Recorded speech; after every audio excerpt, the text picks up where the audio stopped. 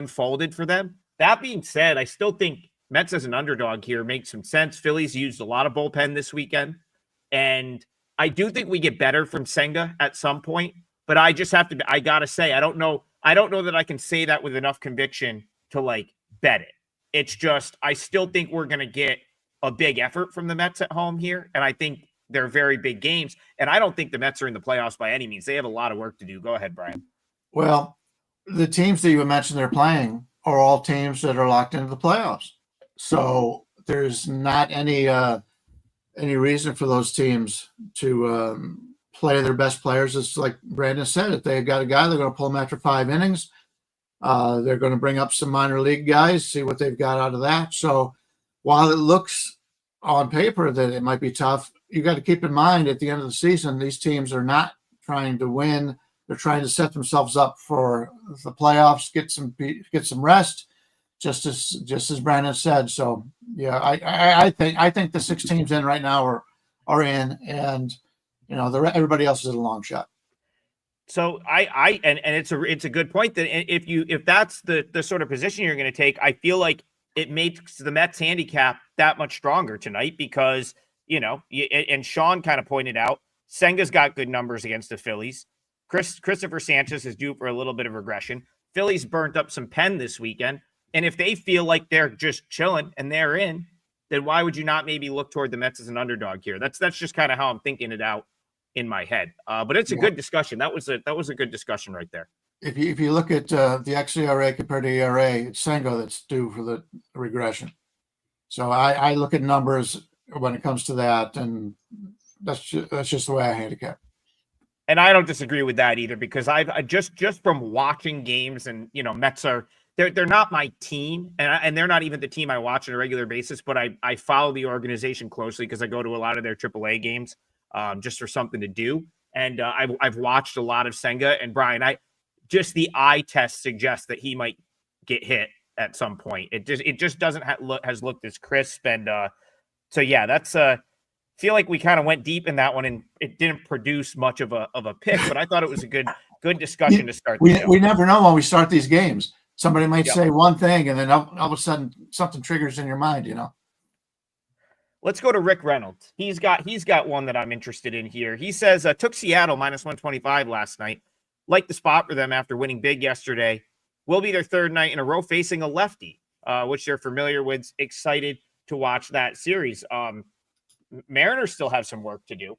I still think they're playing big games. And this is an interesting series because, the Mariners and the Padres, I still think are both very much playing for different, they might both be playoff teams, but I'm sure the Padres want to catch the Dodgers. There's no question the Mariners would like to win that division. So big series kicks off in Seattle tonight. JP Sears, Bryce Miller. What do you think about Rick's point? The fact that the Mariners are going to see another lefty here, and can they get the Sears? I think that is an advantage, but also Sears has played all these years for the Athletics, and they're very familiar with him. Of course, he's familiar with them also, but I think when you see somebody's offense they do, that's an advantage to the hitters. Sears the lefty against Miller the righty. Miller looked pretty good coming out of the IL, so we'll see what we get out of him. But I think the line's kind of cheap here for Seattle. You're looking at them in basically a 125 favorite. San Diego, with the total is 8, just slightly to the under. And San Diego's coming off of that big series with the Dodgers. So now they're playing a team not even in their not only the division, but not even in their league. It's an interleague game. I think that helps Seattle. Seattle, as you mentioned, is still working on making the playoffs. San Diego is very similar, but the games in the other league mean more, and the home team, I think, has a nice advantage in these interleague games. When they started interleague action, that was the case. I haven't seen the numbers lately. I don't know if it's held up, but originally the teams in the other league playing at home had the advantage in this one. JP Sears comes in with a 4.94 ERA, 4.15 expected. He's been better than what his ERA shows, but he's a career 4.49. So he is what he is. He's very good at not walking batters. He's in the 84th percentile, and he walks 6 of batters, 6%. And his ground ball rate is only in the second percentile, but Seattle, unless you're the big dumper, who it seems to hit home runs for miles, this is overall not the greatest home run park, but I would look to fade Sears a little bit here. Bryce Miller, he's had a down season because of injuries, 5.87 ERA, 5.63 expected, 1.51 whip, which has really been the problem. He's only thrown 53 innings because of injuries. I would is tons of blue on his Statcast page. He's had a bad season, but a lot of it has to do with injuries. He throws 7 different pitches. I think he'll have some success, especially against a team that doesn't see him very often in the National League. I think the number's a little bit cheap here on Seattle. That would be the side that I would look for. And I'm still thinking about what I'm going to use. I haven't put up my $11 package yet today. I'll put those up after we get done here. But Seattle's pretty fair number for the host in this one. Guys, go to the replay and leave a comment for us, whether you like us, hate us, think we stink, think we're great.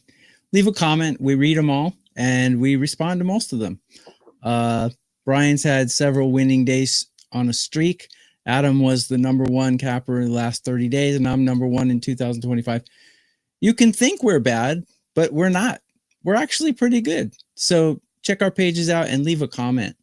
I think San Diego could be a World Series team. They have at least one of the 2 best bullpens in MLB. They have great talent on the lineup. I think adding some of the guys they added at the trade deadline, including Naylor, and I just think this team seems like one of those teams of destiny. It was always the problem. Can they get past the Dodgers? I think they can. I think after this series with LA, I think they're going to be pretty psyched up. And I just think they're the better team out of these guys. I don't think in any circumstance against any team in MLB should San Diego be an underdog, in my opinion. Bryce Miller has a great name, a great pedigree, but this year his whip is 1.51. He's not pitching well. And Sears is not pitching well either, like Brian mentioned. But against these batters, 116 at-bats against, he's got a 172 average against and a 555 OPS. Granted, that's probably from about 2 years ago when he was the stud in Oakland's rotation, and he's not pitching quite that well this year. But I think backed by this bullpen and these hitters, I think plus money on San Diego is a blessing, actually. You mentioned Naylor. Yes, he was originally. He did go to San Diego. He's now at Seattle now. Okay. Who was it that I saw in their lineup yesterday? They added someone at the trade deadline, which really they brought in O'Hearn from Baltimore. Yeah, that's who you probably got. That's who I was thinking. Sorry, yeah, he's having a really well. He great addition for some reason, but great addition. You've got O'Hearn, you've got Machado, you've got Tatis, you've got. I mean, this is a talented lineup. Just called Will Wagner up. I think they grabbed him from the Blue Jays at the deadline. You know who's having an unreal season, Tokyo Brandon, that for whatever reason they refuse to give a chance is Jonathan Perlaza from former Hanwha Eagle is tearing the cover off the ball for El Paso. And like, for whatever reason, he continues to get passed over for an opportunity. Like, I'm not quite sure why. But anyways. I like the move Seattle made as well, though, at the deadline. You know, I mean, I think Suarez is finally coming around. I mean, he had a bad game last night, but Seattle's got a great lineup too. But I don't think Sears is going to get pounded today. I just don't have a feeling he's going to. So, well, we'll see. We'll see who's right. Dude, the chat actually is all over. Like, Laureano has been insane. I think he's got like a 900 OPS. Great addition. Yeah, I mean, Orioles continue to hit. So without the 2 guys, they've been hitting pretty well. So. I mean, Laureano's always been a guy that you add because he's got a cannon for an arm. He's a great defender. But if you're going to get that kind of production out of him from an offensive standpoint, that's incredible stuff. And yeah, like TV, I'm kind of with you. I'm a little bit always a little bit hesitant to fade the Padres. I like this team. I like, I think they're a very complete team and contender for the most part. The thing that I guess concerns me a little bit with them is starting pitching. And I'm with Brian, and it's not something I gave enough thought to prior to coming on the show. They have a huge sample size against Sears. They've seen him so much that this is like probably a pretty favorable. Yeah, but at some point you see a guy enough, and these are major league hitters. Like they're probably, they're more likely to get to him, in my opinion. Like when you have a big sample, even if a pitcher's dominated for a while, I think at some point big league hitters can figure out. And we're talking about JP Sears, who's not a guy with like electric stuff. I mean, it's not like he's really shutting down big league lineups on a regular basis. So I lean that way. Brian, you talked about home records a second ago. The Mariners are 39-26 at home this year. So even though we've kind of talked about them maybe not fitting into this ballpark in the respect that like they rely on the home run and it's a tough park to hit the ball out of, they've been very, very good at home. The record is what it is, right? 13 games over 500 on their home field. And then finally with Bryce Miller, I'll throw his big league numbers right out because it's such a small sample, and he was hurt. And then last week he comes back from injury, and the Phillies put together great at bat after great at bat against him. I was on the Mariners in that game, and Miller I felt he threw it well, and the Phillies are just on another level with. They fouled off great pitches. Mm-hmm. It's just like that lineup was so locked in that series that I'm almost willing to give Miller a pass on the you look at the box score.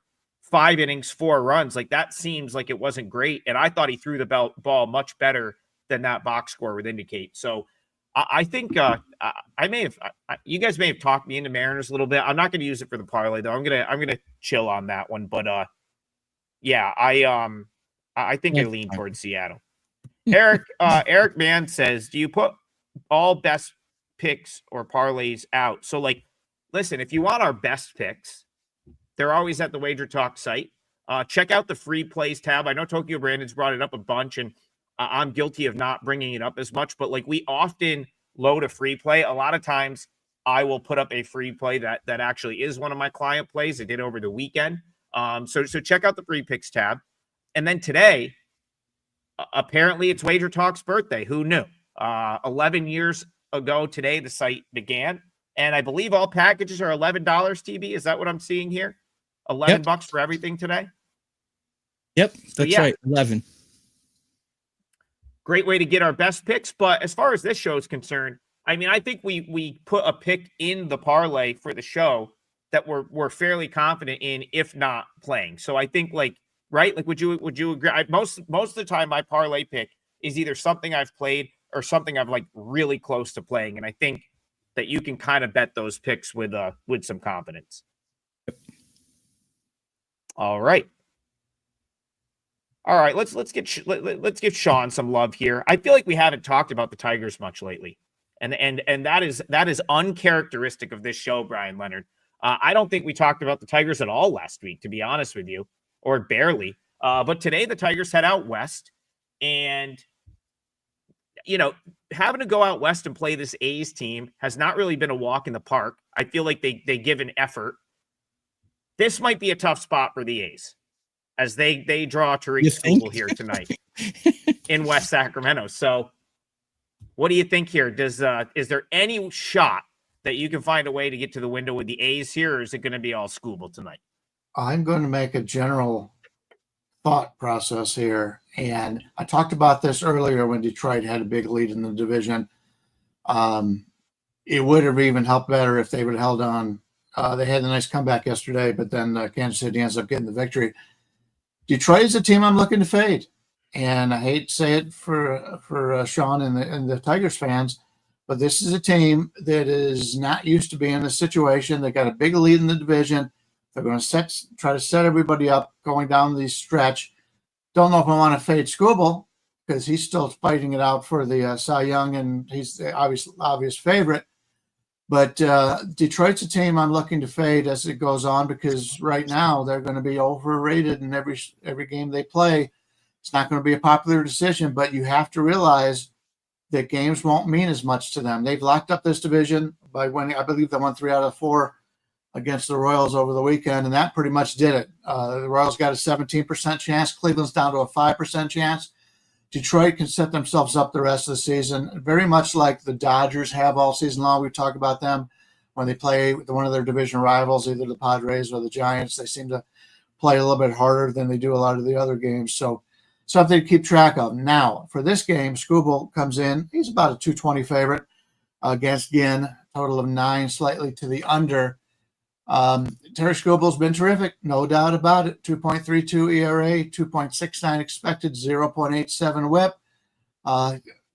Red across the board. He's just been as good as he's been the last couple of years. He's just as good this year. And over the last 2 years, he's now 29-7 in his games that he gets the win or the loss. So you always like him on the mound. He's very, very good. Probably the best pitcher in baseball along with Skeens. JT Ginn, 4.95 ERA, 3.96 expected. So he's got some positive regression coming his way. 1.37 whip still bothers me a little bit. His career in 2 seasons is 1.35. He does get hit. His hard hit rate is in the 5th percentile, barrel rate in the 9th percentile. But other than that, he's been pretty good. He only throws 4 pitches with a sinker 52% of the time. And part of me thinks that he has the ability to go out on any night and pitch very well. Problem is, I don't think he's very consistent. And that's the situation you find yourself in. Yes, I think Scooble will pitch great and Scooble will probably win. Will I want to lay the 220? I don't think so. I'll be passing on this one. But just keep in mind, Detroit's in one of those situations with the other 5 teams that they've all basically got everything locked up. And the public will look at it, and they will look at the records, and the public will be playing the big favorites, and we could take advantage as the underdogs the rest of the season. Here's an interesting statistic for you. Ginn has allowed 14 earned runs in his last 15 innings pitched, and he's got a 6+ ERA at home. Now, he's going against a pitcher who has allowed 7 earned in his last 21 innings. So I think Scooble's a little bit better. As a matter of fact, I have blue also, by the way. Yeah. Matter of fact, Scooble's, I have him ranked number 2 out of every starting pitcher in MLB, right behind Skeens, because Skeens has had 2 good starts in a row, but those 2 are basically swapping number 1 between each other every week. So given that, I have Detroit hitting better. I have Detroit's bullpen and the A's bullpen dead even. So generally, I like to have a little bit more of a discrepancy between the teams if I'm going to make a side bet on it. So I haven't made a side bet on it, but it's really hard to bet against Scooble. Really hard, especially when he's got the better lineup behind him. Now, the A's were they were on a tear last week, but my rankings are very recency biased. Right now, I got the A's ranked 15, which is right on the Mendoza line of all 30 Major League Baseball teams. And I got the Tigers ranked 12. So, pretty comparable, but Tigers a little bit better. And bullpen's pretty even. This starting pitching discrepancy is huge, though. So, yeah, I think it's Tigers or nothing. I haven't played it yet, though. Yeah, like I was just checking. Are my eyes deceiving me? Are the Tigers now under a $2 favorite? Are they like minus 180? Is that true? Minus 185, or did I? No, that's wrong. Lowest I see is a Heritage at 195. All right. So I wonder if this screen hasn't refreshed or something. I just pulled one book up quick that I saw a minus 185, which very well could be the case. But I was wondering what the market was because I don't have that screen up. Even minus 190, I think is crazy for Scooble here. And I'm a guy that likes this A's team, right? Like I look for spots to back the A's. I'm even probably in the camp of like try to fade this Tigers team. The A's don't set up great against left-handed pitching, and they literally will face the best left-handed pitcher on the planet right here. So that's a concern. The other thing with Scooble is what has he given up outside his division, really. Like the only teams that tend to get to him, other than that Angels start, which was just a weird game. If I remember correctly, it fell at a weird time for him. I don't know if it was a day game, but there was something. I had a note written down about that somewhere. What has he given up outside of the division? Last time out against the Astros, 7 scoreless, 10 strikeouts. The Phillies, 3 runs, 7 innings, 10 Ks. Blue Jays, I mean, these are elite lineups right here. 6 scoreless, 7 strikeouts. Rangers, 6 2/3, 1 run, 11 Ks. That's since the All-Star break, and those are decent teams. And he's wiped them out. The only team that's really kind of scraped by off of him a little bit, I feel like, is the Twins, but they have like tons of exposure against him. Goes back to the whole, making a case for the Mariners, right? Like you start to see a guy enough, even if it's Skubal, you can kind of start to figure him out. The A's really haven't seen him. The A's swing at a lot of pitches, and the A's lineup is not. They don't put their best lineup in the field when they face a lefty, because that means you're going to have guys like Kurtz, Soderstrom. They're going to have to face a lefty, and that's not optimal for them. So, I mean, the Tigers is like a no-brainer. The problem is you got to lay $1.90, but I think you should be laying closer to I think it should be more like $2.50. I think that's a little cheap. You know what? I don't like much right now. I'm going to put Tigers money line in the parlay. It's going to kill the odds a little bit, but I'm fine with that because it's a 3-teamer. And there's just not much else that I love that I want to give away here, because I'm probably going to need to sell a play for $11 on the site today because it's WagerTalk's birthday. So Tigers money line's my play. Go ahead, Brian. I just wanted to point out the reason why I don't like Detroit is because they're coming off that big series against Kansas City that basically locked up the division for them. So the motivation may not be there, but the motivation is still there for Skubal. Sure. I think the better, at least my opinion, the better way to play it is maybe play the Athletics under 3.5 runs, and you can lay 135. I think that's because if Skubal's going to win, he's not going to give up 4 runs, is he? I think that's probably the better way to play it. I don't disagree with that either. I'm gonna keep Tigers money line for the parlay because it's just a little bit easier for the people to get in a parlay. But yeah, I'm basically fine with correlating anything towards Skubal having a good game. Tokyo Brandon, what's that? You kind of play the starting pitcher to win market sometimes. Do you see that offered for Skubal here? I don't see it because I'm not logged in right now. That's okay. I mean, but here's an interesting statistic. Why can't I speak English today? My Japanese is all right. My English is no good. So, interesting statistic here. The A's have hit Skubal in the past. So it could be high scoring, but I think Detroit will hit the A's more.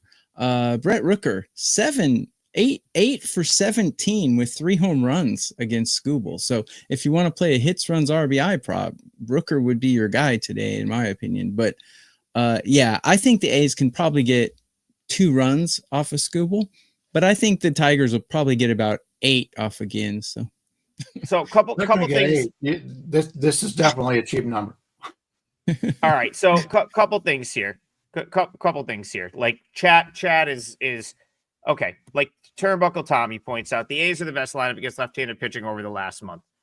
Listen, not Skubal. You can make anything work with a small sample, and I'm not discounting that. Okay, but yeah, get back to me with the caliber of left-handed pitcher that's based off of, and tell me if anyone in there is anywhere close to the caliber of Tariq Skubal. What I'm saying is I don't think this lineup sets up the best against lefties. Now, it's not to say that they haven't had a good run against them, but I just think when you look at who their A's optimal lineup is, Kurtz, Soderstrom, you'd rather have those guys against right-handed pitching. The other thing is the A's have good numbers against Skubal. Who? Because the A's last year are not this lineup. Most of these guys weren't even on the team last year. So, like, how many times has Jacob Wilson seen Tariq Skubal? Or, like, but you know what I'm saying? Like, they haven't seen him much at all.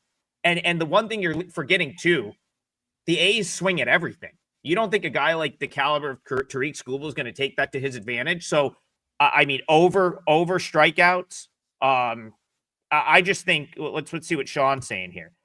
Skubal 7 innings pitch, Vest and Finnegan to close the game, under 3.5 is the play. I don't disagree with that. I'm fine with Tigers money line. I'm fine with Skubal to record a win. I'm fine with strikeouts over. I think the A's are going to swing and miss a lot tonight, and the Tigers are going to be in the driver's seat. That's why I'm making the play. Go ahead, Brian.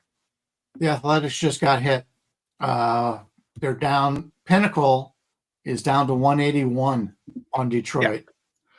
So it may be a situation where Detroit has leaked out their lineup on tonight's, and they're going to play a lot of guys that aren't normally in the lineup. It's fine. Their lineup's not very good anyway. That's what I've been saying with the Tigers all year. Like that's not why you played Detroit, in my opinion. And this left-handed, right-handed stuff is way overrated, in my opinion. I don't really care how they do against left-handed pitching. I care how they do against this left-handed pitcher.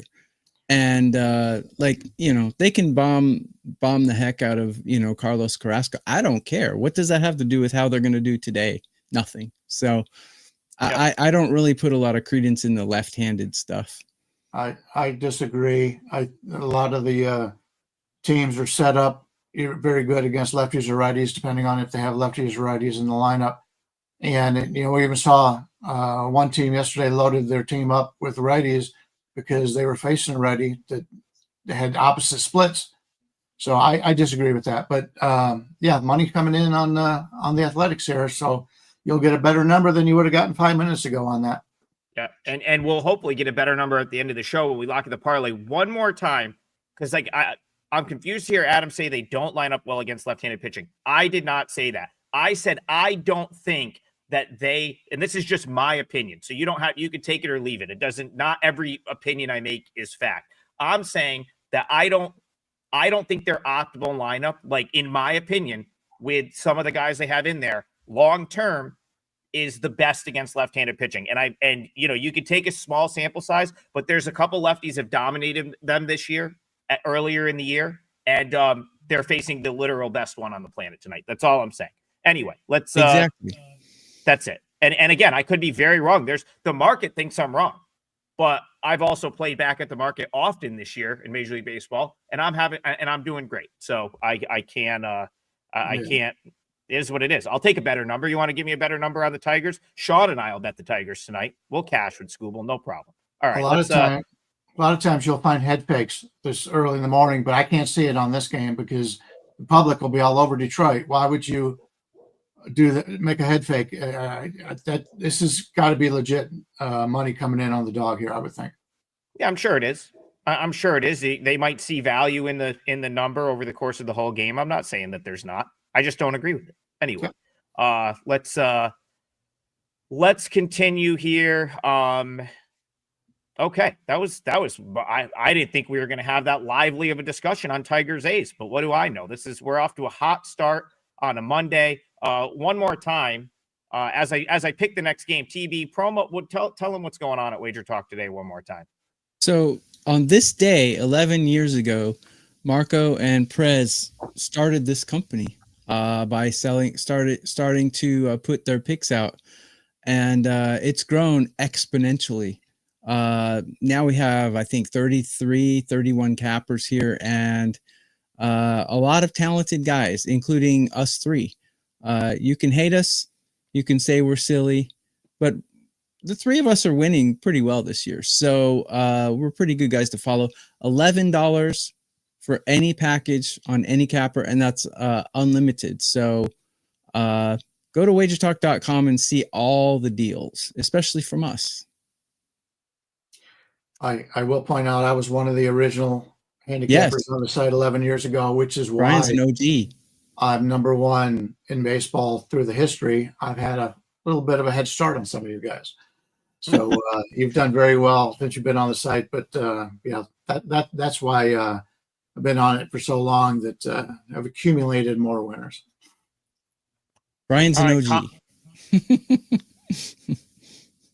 All right, Colin, we'll get that. I saw what you put up there. We'll definitely get that one next. But I pulled the comment up. Is Washington a good bet today with Lord on the mound? And this is an interesting one because, of course, it's everyone's favorite team to talk about, the New York Yankees, who saved face a little bit last night, Brian Leonard. It was always funny to see Jazz Chisholm kind of like celebrating that second home run. It's like you guys still got bodied by the Red Sox all weekend. Yes, they stole the finale, and now they come into tonight. Our guy Cam Schlittler looked really good last time out, and but the Yankees are a big favorite here. And what Jason is asking is there value on the Nets? Brad Lord's been good. The Nets have been the Nats, excuse me, have been pretty good against right-handed pitching, and they're up against a righty here. So how are you seeing this one, Nats Yankees? We're looking at the Yankees looks about a 230 favorite, total of 9. But once again, we've got a team coming off of the big series against Boston, and they're still. Somebody came in the chat, or not, wasn't the chat, but it was afterwards, and said we're making fun of the Yankees. Well, if you watch the Yankees play, even this series, they continue to have bad base running, bad errors. They're just not a very fundamental team. Now, they do have some talent. They've got some great talent. Judge is one of the best hitters I've ever seen. But they are not an actual team that other people are. You compare them to the Brewers. The Brewers are the better team, although the Brewers do not have the talent the Yankees have. But anyway, Lord's going for Washington. He comes in with a 3.46 ERA, 4.36 expected. So he's been a little bit lucky. Terrible extension in the 3rd percentile, expected batting average in the 15th. He's very good at a couple things here. Average exit velocity, 82nd percentile, barrel rate 90th, ground ball rate 87th. Ground ball rate's very important in this ballpark. With a lot of home runs. In fact, I was looking at the home runs on the season. There are 2 teams, the Yankees, and I can't remember who the other team was, that have twice as many home runs as the Pittsburgh Pirates. Twice as many home runs. That's why the Pirates are not winning a lot of games offensively. But Brad Lord going against the Yankees, we'll see how it goes for him. But Schlittler's been very good. 3.22 ERA, 3.90. So he's a little bit lucky in that regard. Still a small sample size, only 36 innings. Fastball velocity, 95th percentile. He throws 98 miles an hour. And that could be enough to have success against this Washington team, who you talk about teams that have guys that will chase a little bit. They do chase. So that is a concern here. I'm not going to be on Washington. I just think the pitching advantage goes for the Yankees. The situational advantage goes for Washington, but I'm probably not going to get there. Let's take a look at what the spread on this is, 1.5. You can get Washington plus 1.5 right now, basically even money at plus 100. If you're going to play it, that may be the better way to play it, but I'll be passing on this game myself. So I've said many times, don't bet against Jesus, and I'm going to say don't bet against the Lord today because, yes, Brian's correct. He has been a little bit lucky, but his numbers are really good.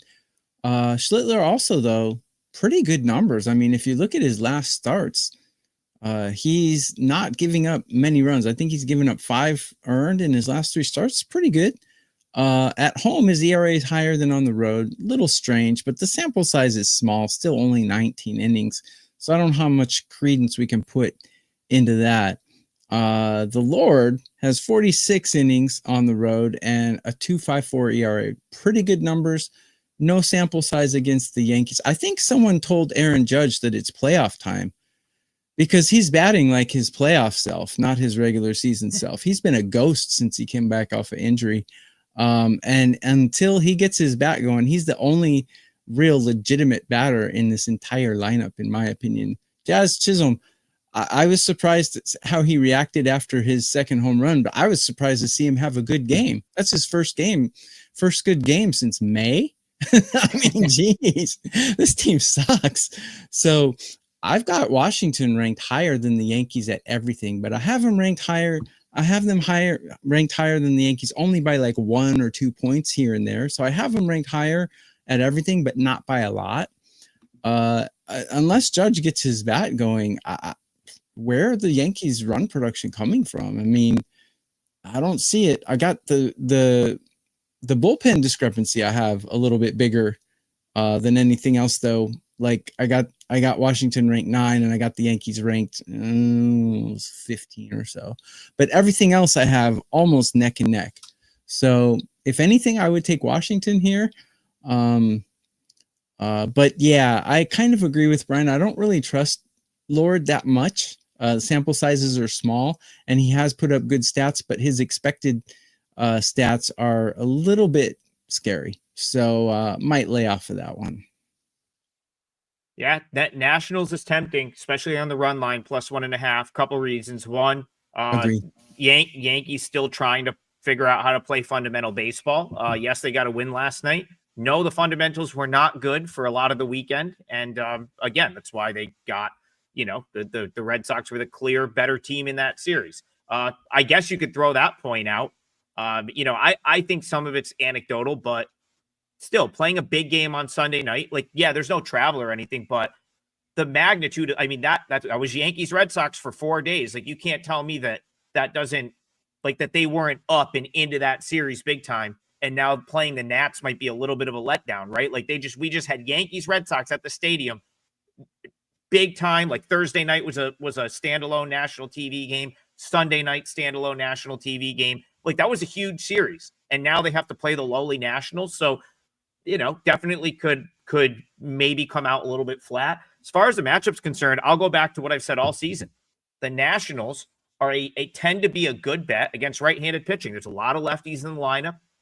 And this goes back to lineup construction, like I was talking about with the A's a little bit. It's I just think the Nationals lineup plays against right-handed pitching much better because there's been points in time where they've had 9 left-handed hitters in the lineup this year.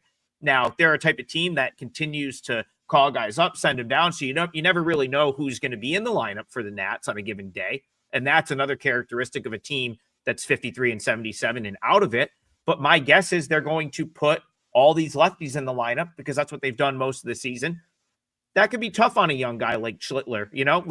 He may have to navigate a lineup of 9 left-handed batters here. And for as good as he's been, that's not, I don't know that that's necessarily easy to do. The last point I'll make, the Nats have played pretty good ball this week. Every game has been competitive. A couple wins against the Mets. They go to Philly. They win on Friday. And then the last 2 nights have been competitive losses, 6-4 on Saturday, 2-3 last night.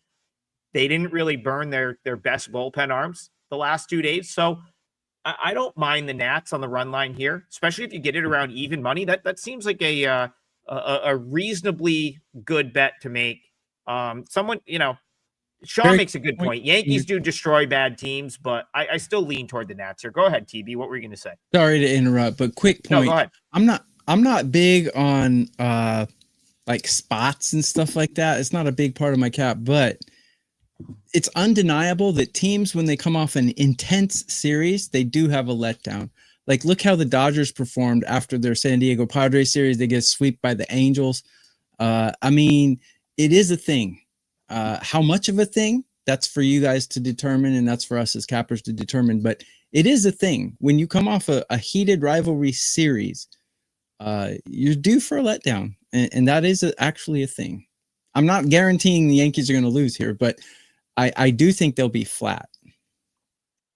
Brian, how much stock are you putting into Sunday Night Baseball? Have you kind of tracked that at all? Has that been? I know I took a loss playing a team that came off a Sunday night game last week, but I feel like sometimes it's anecdotal. Where do you stand on that? I think it all depends on who the team is. If it's your normal teams that they put on Sunday Night Baseball, I don't think it makes that much of a difference. But if you're a team that never gets on national TV, I think it's a huge difference. So you have to take it a little bit on an individual basis, I believe. Yeah, I don't think there's any question that coming off Yanks Red Sox, they're gonna have to recharge up a little bit because that was an intense 4-game series. But I also don't disagree with Sean. The Yankees, they do hammer bad teams on occasion, and there's no question the Nationals are a bad baseball team. I just think this matchup is not the worst for them. So that's good chat right there. I don't know if I'll get to the window with Nats, but I personally see some value with the visitors. All right, let's go to Colin. This is a big game. Got to talk about this one. Reds Dodgers. He asks Brian Leonard playoff preview. Well, if you watch the beginning of the show, Brian says the Reds don't have a great chance to make the playoffs. But what do you think, Reds Dodgers? Yeah, I don't think he's talking about this year.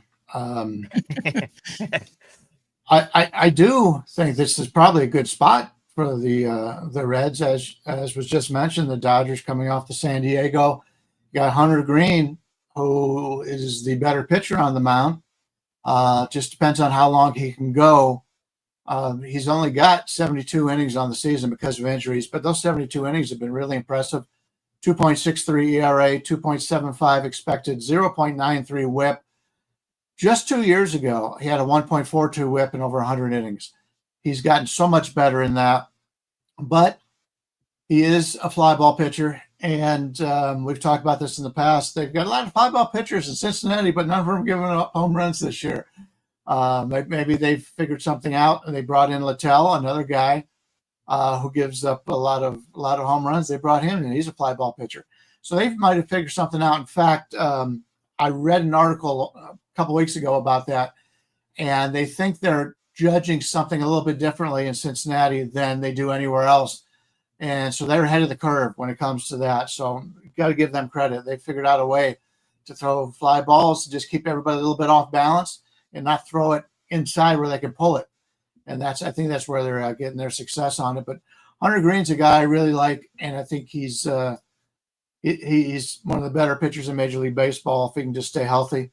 Emmett Sheehan's had a decent season, 4.17 ERA, 3.72 expected. In fact, last year he ended up with a 4.92 ERA, but a 3.50 expected. So his expected numbers look like he could be a guy that could be pitching some playoff innings here as a starter for the Dodgers, even because they've had so many guys come in and out of the lineup because of the injuries to the starting rotation. But I like him overall, but he's also a guy that gives up fly balls. He's in the 6th percentile of the ground ball rate, but I really like his everything he does. He only throws 4 pitches in the curve only 7% of the time. He's a fastball guy 47% of the time. But if I'm playing this one, I'm taking the underdog Reds here. You can get upwards of 130, but more of 125 range for that on the Reds. I prefer that side. Don't know if I'll get there. To be honest with you, I'm not loving the card today. We're on I believe 11-4 run on free plays, and we've won 12 out of the last 16 days for paid clients. So everything's going well. The good news is all these games are on the evening card, so I've got many more hours to look over these before I have to make up my decision. So at this point, nothing's jumping out at me, but once I see some lineups and read some more stories, maybe I'll get a better play to put up for clients today. Yeah. Again, WagerTalk's 11th anniversary on this day, 11 years ago, we started the company. So as a token of appreciation to all of our customers, $11 plays for all cappers, all plays. So go to WagerTalk.com, see what we have up, and check out our free plays, even if you're not going to buy anything. So regarding this one, I couldn't agree with Brian more. Again, tough series against the Padres. Dodgers are in shambles right now. I mean, if you look at how they performed the last month, they're no better than Tampa Bay, or they're no better than, teams toiling in mediocrity. I mean, the Royals are playing better than the Dodgers. The Brewers are playing better than the Dodgers. And it's mainly due to the fact that who would think that on August 25th, they'd have some guy named Sheehan starting the game, I don't think anyone expected this, but the Dodgers are set up to be really good in the playoffs. I mean, they'll have all of their starting pitchers back, including Sasaki. So yeah, they'll be a decent team in the playoffs, but for now, they're just mediocre at best. And when their top 3 guys like Freeman, Betts, and Ohtani are not hitting, this team just nosedives. At the beginning of the season, they had other guys to pick up the slack, but now not so much. They do have some young guys that they're putting in their lineup that they're getting a little production out of, but it's just not enough. Their bullpen's in shambles, ranked 21 out of 30, and they've been solidly 20 or worse for at least the last 2 months. Treinen, I really like Treinen, but he hasn't been the same since coming back. Haven't been using him lately. And Cincinnati's bullpen's performing really well. Hunter Green, look at his stats. If this guy played on the Yankees, man, they'd be talking Cy Young award, but because he plays for the Reds, nobody talks about him. I mean, a 0.93 whip in all those innings pitched, 91 Ks. I mean, 2.63 ERA. This guy is amazing. And he's got great numbers against these Dodgers in 40 plus at bats against. I don't see how you couldn't take Cincinnati here. I think the Dodgers, after a competitive series against their heated rival, now they're 2 games back in their own division. I see the Dodgers floundering a little bit here. Yeah, so there's a couple people in the chat that have persistently asked about totals for the past like 20 minutes and if there's any overs on the card today. And so I'll take the total angle here. I kind of think there's going to be runs, and I feel like that's a little bit of a contrarian opinion because of how well Green is pitched. But you're talking about a total of 8 here. One thing I noticed with these two pitchers, both are extreme fly ball pitchers. Now Hunter Green, let's a little caveat there is like he also gets a ton of swing and miss. So it's not like he's just giving up, fly ball after fly ball. I mean, the guy will strike out 12 guys a game, but you're still facing the Dodgers. Like there are plenty of options in this Dodgers lineup of guys that can hit the ball to the ballpark. Emmett Sheehan, on the other hand, while I do like him, and I think there's a lot of upside there, is not Hunter Green. He's another guy that rarely gets ground balls. So I look at these two lineups and say, you know what? Yeah, there's probably at least 1 or 2 balls leaving the ballpark here in this matchup. Because even Green, I mean, you mean to tell me that he catches too much of the zone against a Freeman or Ohtani? They can hit him out. That's no problem. So I think you get a couple home runs. One thing the Reds definitely used up some pen. Yes, they used some bullpen on Friday and yesterday, and their bullpen's not super deep as it is. And then TB, you made the point this year, like the Dodgers bullpen, even though there's some good arms down there, hasn't really fully got it together. I just wanted to answer the question of the chat. It's not something I'll play, and I don't consider myself a great totals handicapper, but I saw this only being 8, and I said, you know what, there's probably some undervalue here because I do think you're dealing with 2 very good offenses, and you also are dealing with 2 pitchers that will put the ball in the air. Couple go out. Might not be that difficult to get to 8. So that's my very slight lean on this one, and I wanted to answer the question in the chat. We have like a ton of live viewers, which we very much appreciate. So thank you guys all for showing up. And I think we can run a couple minutes longer today, in because we got such a great live audience. So we still need to lock in a parlay. Brian Leonard, have we talked about your parlay leg, or do you want to bring up a different game to talk about here? Actually, let's go to Brandon because neither one of us have put in our parlay leg yet. Okay. Yeah, I'm gonna go with the Brewers for my parlay leg, and it's because Woodruff is a better pitcher than Rodriguez. The Brewers are trying to win their division, not locked up quite yet. And man, Woodruff, I was expecting to see him be a little bit slacking when he had so much time off. He's just hit the ground running. He's been great. Rodriguez has a 5+ ERA. Diamondbacks are playing for stats. They're not really playing for anything else, and their bullpen's not performing well. So give me the Brewers here for my parlay leg. I think it's -180. You can get a little bit better than that, about 173 right now. Great. And we'll talk about the game. Go ahead, Brian. Give us your opinion, Brewers D-backs. My only concern is the Brewers don't need to win. They talked about yesterday. I had the Brewers, and it was Bob Uecker day, and everybody wanted to win for Uecker, and it was just a bad decision by the manager to keep the closer in there when he did in that last inning because it was clear he didn't have anything. So he ended up losing that in the 9th inning. But the games don't mean as much for Milwaukee right now. That's my only concern. I'm going to, unless you have anything to point out on this, I'll just go to one of my parlay. What do you think, Trig? Yeah, go ahead. Bring up your game. That's fine. I really don't have much on D-backs Brewers either. Yeah, since both of you guys give out pretty big favorites, I've got to come in and take something with a little bit more to give us a little bit of oomph on this. There's 3 games I'm considering. One is Cabrera with Miami against Strider.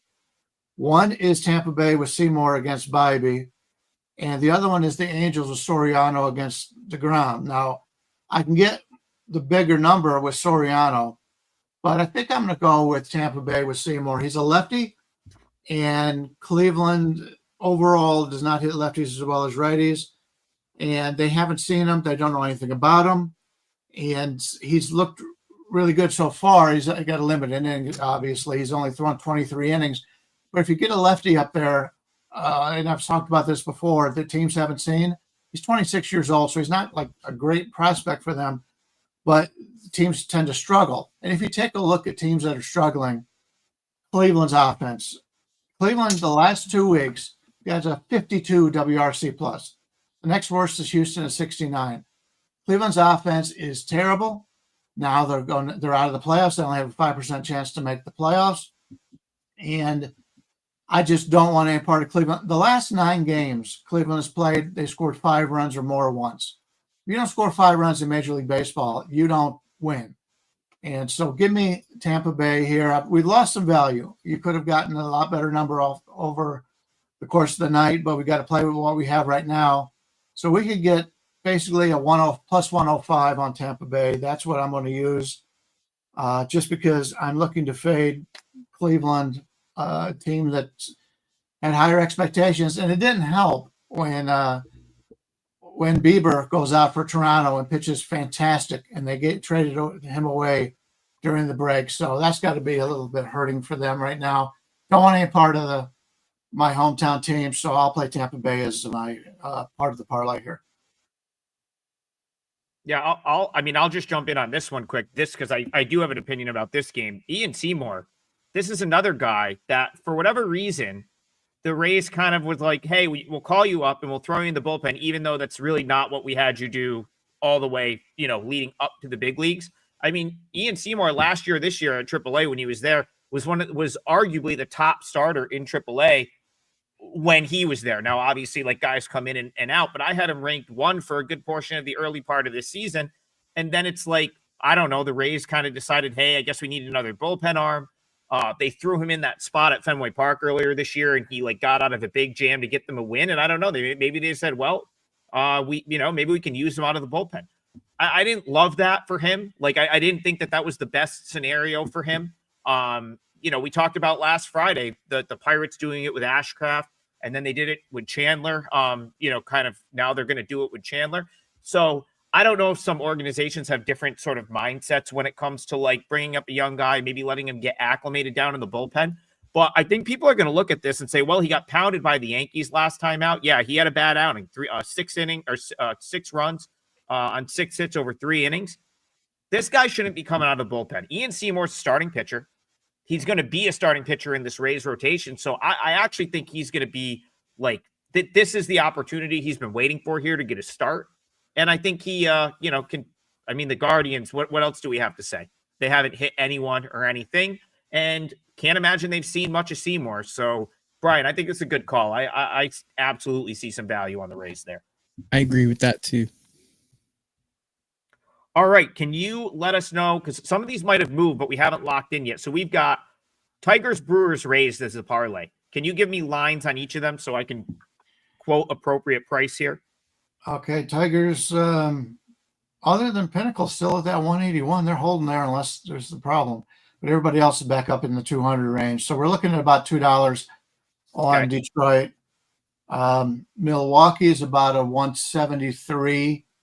And Tampa Bay is a plus 105.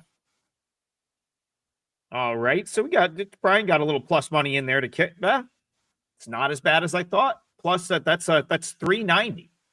Plus 390. Obviously, it's going to give or take, shop around on the parlays. But we'll take that. I thought it was going to be worse. So plus 390 for the parlay. We've got Tigers for me, Brewers for Tokyo Brandon, and then the Rays for Brian Leonard. Very simple 3 sides today. Tigers, Brewers, Rays. That's the 3-teamer. That's plus 390. Wow, we had a ton of live viewers today, so we very much appreciate that.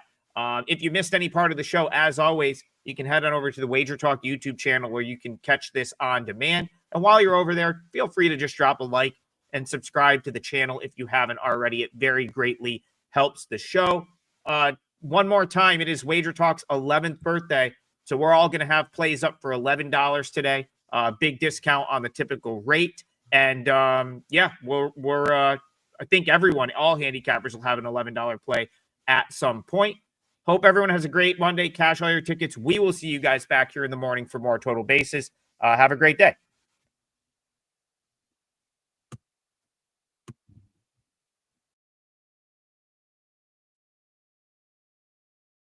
The ever-hated Steve Fezzik joins us.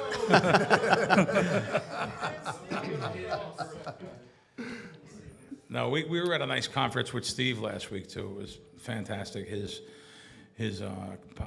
What would that be called that we had? A gaming conference? Boot camp. Yeah, I lost 8 pounds, by the way. I didn't even tell you. But in the boot camp. No, but it was a fun time. A couple of the guys are here from the boot camp. We appreciate it. Appreciate all you guys coming in. And we have a couple good guests that we're also going to have on today. We're trying to get this all in less than an hour. And we should, though. It's no problem. Randy McKay, professional bettor. Myself, professional bettor, podcaster. John, big podcaster. John is John Orlando. His dad is Tony Orlando. There's probably no one old enough in the room to know what Tony is. Yeah, Spooky knows. Sorry. I thought it is what it is. I know you would know, but there's a lot of younger people. Crack. I thought for sure when you said Randy, professional gambler, you're professional. I thought you were going to say professional degenerate. I thought for sure that's where you were headed. I'll tell you why the show works so well, and I think why we get so many views and comments and people. John, you're a rarity in the business. Now listen, I host a nationwide Fox show on 512 networks. I have a co-host and I have another co-host. One played in the NFL.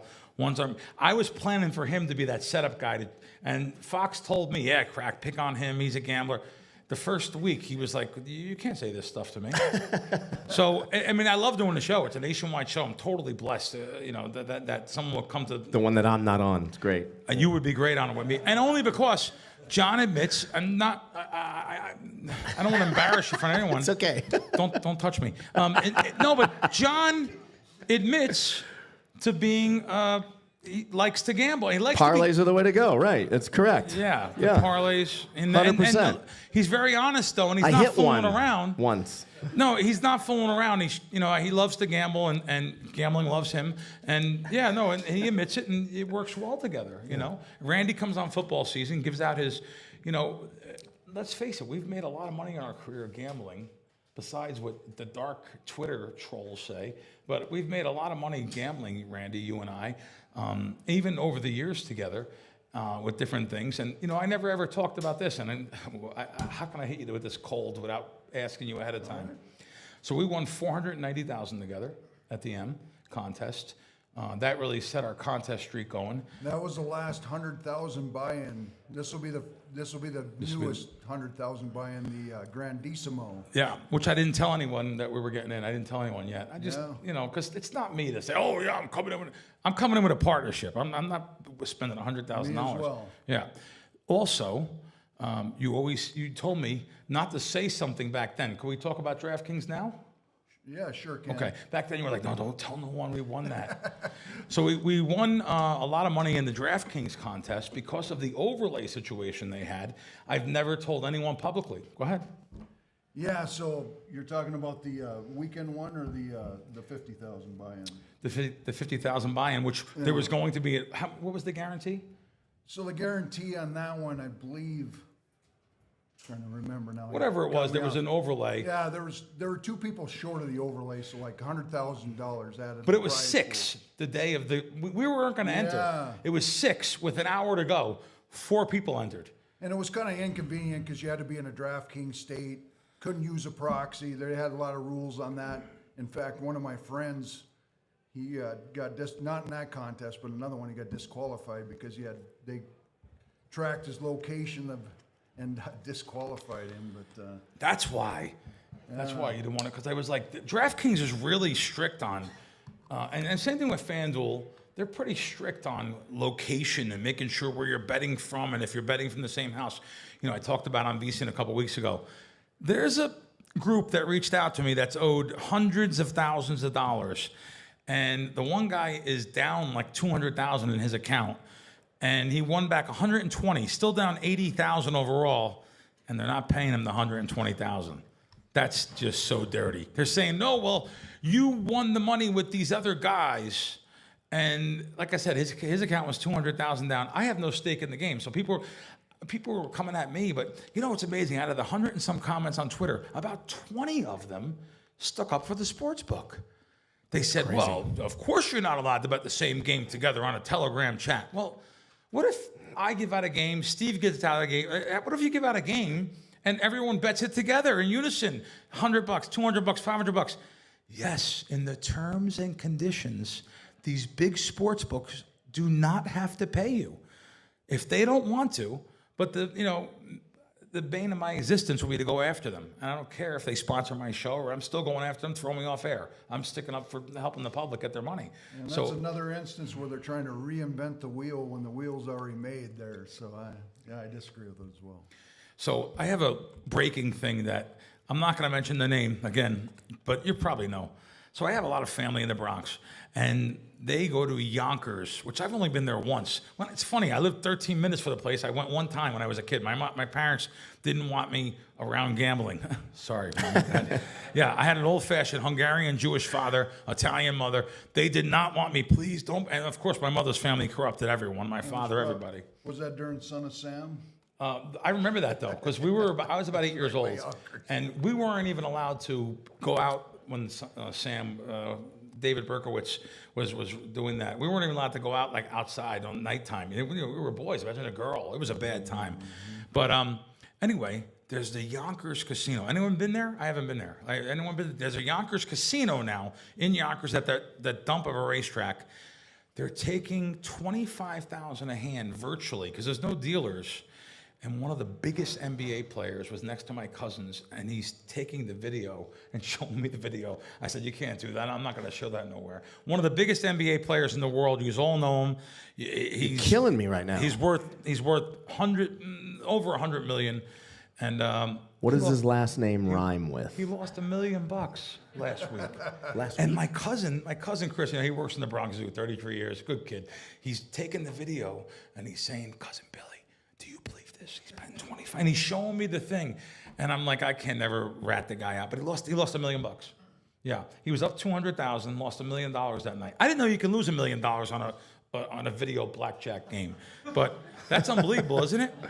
I mean, listen, I love Barkley, but I mean, Is it really? Yeah. Wow.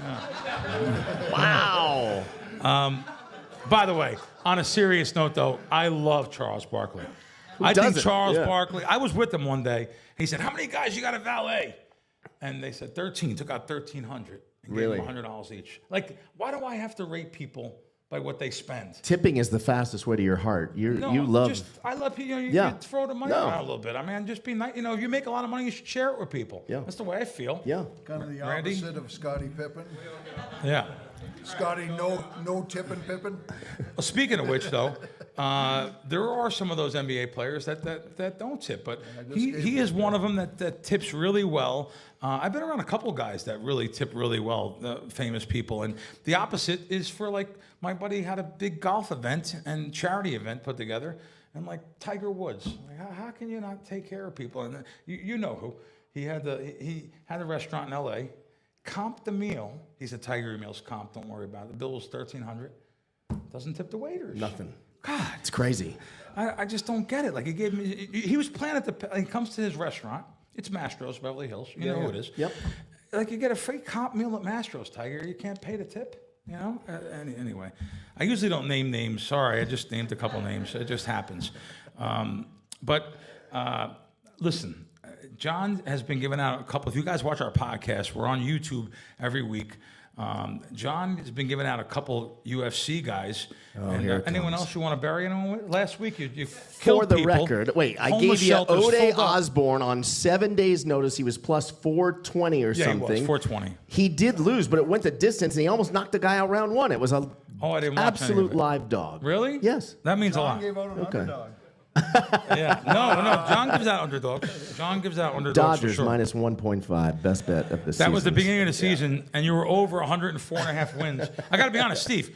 Didn't you at one time? But then you said, no, wait a minute, we're off this. I got over 103.5 and under 100.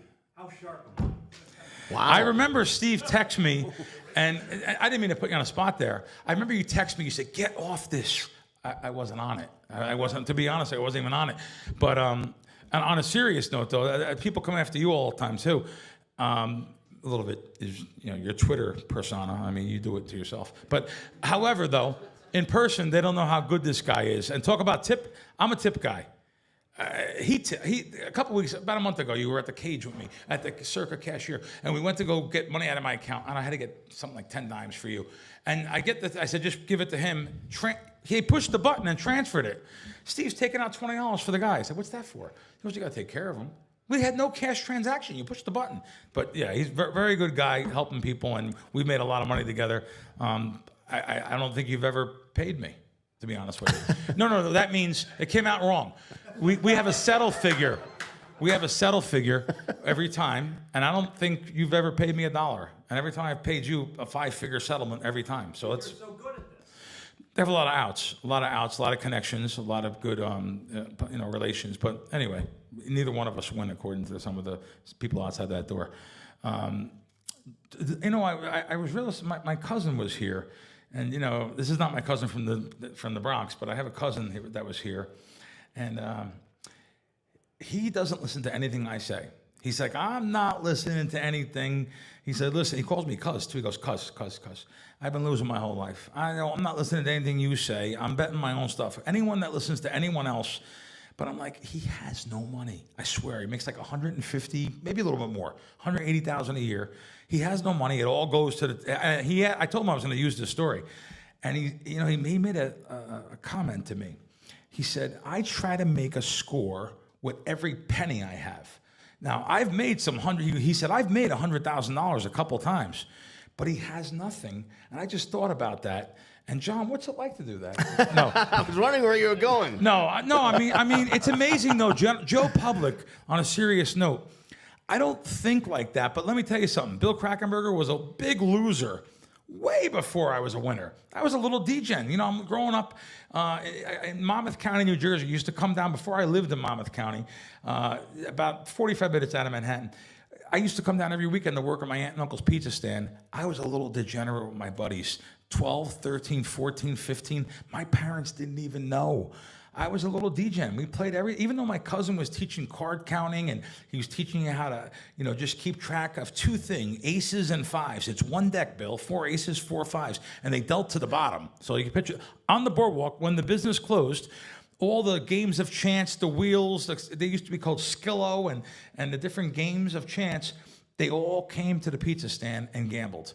And they would deal head-to-head blackjack down to the bottom. So he taught me a lot of things. But yet I would blow the money at Monmouth Racetrack. I would take a bus from my little town in Kingsburg, take a bus to Long Branch, from Long Branch to Eatontown, and I blow all the money. I was a total sucker until one day I got a call from somebody in jail from Scranton, Pennsylvania, and he called me up and said, hey, he was just in jail for a stupid little thing, but he found out something in Atlantic City about a blackjack machine. He didn't know much, but he said, there's a blackjack machine in Atlantic City at the Golden Nugget. This is not the Golden Nugget that's there now. This is the old Golden Nugget, which then became Bally's Grand, the Hilton, and the Atlantic. I think it closed as the Atlantic. And I go in there 2 a.m. I'm working 2 jobs, by the way, at the time. I think I was selling cemetery plots at the time. Imagine mausoleums and cemetery plots and doing radio sales in the daytime. I'm like 22, 23 years old. And I go down there and the guy next to it, there just happens that there's 12 machines. They're all full.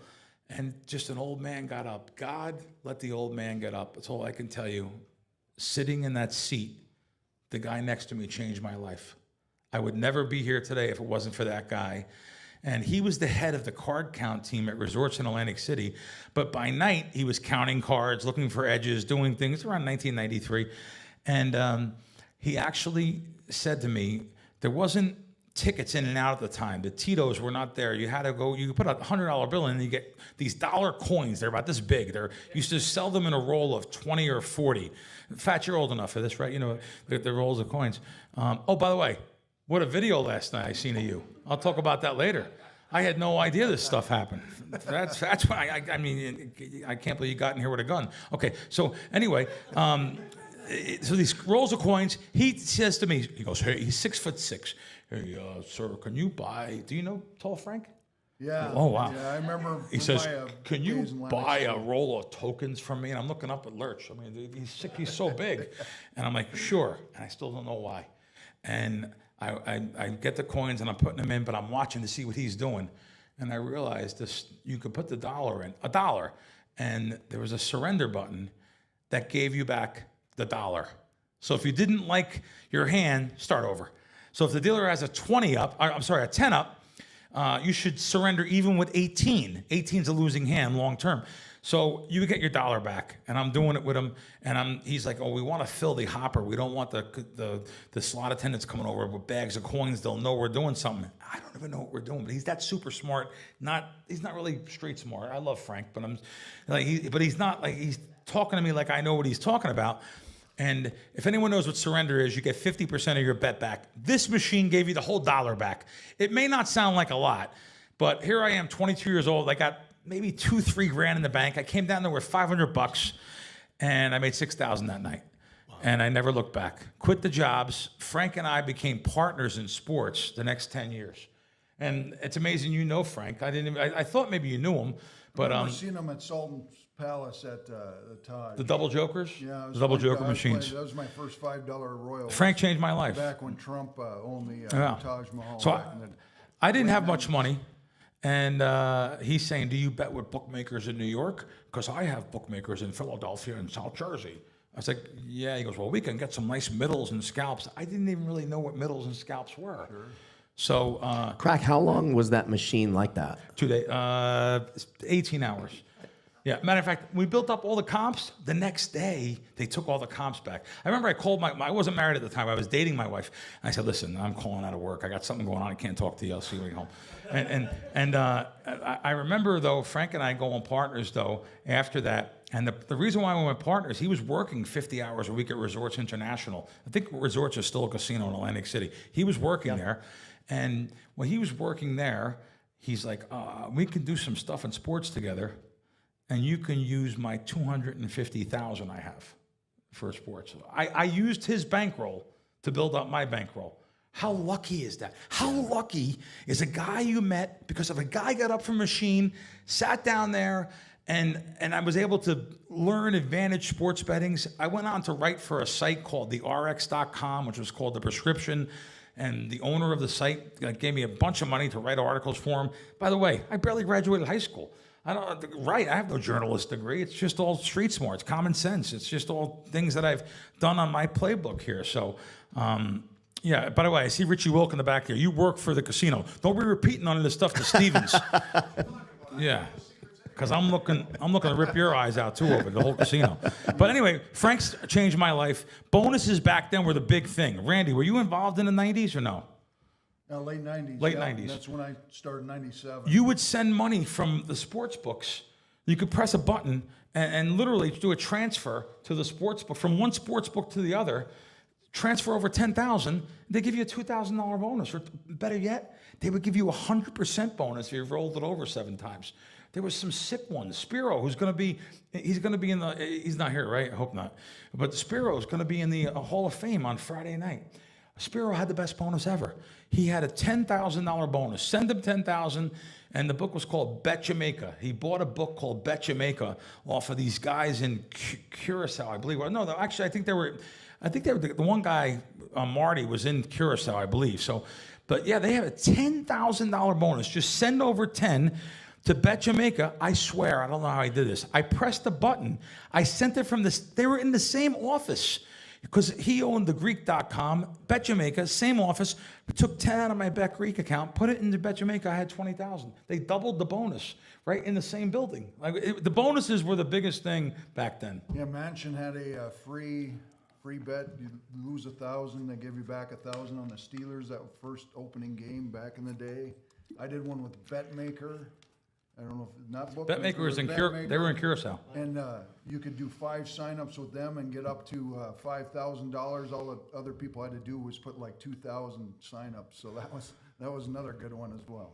Yeah, you just mentioned Mansion. Here's a perfect example about sportsbook. Mansion were rich. They were pretty rich guys from New York. So Mansion opens up, and they decide to take the NBA totals. Frank taught me this. I didn't. Frank taught me this. He's like, Bill, what they're doing is very wrong. This is like the year 2000. The total on the game's 200. Well, it's 50 each quarter. That's what they said. That's not true. The first quarter should be 52, Steve. something like that, 52. They had 50 on every quarter. I bet every single one over and like built up a bankroll from that. I'm telling you. And they were a credit shop. Somehow I got credit there. But using Frank's money, post up at a lot of those places. There was places in Australia, CanBet, and there was a couple different sports books there. That's how I built up a bankroll doing that stuff. And just like with DraftKings and FanDuel and stuff, if you have a casino host right now, a host at one of those sites, they're still offering. One of our friends just got a $25,000 bonus. He put in $25,000. He lost it. They matched the $25,000 again. This is, I'll just say, it's DraftKings. So if you have a sucker account, or not a sucker account, that's the wrong word. If you have a losing account, there's nothing wrong with emailing a DraftKings or FanDuel and saying, hey, I just lost $2,000, I just lost $5,000. What can you do for me? Is there a host here? Because I can go over to FanDuel, I can go over to MGM. Just ask. It can't hurt you asking. But that just happened with those books. So, guys, I want to bring up a couple guys to talk about their business, which I'm actually learning more about every day. The first I'm going to have is one of our sponsors on the show. We're going to come up here. Come on up, WagerWire. Come on up with us and introduce yourself to everybody and tell us how. I don't like parlays. They're really bad sucker bets, but that's what the books make their money on. 50%. Some of them are reporting more than that. So I don't look at anything parlay related. So I do. But no kidding. But we're getting you into it now. No, but now that I noticed that WagerWire had some of the stuff on their site, I actually literally text Matt and said, Matt, is this a real thing? So tell the people what you do. You can do, if you ever have a site, one of these sites, you'll see they offer buyouts. They're total sucker bets. Buyout for this or that. Yeah, I've talked too much. Sorry, guys. No. Well, thanks for bringing me on. Yes, Zach Doctor with WagerWire, co-founder, CEO. Yeah, so WagerWire is a secondary market for bets. So a lot of people come to us when they have a big parlay. They're one leg away from winning $1 million. Their cash out offer you're mentioning, Bill, is just trash usually, right? It's 50 cents on the dollar. Actually, one of our most popular products is just our calculator if you want to just see what your bet is worth compared to the cash out. And then, we put it up on the market. Buyers come in. People here in this room might want to be buyers. You can buy that ticket. Basically, you have to beat the cash out offer. There's one or two legs left. You can hedge it out. You can guarantee yourself 10, 15% usually. But we have a couple of monsters on here if you want to see a couple of our biggest ones we just got in. Yeah. Do you have one you could show us? All right. Well, actually, one bettor has two different crazy bets on our site. They're both 5-leg parlays. 3 of the legs have hit already. So they got Florida to win NCAA March Madness. They got the Thunder to win the NBA Finals. And then they got Edmonton Oilers to make it to the finals. So the first ticket will win $1 million, 7-figure payout. The last 2 legs are the Yankees to make the World Series. To make, not to win? To make the World Series. That's even tough. Still tough, though. It's not happening. And then the Lions to win the Super Bowl. That's not happening. I don't really think the Lions are going to win it either. I like this Minnesota guy in that division. Yeah. He bet $100 to win $1 million. Right now, our bet value calculator, given the odds, I think on the Lions are like plus 1,000. Yankees is plus 500 to make the World Series. It's worth $15,000. And so a lot of times these guys don't have the capital to hedge it. They're facing a decision where that could be life-changing money to somebody, and they don't have really any out. So what WagerWire does, we do more than just the secondary market too. We're really just trying to help you after the bet is placed, get the most value out of it. But the same guy has another one with the same 3 legs hit. This one will win $555,000, but it has the Lions still as the winner, as the Super Bowl winner. But the other leg, instead of the Yankees, it's Dodgers to win the World Series. Now we're talking. Yeah, John, you should buy this one. This one's worth about $11,000. As long as the Dodgers win it, you're in the money. You could sell to the Lions leg before it's over. Great question. Yeah, I think the cash out, I don't know if there's a cash out on the $1 million one. On the 555K, it's about 6,000, and the current value based on the odds of the 2 legs remaining would be more like 11,000. Okay, so 6,000 the site that you're betting it on would offer. Yeah. At WagerWire, it's going to be up for less than 11 though. Yeah. So like the happy medium is right. You Not could just 8,500 or something. Yeah, No? like you could just a new bettor today. You could just place a parlay on the Dodgers and the Lions. So that's kind of the ceiling of what it could trade for, right? Because otherwise, why would you buy it from this guy? You just place a new one. But then, so in between those 2 prices of basically laying 12K would be the placing it at the sports book versus the cash out price is kind of the floor you have to beat. So there's a big window, it's 40% margin in there in between basically. So WagerWire lives in that middle ground where it's a win-win on both sides. A lot of times our buyers will just buy that and hedge it out. Sometimes they'll, be willing to take some positional risk on the other side. But I think, John, you should buy that Dodgers one. That one feels right up your alley. Please, tell him, please. The Lions, what do you guys think? Lions, that's not happening. That's going to be tough, right? No, it's not happening. Because you've already got the 3 legs in, and the 2 remaining legs got a couple months apart from each other. Mm-hmm. And if it pays $1 million, you could bet just 100,000 against the first. There could be some hedging. Right. If you lose that, you could still bet 200,000 against the next one.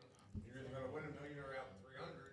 And if you win the first one, you already cash for 100. Steve, I was on air doing a podcast with them and brought their thing up with John. When the podcast was over, I said, wait a minute, I'm not reading right now. We're off air now. I called them. I said, listen, the math's not right here. Something's wrong here. You're telling me this. I said, I could lock up like $6,000 right now by buying this. And they actually said yes.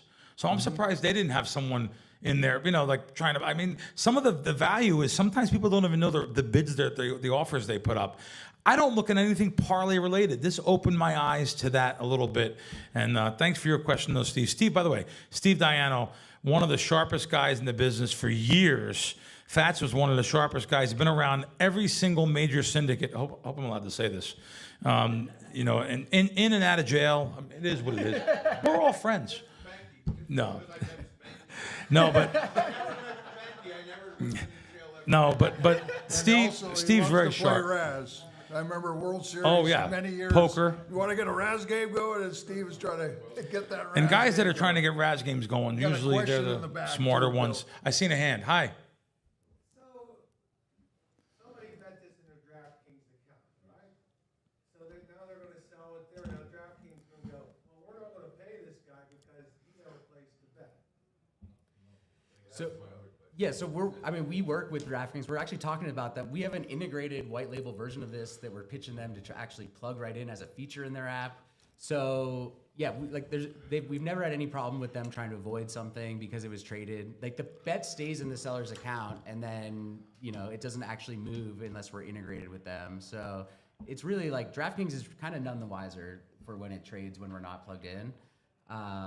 But yeah, so we're trying to get this plugged in with them so it could be real-time settlement, instant transfer, the payout. That makes it a lot cleaner for taxes and everything else too. But we can facilitate it outside of the system as well. Do you have a hard time dealing with these guys with their fancy college degrees that have no common sense? No, I'm not saying DraftKings. In general, all of them, though, they're marketing guys. They're guys that never gambled in their life. I said it already. If I had a sports book or if I had a casino, if I was a casino owner, I would never hire anyone who didn't know what it is to lose a paycheck. I want my employees to know what it is to gamble and what it is to feel like that, sucker or something. You have a hard time getting to them? Every casino has levels where they pay people to say no. Right, so you don't get to, let's say, I'll use here. So, Derek's so hands-on, I can't really use here. Let's use a corporation. Let's use a Caesars. So you can't get to the guy at Caesars up top because he has many levels below him. And those people, they're petrified to make any decisions that's going to cost them their jobs. They want to just steal their paycheck and go home. And they don't want to be asked any questions. God, don't ask me a question today that I can get fired. Amen. No. So do you have a hard time getting to the right person at a DraftKings, FanDuel, all these big companies? Yeah, you got to work your way up to those relationships, basically. But we've been going at it for a couple of years, and with the help of kind of folks like you and other people, we've been able to build relationships. So tell them how they can find you. You have the app, and we have an app called WagerWire. We're in the App Store and Android and Apple, and then you can go to our website as well. Find us on Twitter. Twitter's our main social account. And how about your actual website? Is it WagerWire? Yeah, it's WagerWire.com. Good. You can find me on Twitter too, WagerWire CEO. And you're pretty open to answering questions and stuff. Absolutely. Most people come to us just because they want to find out, what are my options? They're not even necessarily there yet to get to the selling part, and they use the calculator, see what it's worth, and then we can just put it up and start fielding bids. Cool. Or maybe you want to be a buyer and just throw some low balls out there, see if someone bites. Thanks for coming on. Appreciate it. Thanks you. A lot. Thanks for having me. Good deal. No, so the next guy I'm bringing up is I have some really. I don't work with him right now, but I have some questions for them because I've had some problems in my life getting money to sports books and payment solutions. This is 30 years. Senny, can you come on up, Senny Toms? Edge Boost is his company. They were one of the sponsors at the World Series. Am I saying it right? I saw them all over the World Series this year. And VEASAN, I do my VEASAN show. I hear you guys on VEASAN. Absolutely. So, my experience with credit cards online and with companies, first of all, they charge me fees. I hate, I ran out of money on, I don't know if you work with, do you work with BetMGM? We do. I mean, I ran out of money on BetMGM. I had to run down to the strip, and I went and looked at like credit card options and stuff just because I needed to bet in that minute. I knew it was going to move, and you could bet more at the counter sometimes. But this particular situation, I wanted to bet it at the app. Didn't have the money there.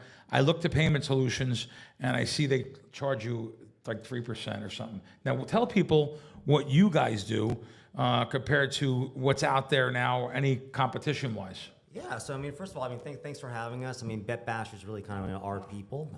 We've really kind of built this entire product from the ground up with a lot of feedback from the community. And at the end of the day, I guess I kind of like maybe just a show of hands, or how many people here have been had a bank account frozen or a transaction frozen, been kicked out of the bank? I've been thrown like lose your Chase Bank, right?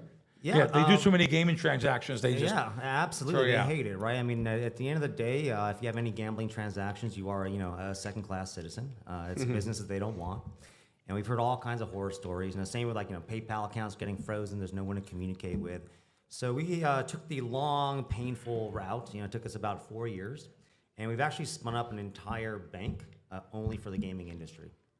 So what that means is you sign up with us. You get an FDIC-insured checking account. But what's cool about this is it is 100% approval for all gambling transactions. This is can be sports betting, horse racing. You can walk into any casino. That's so hard to believe. Yeah. 100% approval. 100% approval, and you can do $250,000 a day in volume. Wow. And it's the highest debit card limit in history for any banking product. And the only thing this bank account can do, though, is gambling. So we kind of stay in our lane. We work with a lot of the regulators to say, hey, this is all we're going to do, but we're going to do it really well. And once you have that bank account, you can keep all of these transactions off of your primary checking. It's really clean. We have a lot of great kind of budgeting and responsible gambling features built into it as well. And then what we're really excited to kind of announce, and we've been getting a lot of feedback here at Bet Bash, is we've been working, actually, Circa's been a phenomenal partner. They have a lot of people. Obviously, they take a lot of great action. People flying in with $200K in their backpacks, right? So we can kind of help streamline, facilitate a lot of those types of transactions. But not only is it difficult to get money in, right? But to your point, outside of banking hours, it's pretty much impossible to access any money. You can walk into any casino, you're trying to get money in on a weekend, on a Saturday morning for some action on Sunday. It's not a lot of options. So we are now the first and only bank right now in the U.S. that's been approved for real-time bank-to-bank transfers for gaming. And then coming in October as well, we've been approved for crypto to USD conversion for gaming as well. And we've basically built a compliance. Senny, you're the bank, though. We are a bank, yeah. I got to be blunt. I just found out this today. So now you're saying crypto. Isn't the government petrified of any of these things happening? Uncle Sam, Big Brother on top of you. How did you get this? You have your ducks in a line. It was really painful. I think I had to start dyeing my hair a little bit. But I had 2 kids along the way as well. The last 4 years. No, I'm just being serious. I'm just like, how can you get all these things approved? Yep. The government is so strict now. They're trying to charge us taxes on money we don't ever win. And here you have. It's a great question. But the real key to this is that we set this up as the first and only limited use checking account in the U.S. So at Circa, for example, you could walk up to the cage with our card, pull out $250,000. But if you went to the bar, the card is declined. So we stay in our lane. And actually, by blocking all of these transactions that are not a ID verified, KYC gaming transaction, we actually block a lot of the potential money laundering vectors, right? You can't go buy gift cards or swipe it at some shady restaurant. Yes. And the good news, too, is that if someone steals your card, the only place they could ever use it at is another account that is controlled by you. That has also been ID verified. I'm looking on this thing Randy gave me. So you guys are paying people back for using the card? We sure do. So we make money, right? So every single time that card is swiped, we generate about 1.3%. That's what pays for card rewards programs. And we actually do pass through up to 0.5% to our players. Let me be blunt. How do you make money? Well, on the rest of it, right? It's a volume game for us. We will have additional fees for some like the things around the crypto conversion and such, but Yeah, I mean, it's really just a safe place where, you can kind of sleep a little bit better. You'll never wake up with some kind of a freeze or, I mean, everyone here's gone through, pain. Good deal. Can you deposit cash directly into you, or it has to go to your bank first and then It has bounce to it go over? to your bank first. That's a great question. John's always trying to skip things. I'm always trying to launder, No, kidding. Never ends. It Siri, never stop ends. recording. Siri, stop recording. Okay. But yeah, we are working really closely with a lot of the operators now as well, and it's whether it's online or offline. I mean, cash access is really the biggest pain point for both players, but also the operators.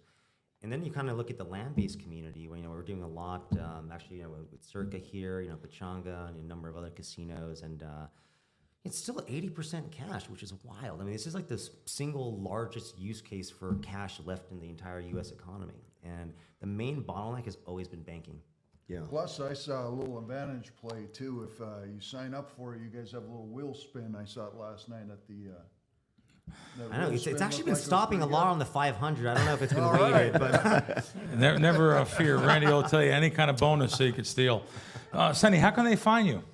so it's edgeboost.bet. If you do use the BetBash promo code at sign up, you do start at a higher tier as well, so that'll give you higher limits as well as higher cash back to get started. But yeah, we're here. We have a booth here. Happy to answer any more questions. Oh, But, good. And Steve has a question. Thanks. We got what's Steve? Transaction, are you working with just approved U.S. regulators, or That is are correct. you doing any offshore? No. So that is a very good question. So this is for U.S. residents, for legal U.S. operators. Again, we got to stay in our lane there.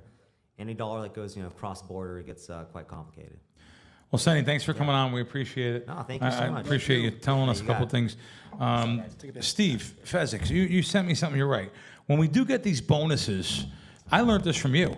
When you do get a bonus, even the little $200 bonus or $500 bonus, and yeah, sure, yeah, sell your product and walk out. All right. So it is what it is. We're all, it is what it is. Okay, so.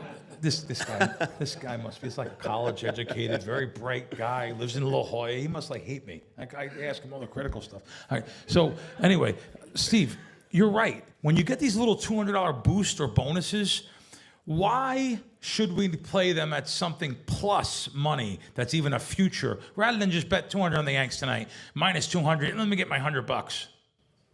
Because if you play it against the spread, you're gonna, let's say you have 8 bonuses, all right? You have $100, 8 bonuses. That's gonna be worth 400, because you're gonna go 4 and 4 probably, right? So you're gonna win 4. They take away your money. So you're gonna get $400. So that 800 in bonuses is worth 50 cents on the dollar. But let's assume you play some big underdogs. Let's say you play some 3-team parlays, right? You're gonna go and play 8 of them. All right. Normally we don't like stick parlays, but now we Sure. do like parlays. Yeah. So we go 1 and 7. That's what we're supposed to do. And in fact, you could play every combination of the. If there's 3 different games, and you're going to go 1 and 7. Well, guess what? You're going to get back 600 instead of 400. So you're going to get 75 cents on the dollar versus 50 cents on the dollar. So think about this. If you get a $1,000 bonus, that's like you're going to get $750 back instead of $500. Has nothing to do with handicap. You don't have to handicap worth a lick. So always play like a big money line. You got to take a big money line dog or play a 3-team parlay. If the boat allows you. So that's good. That's good to know, though, because most people will just say, "Hey, I'm betting my $200 parlay on my $200 bonus on the Yanks tonight because they should win, and they're minus 2 to 1." So that's good to know. On to a couple other things. Question? Who else? Of course. On the parlays, if you're using spreads on some of them to the whole point, like 3s and 7s in the NFL, you get the chance to push, so you might get more combinations come and make it worth a little bit more too. Interesting. And one more, if you like, you bet your balls off on some teaser and take -7 down, -1, you're like, please God, Denver win week 1. Yep. And they've got them in Survivor also. Well, it's natural to play the Titans with a bonus, right? So you just kind of played that back on the Titans plus 275. So think about it. If your Survivor pick on Denver goes up in flames, boom, well, at least you got a little consolation with that bonus bet on the plus 270 on the dog when you're teasing them or playing Survivor. Steve, while you're standing up, don't sit. While you're standing up, sorry, I want you to just to tell people, because I love that strategy for Survivor. Can you just tell them about the Eagles' first week? what they should do. Or listen, we're all going to get in Survivor no matter what. But why should we get more entries if something happens? Can I come up? Yeah, come up. Of course. Get on video. Yeah, why not? Why? I'm all board. No, it's actually a very good strategy. And I tell you what, I tell Frankie, my buddy Frankie in Myrtle Beach, he's got so much gamble to him. I said, listen, this is a good strategy. You don't even know this happened. I sent him the strategy. He goes, are you out of your mind? I'm getting 10 entries no matter what. But because he's just a gambler. But go ahead, Steve, tell the story. So it's fantastic that Circa and other shops let you enter up until Saturday for Survivor. But the games start on Thursday. So think about that. If you want to play Survivor and you want to optimize your entries, you really want to pass post the information. What happens if Philly beats Dallas? Boom. Now you're going to have like 4,000 or 5,000 people, assuming like 20, 25% of the people are going to take Philly, right? And they're 1-0. You're 0-0. They're ahead of you. So you're now paying a rake. Survivor's a lot of fun. You still might want to enter, but recognize you are paying a rake, not because that Circa is charging you, but basically you're behind the 8 ball because there's a bunch of people who are already through to week 2. However, should Philly lose to Dallas, now you're going to have like 4,000 or 5,000 people all put in $1,000. It all goes into the pool. It's a fantastic overlay. So if you're trying to think like, how many entries should I have in Survivor? Should I have 3? Should I have 6? Well, if Dallas wins, you should have 10. Right. You know, that's going to be the best possible usage of your money because you're going to have like a 20% overlay. But if Philly wins, pump the brakes and probably go cautious. And to be honest with you, now you would think, like, look at the Dallas line. Today, a couple 6s popped up there. So there's 6.5. There's even 1-7. I'm looking at the live screen. There's a couple. Philadelphia doesn't have to beat Dallas. As we know last year, look what happened Cincinnati first week. I think they were a 7.5 point favorite. As we, there was by week. You know, someone the other day told me, was it by week 5, 96% was out of the pool? That's unbelievable. I don't remember that. You're welcome to stay if you want. Plus, you can add to Fezzik's strategy too. A lot of people are going to rebuy if Philly loses as well, so that'll add. We didn't want to tell him that. No. I, honestly, it is a good strategy. Like Steve says, to go to the. I just thought it was pretty good. Now, this is a shocking thing that just came out that I was reading. Do you know Nevada leads the country in unemployment? 5.5% out of work. I had no idea. I thought our economy, even though we had a slow July, our economy's booming. There's no one taking up collection buckets for these casinos. They have made 1% more year over year, gambling wise, but they're down double digit, 10, 11, 12, 15. You heard different things. But I didn't know that Nevada was down. We're the #1 unemployment rate in the country. Is that because they're gambling? I mean, is that because... According to what I'm reading here, and this is a really good site. This is casino.org. I get a lot of good stories off there. This story came from there. Good. There's some really good guys there. I just didn't know that we were that bad economy-wise. I didn't realize that. Richie left. Richie Wilk left. He's out. We can talk about Circa now. No. Richie's been around. I've known Richie 25 years. I wanted to know how long he was in town. I didn't know. Not that I want to talk about a bad thing, but there was a roof fire at Sahara the other day. Did you know about that? No. Roof fire at Sahara, evacuated most of it. It was quickly extinguished, but they evacuated a lot of the building. Now, this just happened over at the Cromwell, too. There was a fire at the Cromwell. But, of course, now they have sprinklers and stuff, so they got the people out. But it reminded me of something that probably almost everyone in this room won't know or remember about because it happened before us, but it happened in 1980. There was a big fire here at MGM Grand. Oh, big. Yeah, I remember that. Yeah. Okay. I feel like my dad was there. Was your dad actually there? I think so. Wow. Yeah. Well, what was there? I seen your dad there on a video. That was when MGM was where Bally's is, or now the Horseshoe. Now Horseshoe. Right. I seen your dad on a great video there with Muhammad Ali and D. Martin on the roast. The roast. So I know they used to do the roast in that building. But 1980 at MGM, these things they want to sweep under the rug, don't want to talk about this stuff now. 85 people were killed inside the casino. I didn't know that. 85 people. Like, no one even knows about that. But I just went back to that fire to see how did that possibly happen? No sprinklers in the casino except in the casino cage. That's unbelievable. The money. That's unbelievable. How about Just the one protect in- the money. It's unbelievable when There's I. another one in 2010. I don't know if you guys remember the Monte Carlo right around Yeah. approximately that Yeah. time. I was in town. He said if it would have been a windy day that day, it would have been real bad. The whole strip might have lit up if that wouldn't have been a Yeah. windy day. This So incident- that was one I remember Yeah. because I was in town that day. But since then, this incident that happened in 1980 literally led to the reformation of the whole safety code and sprinklers now everywhere. But I did not know until I seen the Sahara fire. I thought like a couple people died. 85. That was not giant news. I just thought it was, not that I like to get try to be, bring the show down. Also, Arizona. I find Arizona just amazing. Arizona, Chris, CRIS, which was offshore for years. Chris is now legal in Arizona. That's one thing, and I'm happy. I'm happy for them. I like that brand back east. It's called Prime Sportsbook. I like those guys. They've been around for a while, and I like they take on all comers. They don't throw out people. They're not like the other sports books that'll limit you. They'll learn off you and literally take your bet and move the lines. But the Arizona Department of Gaming this week has launched the first statewide public education campaign to protect consumers from illegal gambling risk from offshore sports books. I just can't believe, like, Arizona's protecting, they're going after the sports books offshore. They have a ton of their own sports books there. Right. And I read about this thing about protecting kids and listen, I'm one that tells it like it is, get myself in trouble a lot, cost myself sponsorship money.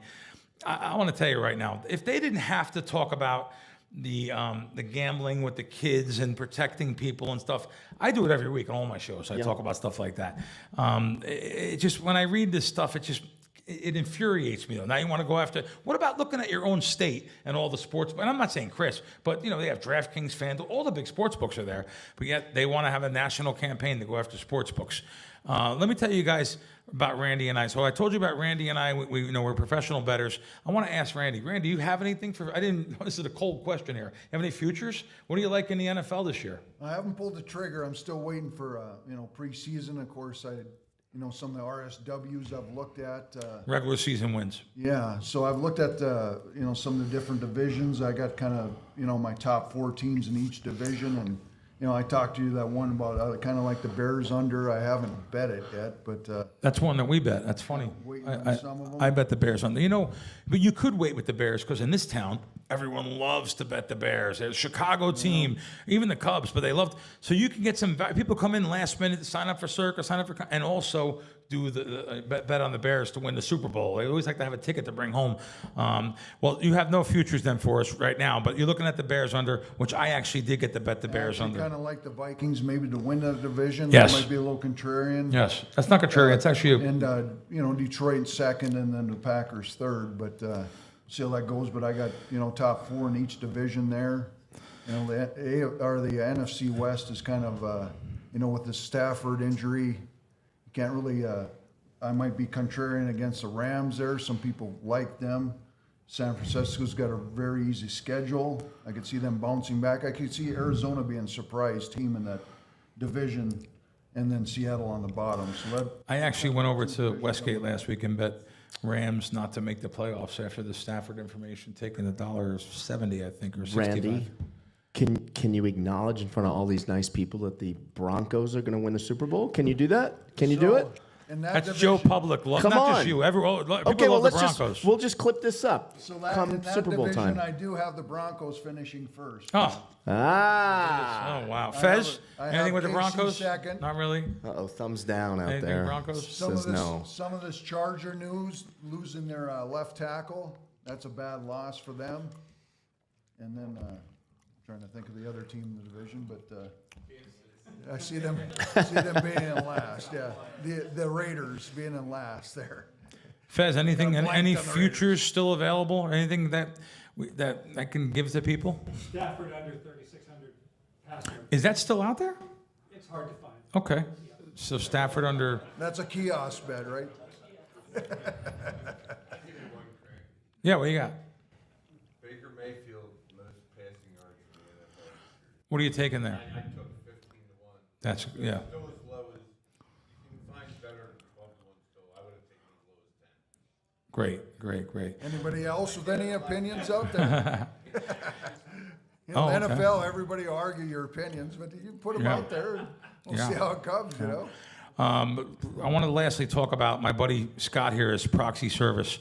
And, you know, you don't even know, I talked about you on the show last week, and I was telling, like, that we do our show at Westgate. So we're at Westgate doing the show, and there was a proxy service there, which they're very good.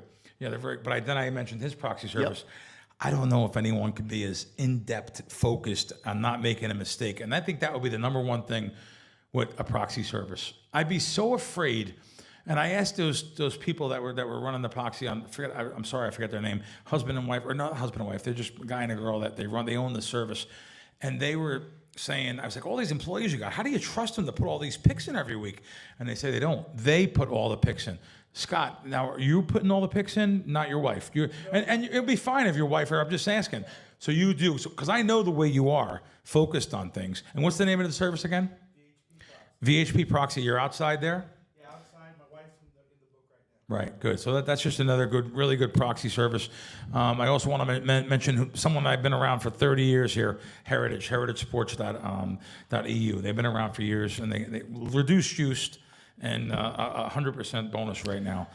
Guys, I really appreciate, guys and ladies, a lot of females here. I was just going to say that. Yeah, there's a lot I of was going females to say, here. have you noticed more and more ladies in the sports book, at the window, at the counters, three or four here in the room? And to be real blunt, it's great. You want to start with this stuff. This is why he wears these shirts. Look, this look, guy. Look, I mean, this guy. It's a large crack. It's a large. What do you want? It is what it is. It's okay. It's okay. Damn. But anyway, we really appreciate all you coming out. Lots of females in the audience today. Guys, there's a lot of different things to do at Bet Bash. We really appreciate your time and your effort coming out here and staying out here with us today. It means a lot to me. Thank you very much. Thanks, everybody. Thank you for coming.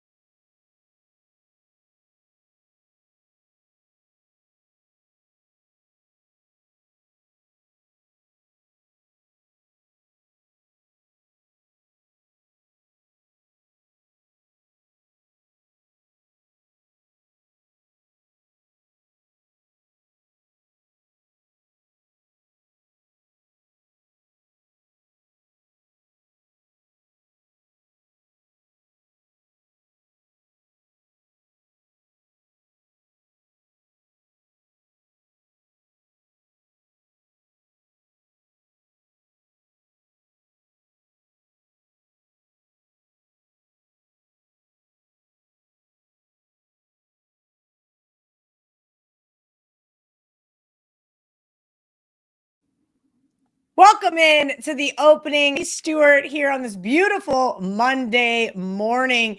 We still have a little bit of time before the NFL kicks off, but Teddy Covers, as always, is going to bring us a look into what we need to be betting here early in the week. Teddy, let's talk some divisions today. I'm very excited to go over this entire breakdown. As I mentioned, we still have a little bit of time before the NFL starts. I think Thursday, so a little less than 10 days. But I want to know who you're betting for each and every division. I want to hear your breakdowns. I want to hear some long shots. I've got my list ready to go. So I hope all of you hanging out with us there at home live on all the various WagerTalk channels and, of course, your social media outlets. Teddy, let's get right into it. Let's talk AFC East.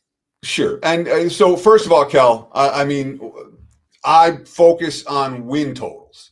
Part 2 of my NFL season win total report will come out on Wednesday. If you haven't gotten the report already, it's still available. And frankly, the lines are still available. There are years where the stuff that I put out, the markets move. This year has not been one of those years. I think get everything within 10 or 15 cents of where I put it out. So there's 5 plays released already, including a big ticket. I will be adding to that report this Wednesday. So if you want to get on board with the season win report, again, 103 and 52 lifetime, 17 and 4 lifetime with the big tickets. We won again last year. Check it out on my homepage, wt.buzz/TC, or just visit wagertalk.com. So we've kind of done the win total stuff. We talked about that over the summer. We went through, we were doing 2 divisions a week, and we went through win totals. So for today, we're going to talk about divisions and division odds. And there's lots of divisions where I'm not betting anything. I wouldn't think about betting anything. That being said, this is an opportunity for us to do a little preview now. We'll talk 4 teams at a time, go through all 8 divisions, and then next Monday, it'll be a more traditional opening line report, the one that we have every week. We'll break down all the games for week 1 and talk about where the markets are moving. So today's show, we should have time at the end to answer questions. If you got questions, throw them in the chat. And obviously, if you're watching this on replay, you know what I do. I get in the comments every week, a couple of times. So feel free to ask questions below. We appreciate those comments. And of course, the likes very, very much. Yeah, comments are already populating over here. Thanks, Tyrone. I appreciate it. I got very lucky to cash that under in Dublin. All jokes aside, Teddy, let's get into this AFC. So you mentioned some of these divisions you won't be touching at all. I feel like this has to be one of them. This is the Bills or bust. And minus 330 there. It looks like our producer's using DraftKings odds this morning. That's steep. If you shop around, you're not going to find much better than that. The Bills are 3-1 favorites against everybody, everywhere. And there are spots where they're even higher than that. When we look at, and the recent division history, 2020, the Bills go 13-3 to win the division. 2021, 11-6 and win the division. 2022, 13-3 and win the division. 2023, 11-6 and win the division. 2024, 13-4 and win the division. And again, before that, the Patriots won 11 years in a row, 14 out of 15 or 16 out of 17, whatever it was. So it's not been a division where there's been a lot of ups and downs. There's been one dominant team, and Buffalo is clearly the dominant team. And we look at the strength of schedule for the Bills this year. The AFC East teams face AFC North and NFC South opponents. The NFC South, in my opinion, is by far the weakest division in football. The 3 extra games for Buffalo. And again, the 3 extra games matter a lot when we talk about divisions. I'm going to talk about them team after team. But KC, Houston, and Philly, which is certainly tough compared to what we're looking at for the rest of the teams. For Miami, you got the Chargers, the Commanders, and the Colts. For New England, and New England's a team that's gotten a lot of hype this offseason, maybe more than they deserved. But they have this one of the easiest schedules in the league based on this year's win totals. Their 3 extra games: the Raiders, the Titans, the Giants. So that's at least some of the love for New England. And of course, the Jets. The Jets are really an interesting story. They went 5-12 last year, 7-10 the year before. They're aligned as a bottom feeder again this year, but each of the last 2 years, they've been aligned as a playoff caliber or playoff contending team. Obviously, the offense hasn't worked all that well in the preseason, but we look at their 3 extra games: Dallas, Denver, Jacksonville. That's for a last place team. All 3 of those teams. I don't know how good Dallas is going to be. We'll talk about them, but Jacksonville should be better. And Denver could be elite this year. We'll talk about the Broncos later on in this preview as well.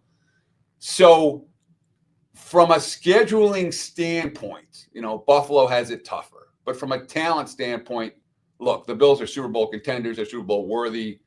Barring injury debacle, Buffalo should be in the mix in January. If I'm going to take a long shot, look, I think the markets are a little bit higher on New England than I am coming into the season. I understand that the Patriots are better than they've been, but this team, for getting it back to 500 for New England, is a positive sign, and now 500 ain't winning this division. So if you ask me which of the other teams has more upside from a plus price perspective, if I'm taking a shot at anyone against Buffalo, I'll look at the Dolphins or the Jets in this division, and I'm not really ready to look at either one. I think the Bills are deserving favorites. And of all the 8 divisions, Buffalo is the single biggest favorite amongst the 8 divisions. Deservedly so. Bills have the right schedule, and that team is absolutely loaded. There's no reason to think that Buffalo won't be competing for home field advantage and the number 1 seed in the AFC when January rolls around. All right, let's move along to the AFC North.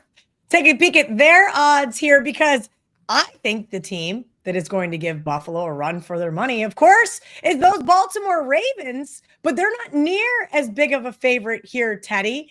Minus 170 to win the AFC North. Bengals right behind them, plus 290. Before we hopped on the show this morning, I was telling Brett, I said, man, Joe Burrow and the Bengals getting a lot of love. I'm not so sure I'm buying the hype. Pittsburgh Steelers and Aaron Rodgers plus 475. And then, boy, oh boy, the Cleveland Browns getting lots of publicity, but for not the right reasons. 40-1. These odds are minus 170, plus 290, plus 475, 40-1. Like, that is just incredibly awful. Break down the AFC North for me, Teddy. I'll book it at 41-1 if you want. Not to say that. So when we talk about the AFC East, there's one dominant team and 3 clearly lesser teams. In the AFC North, yeah, Baltimore is really good from a personnel standpoint, from a power rating standpoint. I mean, the Ravens are certainly within a point of the Bills, as we see looking at the opening weekend's lines. That these 2 teams are power rated in a very comparable range. But when we talk about the rest of the division, Pittsburgh's all right. Cincinnati's all right. So at least 2 of the other 3 teams in the AFC North have the potential to make noise this season, whereas the markets are saying in the AFC East, perhaps not so much. So that's why you're seeing the price for Buffalo to win the division much higher than the price for Baltimore to win the division, even though, again, power rating wise, the teams are fairly comparable. And if you're saying who's most likely to get past the Chiefs in the AFC, those 2 teams would be 1 and 2, Buffalo and Baltimore, although there's some other interesting choices that could come alive this year. But certainly when we're talking about going into the season, it's Kansas City, Buffalo, Baltimore. Not necessarily in that order, right there, grouped together. So when we look at the schedule, and again, I'm talking about the 3 extra games for these squad, that matters. 3 extra games for Baltimore. They got KC, Houston, and the Rams. And frankly, all 3 of those teams were first-place teams last year. I think all 3 of them are a little bit weaker. Potentially, I don't know. Texans might be all right. We'll talk about Houston in a few minutes. So we compare that, let's say, to what we're seeing for the Bengals. And the Bengals, 3 extra games, Jacksonville, Denver, Arizona. I happen to like all 3 of those squads. And, Cincinnati, you talked about the concern that Joe Burrow is as good a quarterback as there is in the league. And his receiving core is elite. The running game looks like the offensive line is fine. The running game is fine. There's certainly an offense in Cincinnati that's going to create some headlines this year. The question is whether they can stop anyone, and in the preseason, they didn't answer that question particularly well. They were playing a lot of vanilla coverages, a lot of soft coverages. We'll see what it looks like in September as opposed to August. I'm not willing to write off Cincinnati just because they looked as poorly as they did defensively in the preseason. But certainly the Bengals on that side of the football have a lot more questions than Baltimore does coming into the campaign. Then you look at Cleveland. I mean, what are you going to do with Cleveland? It's Joe Flacco is an interesting choice. All right. Flacco's obviously no future with Flacco. There's one benefit to Joe Flacco, but it's a detriment as well. Joe Flacco will take shots. He chucks it up and lets his receivers make plays. And when you have a receiving core that's making plays, Joe Flacco can get you to the playoffs. When you have a receiving core that's getting beaten in one-on-one coverage and the opposing defensive backs are making plays, all of a sudden Joe Flacco, after a month, will have a 3 touchdown to 11 interception ratio. The Bengals will be 0, or the Browns will be 0-4, and we'll be talking about who the next coach is going to be, and B, who Stefanski's going to run the rest of the season with behind center. But by the way, the 3 extra games for Cleveland, the Raiders, the Niners, the Titans, again, all of whom are supposed to be better this year than they were last year.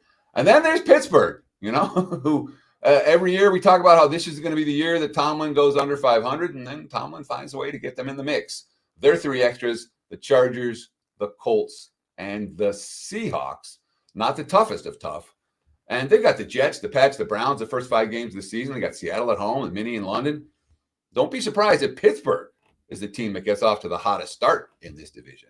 And that could, again, when we talk about as the season progresses, a hot start from Pittsburgh could offer value on Baltimore to win the division a month or 6 weeks into the season. All right, let's move along to, one of the least lackluster divisions. Both South divisions are just awful, but we'll talk about the AFC South here first because they're not as bad, Teddy. Here's kind of the real thing I've been looking at. Do we see certain teams take a step forward, or do we see certain teams take a step back? I'd like to think, with one of the better coaches in Shane Steichen, the Indianapolis Colts take a step forward. We can get the odds on the screen here. I will break that down for you. I'm sorry. We're going AFC South. This says NFC South. Don't mind those odds on the bottom. The perks of doing a live show. But we've got the Colts and we've got the Texans. And those are the only 2 teams I think have the opportunity to win the AFC South. Teddy, what say you? Yeah, I mean, just AFC South. I'm seeing the Texans basically even money. The Jaguars and the Colts in the plus $3, plus $3.50 range, in Tennessee, a long shot, 7 or 8 to 1, depending on where you price. And of course, for all of these division odds, there's variance from book to book. You're not seeing anyone painted any number. Each book is going to take their own action. They're going to set their own numbers on this particular marketplace. So it's worth shopping around. It's worth shopping around, and you say, an extra 10 cents, an extra 20 cents, especially when you're talking about locking up your money all season for the division winner. Take advantage of the best offer available. Not, that's where I have my money in now. And this time of the year, again, this is when the books are offering all the bonuses, et cetera, et cetera. It's a great time to open new accounts. And my advice to everyone out there, any book that's legal in your state should be open and funded. All right? Period. Any book, all books that are legal in your state. And that gives you variance. And it gives you free variance. You're not buying half points. You're not buying stuff. So that's my opinion. All I can do is offer you my advice in that regard. But certainly, it's not an elite division. We got this. So Houston is a team. I like Houston. I'll just put it plain and simple. There were a lot of concerns about their offensive line this offseason. No one could understand what they were doing on the offensive line. Michael Ryan said a plan, and the offensive line, at least on paper and from what I've seen, looks just fine for the Texans. Maybe even good. So there's potential for Houston up front. And defensively, this team's elite. Obviously, they've been there in recent years. They have a quarterback who we like in Stroud. If I'm making a bet here, it'd be the Texans. And I'm a Texans believer. I'll put it that. Maybe Texans to win the division at even money is something that, again, it's not a great bet, but it's something worth considering. There are 3 extra games: Tampa, Baltimore, Buffalo. Ouch. That's just tough. And that certainly affects me when it comes to Houston's season win total. But I'm going to pull you back in here, Kelly, for a minute, because you said something very interesting. And I wasn't sure if you were just, it was one of those things where you're just trying to introduce a game. What on earth makes you think that Shane Steichen has any idea what he's doing? You called him a good coach, a great coach. You said something that positive about Shane Steichen, and I'm very curious about that. So I'm a Shane Steichen believer. I think that what we've seen from him as a coordinator might not necessarily be translating as a head coach. And I will also say I was very high on Anthony Richardson coming out of the University of Florida and getting hurt in that first game. And, well, let's just be honest, he's never really recovered. Now, we're going to see what Daniel Jones is made of. I think it's going to be really interesting. I do think that Houston probably will win this division. I think Houston's a better team on paper. I think that they probably are more well-rounded.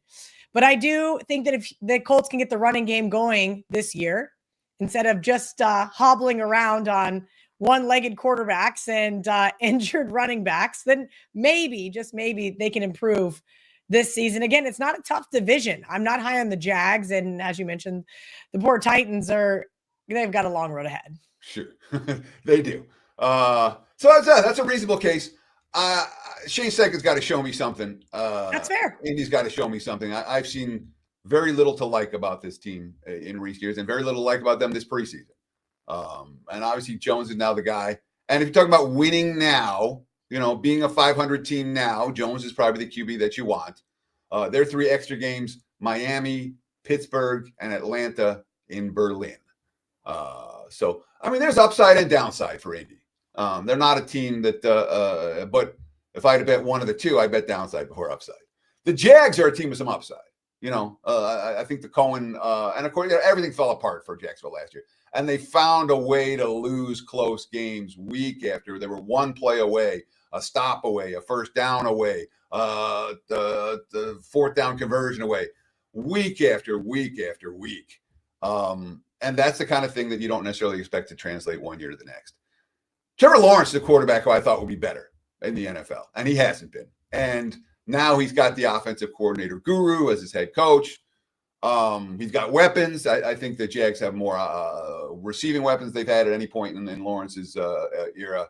We'll see how Travis Hunter plays out in that regard, certainly. The 3 extra games: Carolina, Cincinnati, and the Jets. Compare that with Houston, and you understand why there's some love for Jacksonville, certainly in the over marketplace. And again, if I'm taking someone that's not Houston to win the division, it would probably be Jacksonville. And Tennessee, I mean, you said it. It's a complete rebuild. It's a rookie quarterback. The Titans are going to go through some growing pains, maybe a lot of growing pains. Their 3 extra games: New England, Cleveland, and New Orleans. Although the Browns and the Saints, both late season games. If you're playing crappy teams, you'd rather play them early, because they're crappy. By late season, maybe something weird happens. But going into the season, Cleveland and New Orleans are ranked 31 and 32 in my power rating. So that's one advantage, perhaps, for a Tennessee team that still looks pretty rough.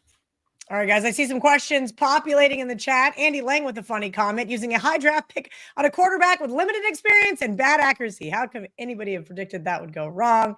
All jokes aside, Andy Lang will be up next, Wager Talk today. Teddy, before we get into the AFC West, I had a quick question for you because you've mentioned it a couple times about what we've seen in preseason.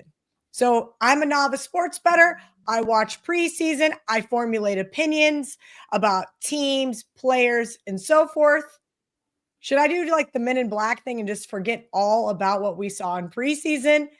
This is kind of where I tend to think people like to overreact. How about that? Sure. And the answer is a little bit from column A, a little bit from column B.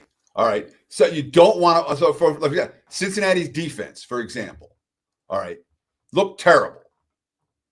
They were just playing base coverages. It's a first install of a new defense. Since he wasn't trying to disguise coverages, they weren't blitzing. It wasn't Cincinnati's defense. There's a difference to that versus a team, let's say, like, New Orleans, that couldn't do anything.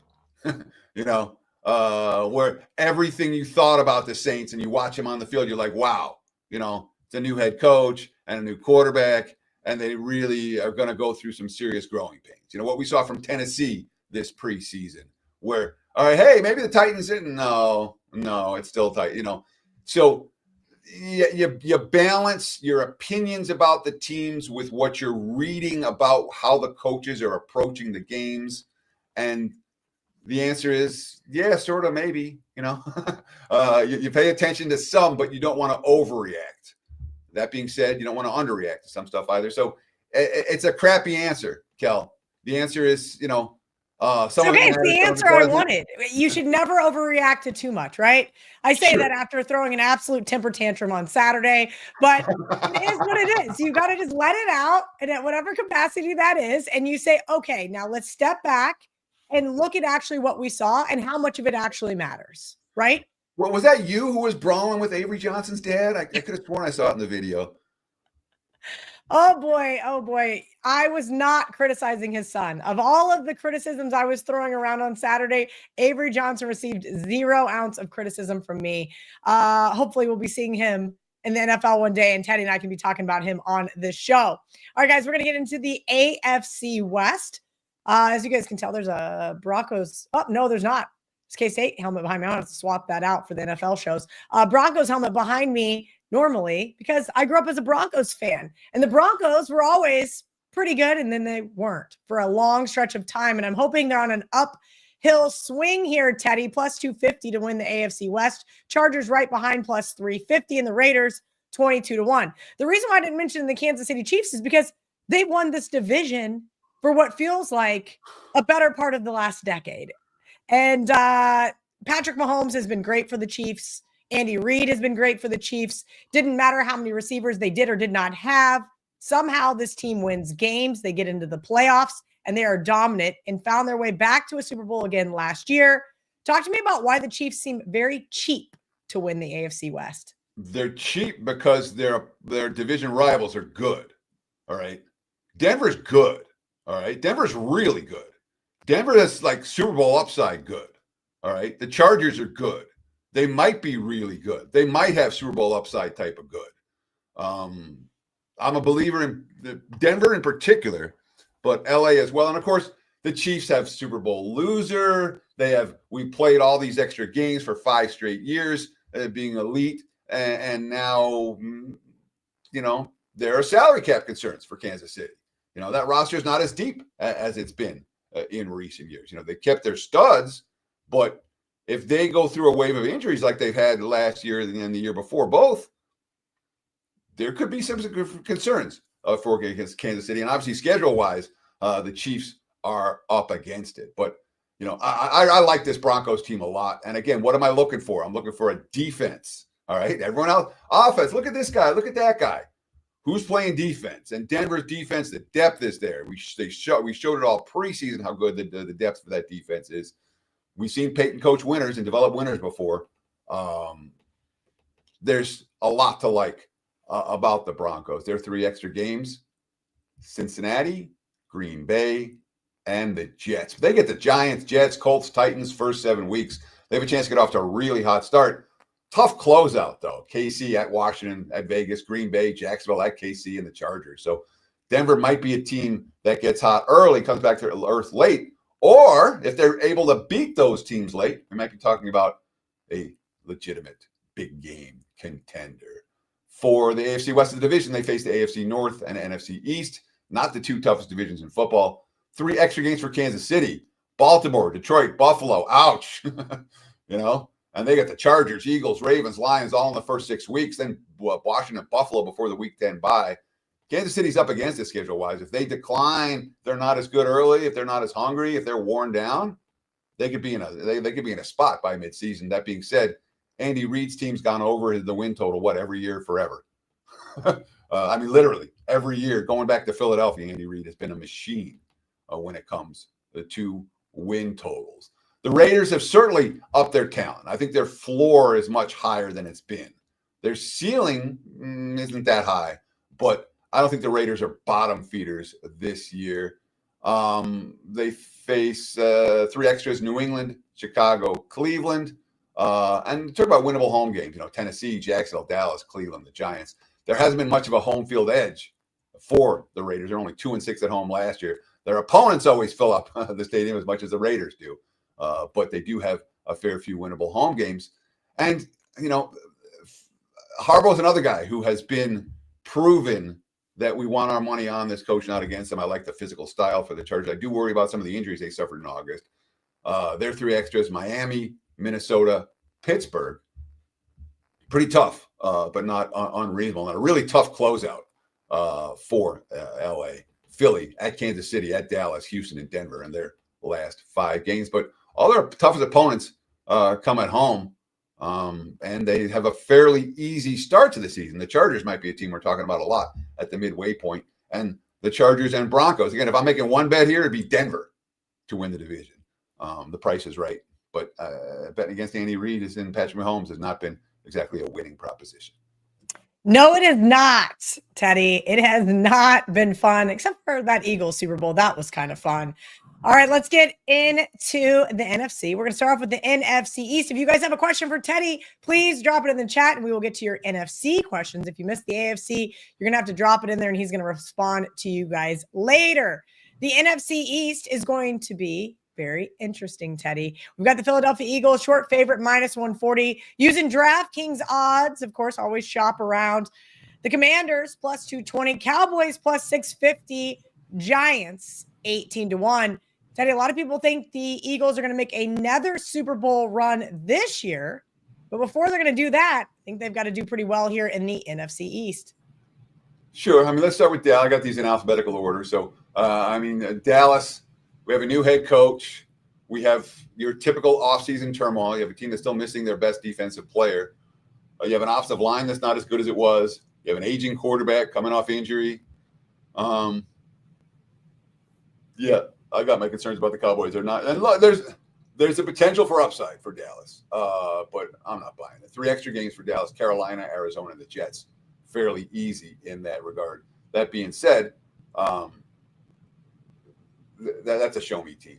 The Giants showed so the Giants are a team we want to tap the brakes on for what they did in the preseason. Look great in the preseason. Of course, going to look great in the preseason.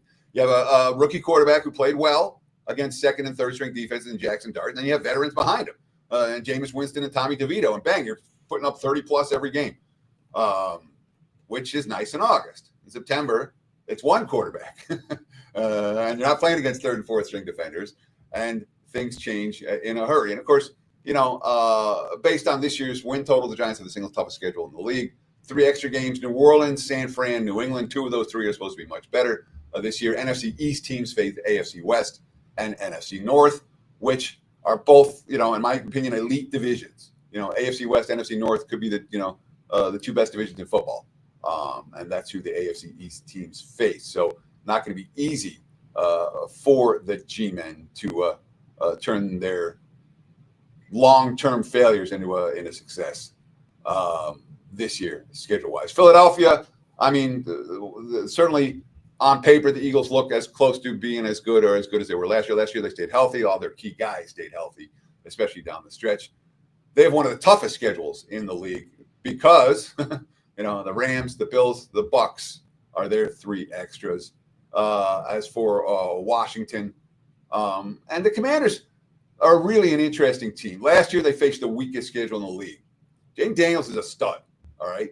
And when you have a stud, and they made all win-now moves, and you have a veteran head coach in Dan Quinn, who's certainly shown that he can get his teams to overachieve. But there's a lot to like. Washington's one of those teams that you're finding really different opinions on. As you talk to different people, there are people that really like the Commanders. The betting markets haven't, and it's a lot to do with last year's schedule versus this year's schedule, the 3 extra games: Atlanta, Seattle, and Miami. And, of course, depth, something of concern for the Commanders. They made a ton of win-now moves, bringing in a lot of veterans. Veterans sometimes get banged up early, and that can be a problem for a team with high expectations. But, Washington, I've heard people tell me they're a Super Bowl contender. I've heard people tell me they're a last-place team. I've got an opinion on the Commanders. They're in part 1 of my season win total report. That's already out. Teddy, if people are just joining us, can you let them know what to expect from that season win total? Win total report, excuse me. Obviously, you've been doing it for a very, very long time and had a ton of success in doing so.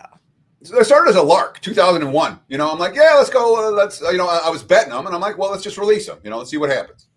And I put out 6 plays, and I went 6-0. All right. I'm Not a bad interested in the market.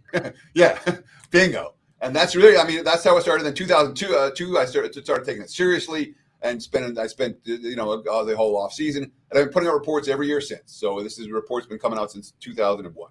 So you get the opinions, you get my bets, stuff that I've made. I talk about how to bet it, where to shop around to find the best of the number, what other alternative bets you might want to make in terms of winning divisions or making playoffs, et cetera, et cetera. Yeah, and then I give a ton of analysis on the teams, their schedules, their pros and cons, and that analysis is what people can use all year long. That's part, at least part of the added value of the win report. That's why all you guys at WagerTalk always want to look at it. It's not necessarily the picks; it's all the info that's in there. Absolutely. So I mean, there's a ton of info. I spend, I spend all summer with it. Part 2 comes out on Wednesday. So, and again, it's not going to be deep. We're talking about a play, maybe 2. But part 2 of the report comes out on Wednesday. If you haven't gotten on board, now's the chance to do it. Visit my page, www.buzz.com/TC. I also want to talk about the special we got on right now, the All Access, because this is the best deal you're going to get. If you want to partner, I understand. Buying picks is not for everyone. I get it. If you want to partner up this football season, right now on my page at WagerTalk, every play, every day, in every sport through December 31st, that's all the rest of MLB season through the World Series. That's all the college football regular season into the bowl season. That's the NFL regular season. That's the start of NBA, number 1 at NBA at WagerTalk since 2022. I love the NBA. It's the start of the college hoop season. All of that, including all 5% big tickets, number 1 all time at WagerTalk and NFL 5% big tickets. 6-0, 100% in college football big tickets in 2023. It's been good with the biggest plays. You get every play every day in every sport. $777. It's the best deal you're going to get. It's like half price. Check it out on my page, wt.buzz/TC, or just use the website, WagerTalk.com. All right, Teddy, let's get into my favorite division in all of football. That is the NFC North. I know a lot of people are like, why? And it's just because it has just been one of those divisions I've always followed. I have a lot of family from Chicago. Obviously, our WagerTalk family's from Detroit. I used to do a show in Minneapolis. And of course, now I'm dating a Packers fan. So this division just somehow gravitated towards me. And now I love to watch all of these games. This is the tightest so far, at least as we've seen, as far as the odds go. The Detroit Lions plus 160, the Green Bay Packers plus 225, the Minnesota Vikings plus 320. And our producer for today, at least, JH, is Chicago Bears plus 550. Teddy, who is winning the NFC North? I've got my money on the Minnesota Vikings. So this is a fascinating division, and you can make a case that it's the toughest division in football, flat out. There ain't no weaklings here. The Bears will be better than they've been. And Minnesota, Green Bay, Detroit,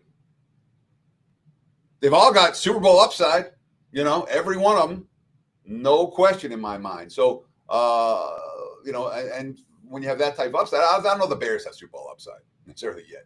There are 3 extra games. And, of course, the NFC North teams face NFC East and AFC North.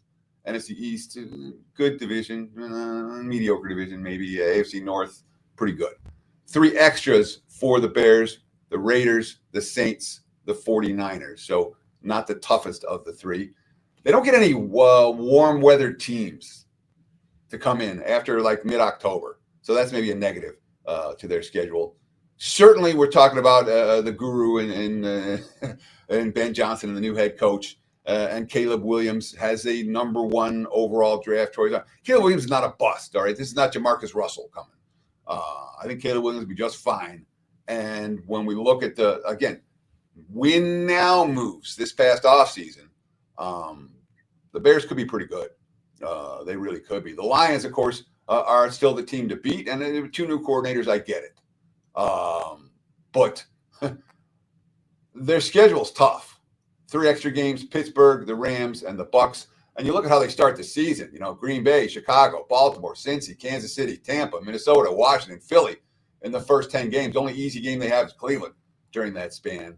So we could see value on Detroit later in the year if they start out, let's say they're 500 at the halfway point. That might be the time to look at the Lions to win the division. or some futures on the Lions then. And Green Bay, there's certainly a surprisingly large sentiment in the betting markets, at least the people that I talk to here in Las Vegas. Look at the Packers and go, yeah, nah. I look at Green Bay and go, yeah. The NFL showcasing this team. They got 4 night games the first 10 weeks. There are 3 extras. Arizona, Carolina, Denver. I like 2 of those 3 teams. Carolina is still going to be Carolina, I believe. But I certainly look at Green Bay as being a team not to overlook in this division. No, not at all.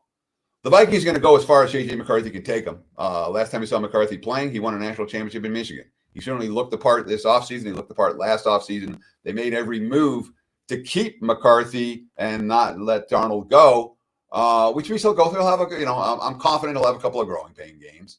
But by the end of the year, he could be pretty darn good. They only have 1 true road game the first 7 weeks. They have 2 games in London. There are 3 extras: Atlanta, the Chargers, and Seattle. Not the toughest trio that you're going to see opposing teams face. So, it's a very tough division. The worst team in this division would be one of the best teams in one of the South divisions, for example. The Bears might be favored to win the AFC South. But here, obviously, they're the 4th choice because that's the division they're in. All right, let's move along to the NFC South. Again, guys, if you have a question for Teddy, drop it in the chat. We've got some NFC West questions we'll get to here in a minute. But first, we got to talk about the division that is closest to my new home. Teddy, I've been to a lot of Bucs games since I moved to Florida. They are the front runner here, but just minus 115 to win the NFC South. Falcons plus 210, Carolina plus 475, New Orleans 18-1. Teddy, took a longer shot flyer here on the Carolina Panthers. I do like Baker Mayfield in this Bucs defense, but I think that they benefited from a lot of things going their way the past few seasons. The Falcons, I'm not sure what we're going to see from this team. I'm not high on them, but the Panthers seem really interesting to me. I think that they've made some nice offseason moves, and in a division that seems to be fairly wide open, almost 5-1 held some value to me. Yeah, I'm not getting there with Carolina. In fact, I'd lay the price with Tampa if I had to make one bet in this division. Tampa's the best team. It's really not that close. And you talk about Atlanta. I've got concerns about Atlanta as well. Raheem Morris, I'm not a rip the coach guy, but I'm not a Raheem Morris fan. Michael Penix got, he had 3 starts against teams with weak defenses late in the season, and they've, and obviously the Cousins still on the roster. Cousins won't be. I'm assuming that some quarterback's going to hurt and someone will trade for him fairly early. That's a reasonable assumption. 3 extra games for Atlanta, Minnesota, Washington, Colts, and Berlin. None of those are easy. Earliest bye possible leaves them a long stretch afterwards. That being said, their schedules, I don't know if this is the easiest stretch of any team all year, but it might be close. They got Miami, New England, Indy, Carolina, New Orleans, the Jets, and Seattle over a 7-week span, late October into December. So there's room for Atlanta schedule-wise to make some noise. I just don't know if they're good enough. Plenty of talent on that team. They have not shown any signs to me to putting it together. Carolina, Canales brought everyone back. But you have an embarrassing owner, a team that hasn't made the playoffs in 2018. And they're like Tennessee, and they're coming from a complete rebuild. So I can see them being better. I expect them to be better. NFC South teams, by the way, face NFC West and AFC East opponents.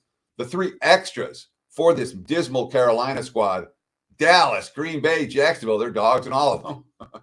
And it's like the league's showcasing this team. They have a week 14 bye. They could be all beat up by then. There's again, it's your money. Do with it what you want. My money's not going on Carolina to win the division. And at the end of the year, if they do, you can mock me. It's fine. I won't be mad.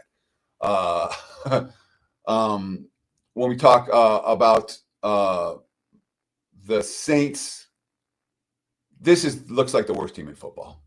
There's no sugarcoating what's gone on in New Orleans, a team that, kicked the can salary cap wise for a better part of a decade. And now they're the back end of that, where they're paying all these guys that aren't there anymore. And it's a true rebuild, and you have a new coach, 3 extra games for New Orleans, the Giants, the Bears, the Titans. So at least 2 of the 3 are okay. but it's not it's Tampa's division to lose. You know, the Bucs have been there. They're loaded. Both sides of the ball look good. Offensive line looks good. You have a head coach who, everyone likes ripping Todd Bowles because he's not particularly emotional on the sideline. I don't care. They got 6 games versus division teams all lined at 7.5 wins or lower. But the Jets, the only other team on their schedule lined lower than 8.5 wins. The 3 extras, Houston, Philly, Detroit, much tougher than anyone else in the division. So that does perhaps give room for somebody else to make some noise. But there's no other playoff team in this division. It's Tampa or pass for me.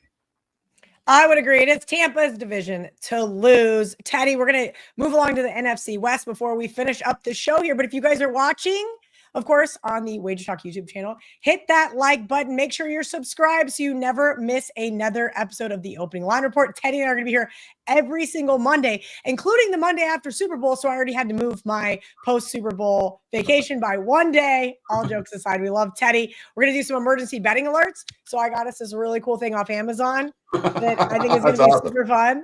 Apparently, you can just magnet to your car. So maybe next time I get stuck in traffic, I can use that as well. Teddy, what else can they be expecting here on Mondays? We're going to be live 11 Eastern, 8 a.m. Pacific every single Monday, getting ready for the week for the NFL slate. Look, it's not close. This is the best betting show out there on a Monday. I think it's the best betting show out there any day. But for Monday morning, if you're someone like me who wants to get at it early, pay attention early in the week, take advantage of betting numbers that aren't going to be there in a couple hours, this is your show. The show has been growing. This year, I expect it to blow up. We got 212,000 followers, subscribers on our YouTube channel, and that's only going up. You guys are talking about it with your friends. I appreciate that very much. If you like the show, tell somebody. But it will get you prepared for the week. And when you go into work on Monday, you'll have more to talk about. You'll have the key points to talk about and impress your friends. So, but more than that, my goal is to make you guys money. My goal is to make me money. And you come along for the ride. So we'll certainly be, for a thorough analysis on Monday morning. What really happened yesterday? What can we really expect to see this week?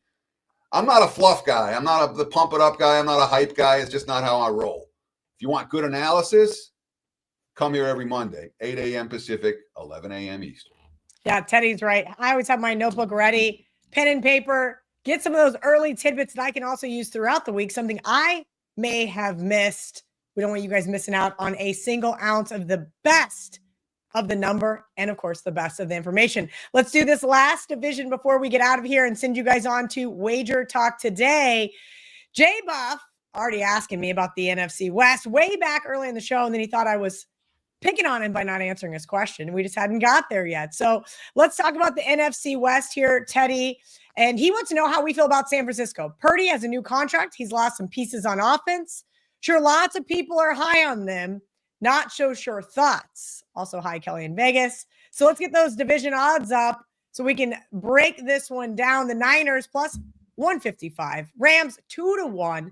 Arizona plus 425. Seahawks 5-1. This was a tightly contested division as well, Teddy. I took a 20-1 flyer on the Niners to win the Super Bowl. Last year, the Niners benefited in a negative way from injuries and turnovers and so forth. But one of the things that does always scare me is when those quarterbacks finally get those big contracts. But I do think the Niners are going to win the NFC West. I do think that the Rams have a question mark as well with the health of Matthew Stafford. Talk to me about the NFC West before we get out of here. So I talked earlier in the show about how you want to take some of the stuff you see in preseason and take it with a grain of salt, tap the brakes on it a little bit. This is not that. And the two of the teams we talked about, I'm going to go in order like I do for everyone, but there are issues in San Francisco. I don't think there's any team in the league that had a worse preseason than San Francisco. And the Rams are right there with them. So let's talk about it. And we'll start with Arizona, who was a team that showed upside last year. Spent a lot of money on defense this offseason. I do think if I'm going to make one bet in the AFC and the NFC West, it'd probably be Arizona to win the division. Their 3 extra games, Green Bay, Dallas, and Cincy, not easy there, but they certainly have a chance to get off to a hot start. New Orleans, Carolina, San Fran, Seattle, Tennessee, and Indy, the first 6 games. And the back half of the season, they were better on the road than at home last year. In the back half of the season, they got a bunch of tough road games. So they can steal a couple of those, Dallas, Seattle, Tampa, Houston, Cincy, the Rams, all tough. But I do think there's upside with Arizona, a team that spent a lot of money on defense this offseason with the defensive mindset. The issues with Stafford are real, all right? If Stafford gets hurt, if Stafford can't go, the Rams are in trouble, and everybody knows that. 3 extra games for the LA Rams: Philly, Baltimore, Detroit, and of course NFC South and AFC South for the NFC West. That makes it relatively easy in that regard. But those 3 extras, again, Philly, Baltimore, Detroit, that's as tough as it gets for a team that it's clear that Stafford's back is an issue. And, that worries me for LA when it comes to futures. If he stays healthy, team's got all kinds of upside. But the backup quarterback is not going to lead that team to the postseason, in this bettor's opinion. San Fran's schedule is so much easier this year than it was last year. And they were minus 10 turnovers, and they were 2-5 in one-score games. And you have Kyle Shanahan back, and Robert Saleh was like, oh, they got the right defensive coordinator back again. I get it. There's love for San Francisco. But this team was an injury-riddled mess all year last year. And this August, I don't think any team had more injuries than San Francisco to key guys. That worries me a lot, especially when you had to, again, they jettisoned a bunch of veterans and big names. I don't always worry about that when you had to pay Brock Purdy $265 million.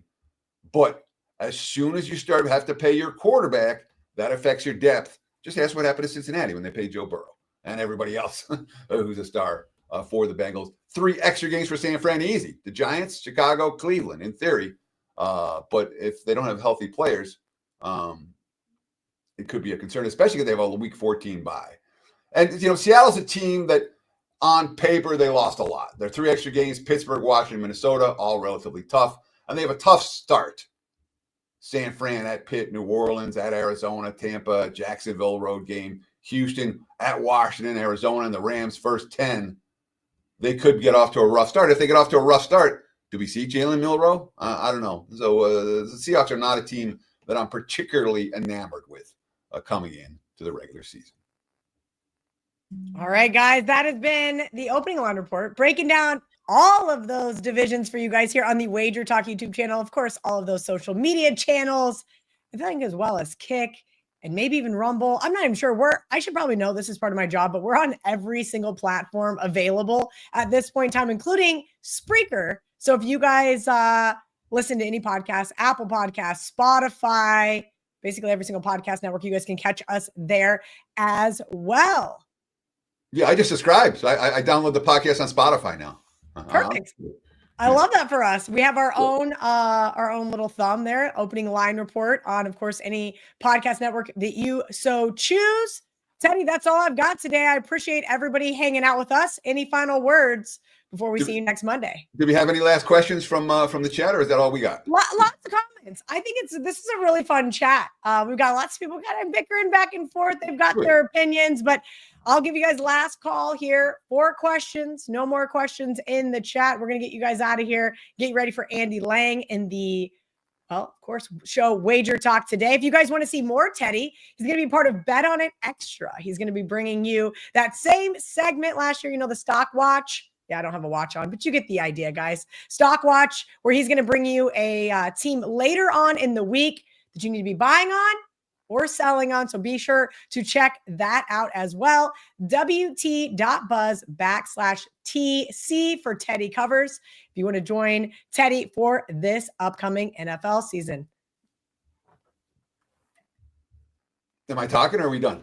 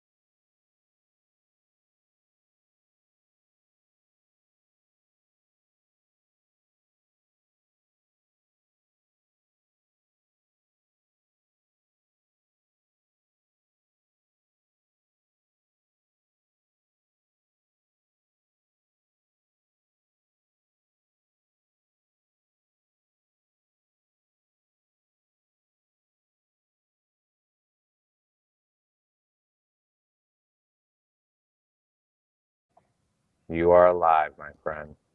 Show on the planet. This is Wager Talk Today. I am your host, Andy Lang, and today is a special one. It is our 11th birthday as a company, and we could not be more excited on this Monday to celebrate it with you because honestly, we wouldn't be here without you guys. So first off, thank you so much and happy birthday to Wager Talk. For more than a decade, we've been breaking down games, recording videos, podcasts, cashing tickets, helping you guys turn your bankrolls into a business, and we're just getting started. 11 more years sounds good.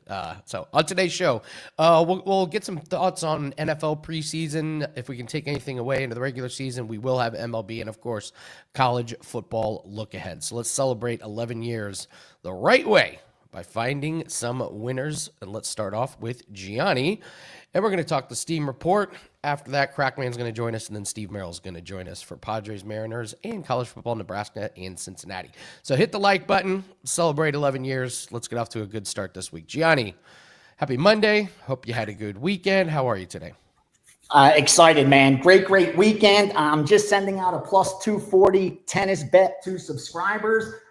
Make sure you guys bet that quickly. You know those lines don't stay up quick. But more importantly, we had college football week 0. As expected, man, I'm really am with this football season, the NFL and college football groups that I'm working with. I'm so excited. We released only 8 bets, hit 64% of those. A nice ROI. So great launch. Usually that's the toughest week, that week 0, because those lines have been up for so long. But we were able to turn a profit, which is beautiful. And UFC turned the profit there. So it's been a good 7 days. Good week.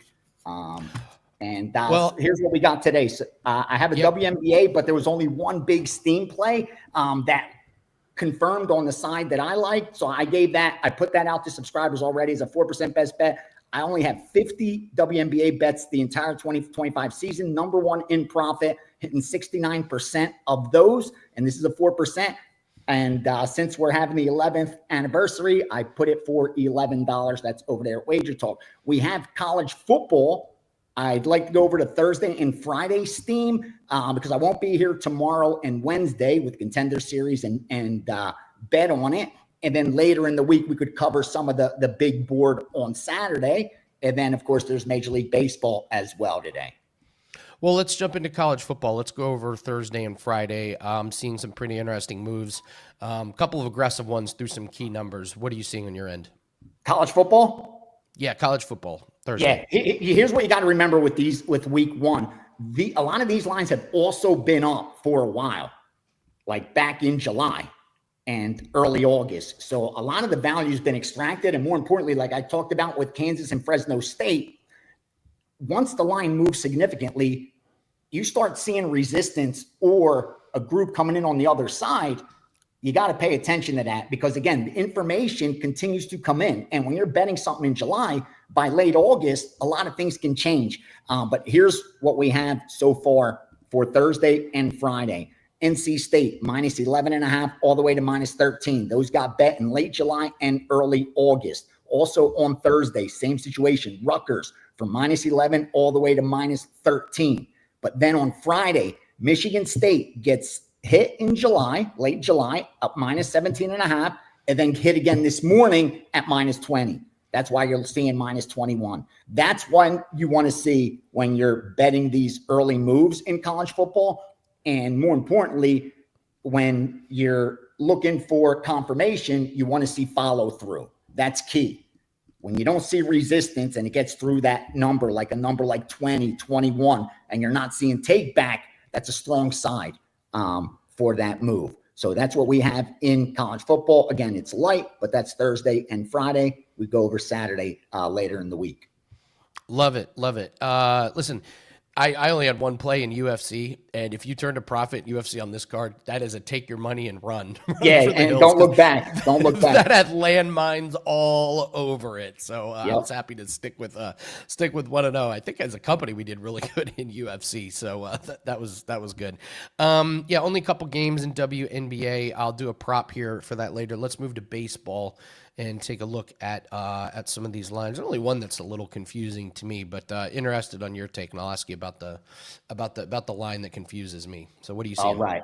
Keep in mind, 9 a.m. Pacific time in on the West Coast, but here's what we got with some of the overnights and early Major League Baseball moves. 9:51 under 8 Atlanta, Miami. 9:55 under 8 Arizona, Milwaukee, good to minus 120, 125, both of those. 9:57 Pittsburgh plus 125. 960 Dodgers minus 131. 968 White Sox plus 120. 969 Angels plus 160. 972 the Athletics at even money. Keep in mind, this is that time of the year where you're going to see a lot of two-way action on the money lines, a lot of manipulation. Most of the recreational bettors' attention has now shifted. It's now on college football and NFL, which we are now awaiting the regular season to kick off. Because of that, it's more or less the betting syndicates, sharps versus the books. That means you're going to see a lot of manipulation. You're going to see a lot of lines moving in one direction, then coming back the other way. Some of them being dummied up for the real hit to get bet later. You kind of saw that with Pittsburgh. If you're just looking at the line move, where it opened, where it sits now, you're going to say, wait, how did Pittsburgh get hit? But if you check odds logic, or at minimum the WagerTalk free odds, and you click that game, you'll notice it did get to that 125 mark. 127, I think that's when they jumped in, took the 127s out, took the 125s out, and it almost looks like there's no movement at all from the opener to where it sits now. But it's that dummying up that you can do for minimal amounts of money, especially with overnights. I'm curious on this line move on the Atlanta-Miami game. If you have any information on this, why would it have moved just slightly to the under? You got two pitchers that are getting shelled recently, and I see it opened at 8. Now it's down to 7.5. One book even has 7. If you have anything on that game, let me know, because that one just confuses me. Here's what I can tell you, that as of right now, you have about one. I can't even say like 99. It's like 100% of the bets that have been booked on it, not sharp accounts. This isn't bots, are on the over in Atlanta, Miami, okay. just so you know. So Okay. the bettors are taking over, but that under got the respect. So that's one of those kind of games where you have the sharps on one side, the public on the other, and it's tough to make a read because you're like, wait, the public seems to have this one right? Like, how are these two teams going to put up less than 8 runs? Especially when you look at this pitching matchup where the guy for Atlanta has a 10.3 ERA in his last 5 starts, and Miami's not too much better. You know, it gave up 4 earned runs last start, 5 earned runs the start before that. So at least on paper, it looks like it's an over, but I think that may be some recency bias there that they may be looking at. You know what I mean? Like, you're never as good as you look or as bad as you look, and you have 2 pitchers coming off games where they look horrific. And maybe, again, I'm just guessing right now, but that's the only thing that could stick out to me, that maybe you see a little recency bias in that total. But yeah, I wouldn't be going under 7.5 right now. 8 maybe, but yeah, that confuses me as well. It's like we said last week. The public's on one side, the line moves the other. What could possibly go wrong? Yeah, nothing. Seems Easy, like a easy. surefire thing. Yeah, there's nothing to this. Couldn't get easier than that. Real quick, Gianni mentioned it earlier, guys, but we do want to tell you, all the handicappers can put up a play for $11 today that we're celebrating the 11th anniversary. Gianni has an $11 play up. I have an $11 play up as well. It's an MLB team total. But you can grab any handicappers. This is like an extension of a $5 Tuesday. So, and then after tonight, for 48 hours, you can take 11% off of any package that you want. Use the promo code 11 All years. right. That's 11 years. 3-day passes, NFL, college football, you name it. Take 11% off. But we can start with $11 today. Gianni, what was yours again? Yeah, I have a WNBA play up that just got discounted 60-70% off that I didn't know, but you could have it, and I hope we cash it. I also have my week 1 college football package already up, 4% in there, 3% in there. I have a 5%, but I'm not, until I confirm it, I'm not writing that there's a 5% on that, because a bunch of people are going to buy it. Then they're going to email support and say, where's the 5%? So until I get confirmation, it's a 4% package, which, wink, wink, you may want to lock it in for $29 because it'll be $39 as soon as that 5% goes in there when confirmed. And yeah, Season win totals are still up with division winners and Super Bowl futures for the NFL. That'll come down Thursday when the regular season kicks off, the following Thursday, that is. And yeah, I'll have my baseball up in a little bit as well. So busy week ahead. Contender Series tomorrow. Don't forget.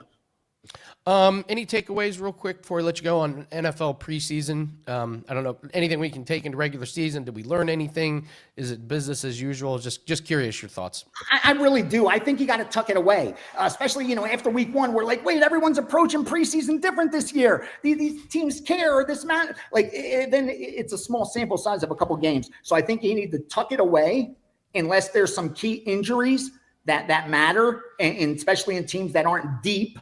You want to look at that to kind of take advantage, circle those teams that coming into the season may not be healthy, those teams that are coming in extra healthy, maybe take advantage of that. Otherwise, tuck it away, start fresh with week one, but more importantly, be very patient because those week one lines in NFL have been up for months, and they've been bet into by a lot of sharp bettors. So you want to be careful there. All right, Gianni, thank you so much. Glad you had a great weekend. Good luck on Contender Series tomorrow. I'm not going to talk to you. Grab any swag you can. I told you. I got you, bro. I got you. I love it. They haven't put it up yet. They do it like around week. It should maybe be up now. I'll go and grab you some. But I already got you one of these. You can't get these. Oh, nice. Yes. You can't get that's these. perfect. Bottled Dana White Contender Series water. That's so perfect. I got you. Don't worry. I'm building you a little box. That's great. That's great. Gianni The Greek, everybody, thank you so much. We'll see you Good on luck Thursday. this week, brother. All right, Gianni The Greek. Hit the like button, guys. Hit it for Gianni. He's always bringing the energy. So let's go to Crackman. Let's keep it rolling here. Let's get some winners. He's got an MLB prop here. Bill, I'll pose the same question to you. NFL preseason. Any takeaways from it? Or are we done? It's out of our brains. Yeah, no, it was a different year. I'm used to the last since I've been betting preseason professionally on a professional level, because at first it wasn't. Years ago there was so many questions about it, but now that social media is out and stuff, and you can follow these beat reporters and stuff, things have been really good. Thank God I recovered this week, 4-1 on preseason football, and that got me out for the season. So happy to have that. A lot of good first half information out there. In general, there's a lot of good information out there. But the first weeks were, had great line movement. Average 3, 4, 5, 6, 7, even 8-point moves, and just didn't get the money. So we're very open, very honest about that kind of thing, and I'm always transparent. I always have full write-ups on everything. So I'm like Gianni just said, though, it's in the books. It's out. The customers didn't get hurt. I'm glad about that. I'm happy about that. And we're on to the regular season. So, here we are. Like Gianni made some great points about week one. These lines have been up for a while in the college. So even the NFL, the lines have been up for a while. So, I may even make my week 2 and up bets a little bit higher, a little bit stronger than I would on week ones. But yet, I'm going to have some NFL stuff week 1 that's, I'm sure, I haven't bet yet. So as long as I haven't bet these games yet, the value is still going to be there. So I look forward to that. Perfect example, I bet 2 totals 2 months ago. I bet a side, I bet the Colts plus 1.5. I bet Minnesota plus 2. They're -2. So you can't bet them now, and the move is already gone. So it's not like a line comes up on a Sunday night and then the next week you get the pounce on the line on Sunday night. I'll say more of Monday. Monday's the day I'll be releasing some plays. Monday and Tuesday, when you're betting into a softer market and it's not as efficient. That's going to be my take this year on NFL and also college. So college will have up early and look forward to it. MLB, Gianni mentioned, hey, a lot of the public's going to start, not paying attention to baseball. Do you see that out in Vegas as well, where the line movement is just going to be different? It's funny. I had a pretty big week in baseball too. So this was it was a good week for me all around. And baseball, maybe that is the case. I love playoff baseball. I grew up with baseball and boxing. That was my 2 sports as a kid back east. I enjoyed going to the events, going to the games, and I'm always going to be a baseball guy. So playoff baseball, nothing like it. You really enjoy it. But Football is everything. NFL is where it's at. That's where all the networks focus on and concentrate on. Maybe there will be a little bit of extra value there that baseball is not really looked at in that way. Starting maybe in this, coming up to this weekend here we have Thursday, Friday, Saturday college football action. So very good point. Very good point. I love watching Gianni, by the way. He's a cartoon character. I love him. He really is. He's great. He's a great watch, and I just listen to him because, a lot of the things I've been doing for the last 25 plus, I'll say 30 now, 30 years, I follow the same things he does. I have some of the sharpest groups in the world that I have worked with, and Gianni understands that. There's not a lot of people in this industry that's in our space that understands that. So. Really cool. Let's do an MLB prop, and then I got a couple of questions I want to ask you more broad. Yeah. You always give us an MLB prop. Which one do you like today? Okay, let's go to Cincinnati Reds. Hunter Green over. I just want to make sure it's still the right number. I just want to make sure. Okay, over 6.5. It was minus. Yep. Okay, so Hunter Green over 6.5, minus 115 in strikeouts. Green goes up against a struggling Dodgers team. Imagine someone saying a struggling Dodgers team. But, listen, this team was projected to win 104.5 games, so which is insane that someone had that regular season wins. But so, yes, even though they're doing well and they're going to be in the playoffs and possibly, the World Series, I still say they're struggling. So let's go back to this. Hunter Green over 6.5 strikeouts, minus $1.15. Again, the Dodgers kind of struggling. They have the 7th highest strikeout rate in the last month. Since returning from an injury, he has thrown 85, 98 pitches in 2 starts. So I think, there shouldn't be any restrictions for this game, and he'll get the strikeouts there. So there's a free play for everybody. Love it. I need to get your thoughts on this. I mentioned this to Teddy, but I really want to get all your guys' thoughts, the people I really respect in this industry. They just casually released that Malik Beasley is completely cleared of any wrongdoing. He's not even the target of this gambling investigation, for the Detroit Pistons. He loses a $40 million contract. And amazing. It was like a really, really big deal when they announced it. But now that he's been cleared, there's like nothing. Yeah. And this just really, really, I don't even know where I'm going with it, but I jumped Very to good, the same Andy. conclusion. Very good. It's like watching The Godfather when literally in court. So now you have Al Capone. Sorry about that. You literally have the character of Michael Corleone in the courtroom, and it was big news when they were going after him, and then when all of a sudden now you have Frankie Five Angels totally forgets about the scene and says, "Oh, I don't know. I was fooling around." And now you have Tom Hagen standing up saying, "Wait, this court owes an apology. This court owes an apology." And that's exactly the case here. So no one talks about anything after it's over. They want to make a big deal of it ahead of time because, hey, that makes for good press about sports betting. And, of course, it makes for a great thing about, oh, my God, there's a scandal involving NBA players. And you're spot on about there. Excellent point, Andy. Now they kind of sweep it under the rug, and they look for the next dirt on an NBA or a Major League Baseball guy and put it out there. It's social media. It's these networks. So it's the way they present things. It's terrible. You're very good point. Very good point. Swept it under the rug now. The guy was cleared. Yeah, I read one article. That was it. It was like, why are people jumping up and down about this? Like, we wrecked the guy's contract. Hopefully another team will sign. I don't know. I don't know where it was going. But somebody had asked about how did they first catch it? And it's the sports books that alert. Do you want to tell that how they kind of get caught? Because a lot of times it's the sports books. Jimmy Vaccaro has talked about that. Jimmy just retired. He talked about that on many networks. When the Boston College scandal, Arizona scandal, these things the bets come into these towns. At the time back then, it was only Vegas taking bets legally. So it's the bets that are taking the unusual amounts on certain ways, certain teams from certain players. And of course, they're the ones that are going to report to the leagues and to the officials and to the people in charge that, hey, something's unusual going on here. We're getting betting activity only one way from many different groups. And they're the ones that actually tell these leagues that that's how they find out. And then it hits the press, though. Very good point, Andy. You're on today, buddy.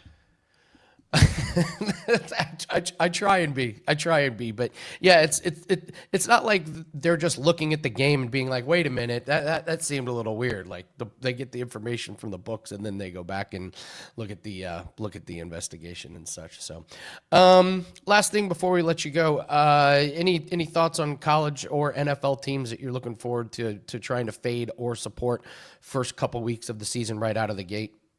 Yeah, everyone thinks some of these teams are going to be so bad. I look at my regular season unders.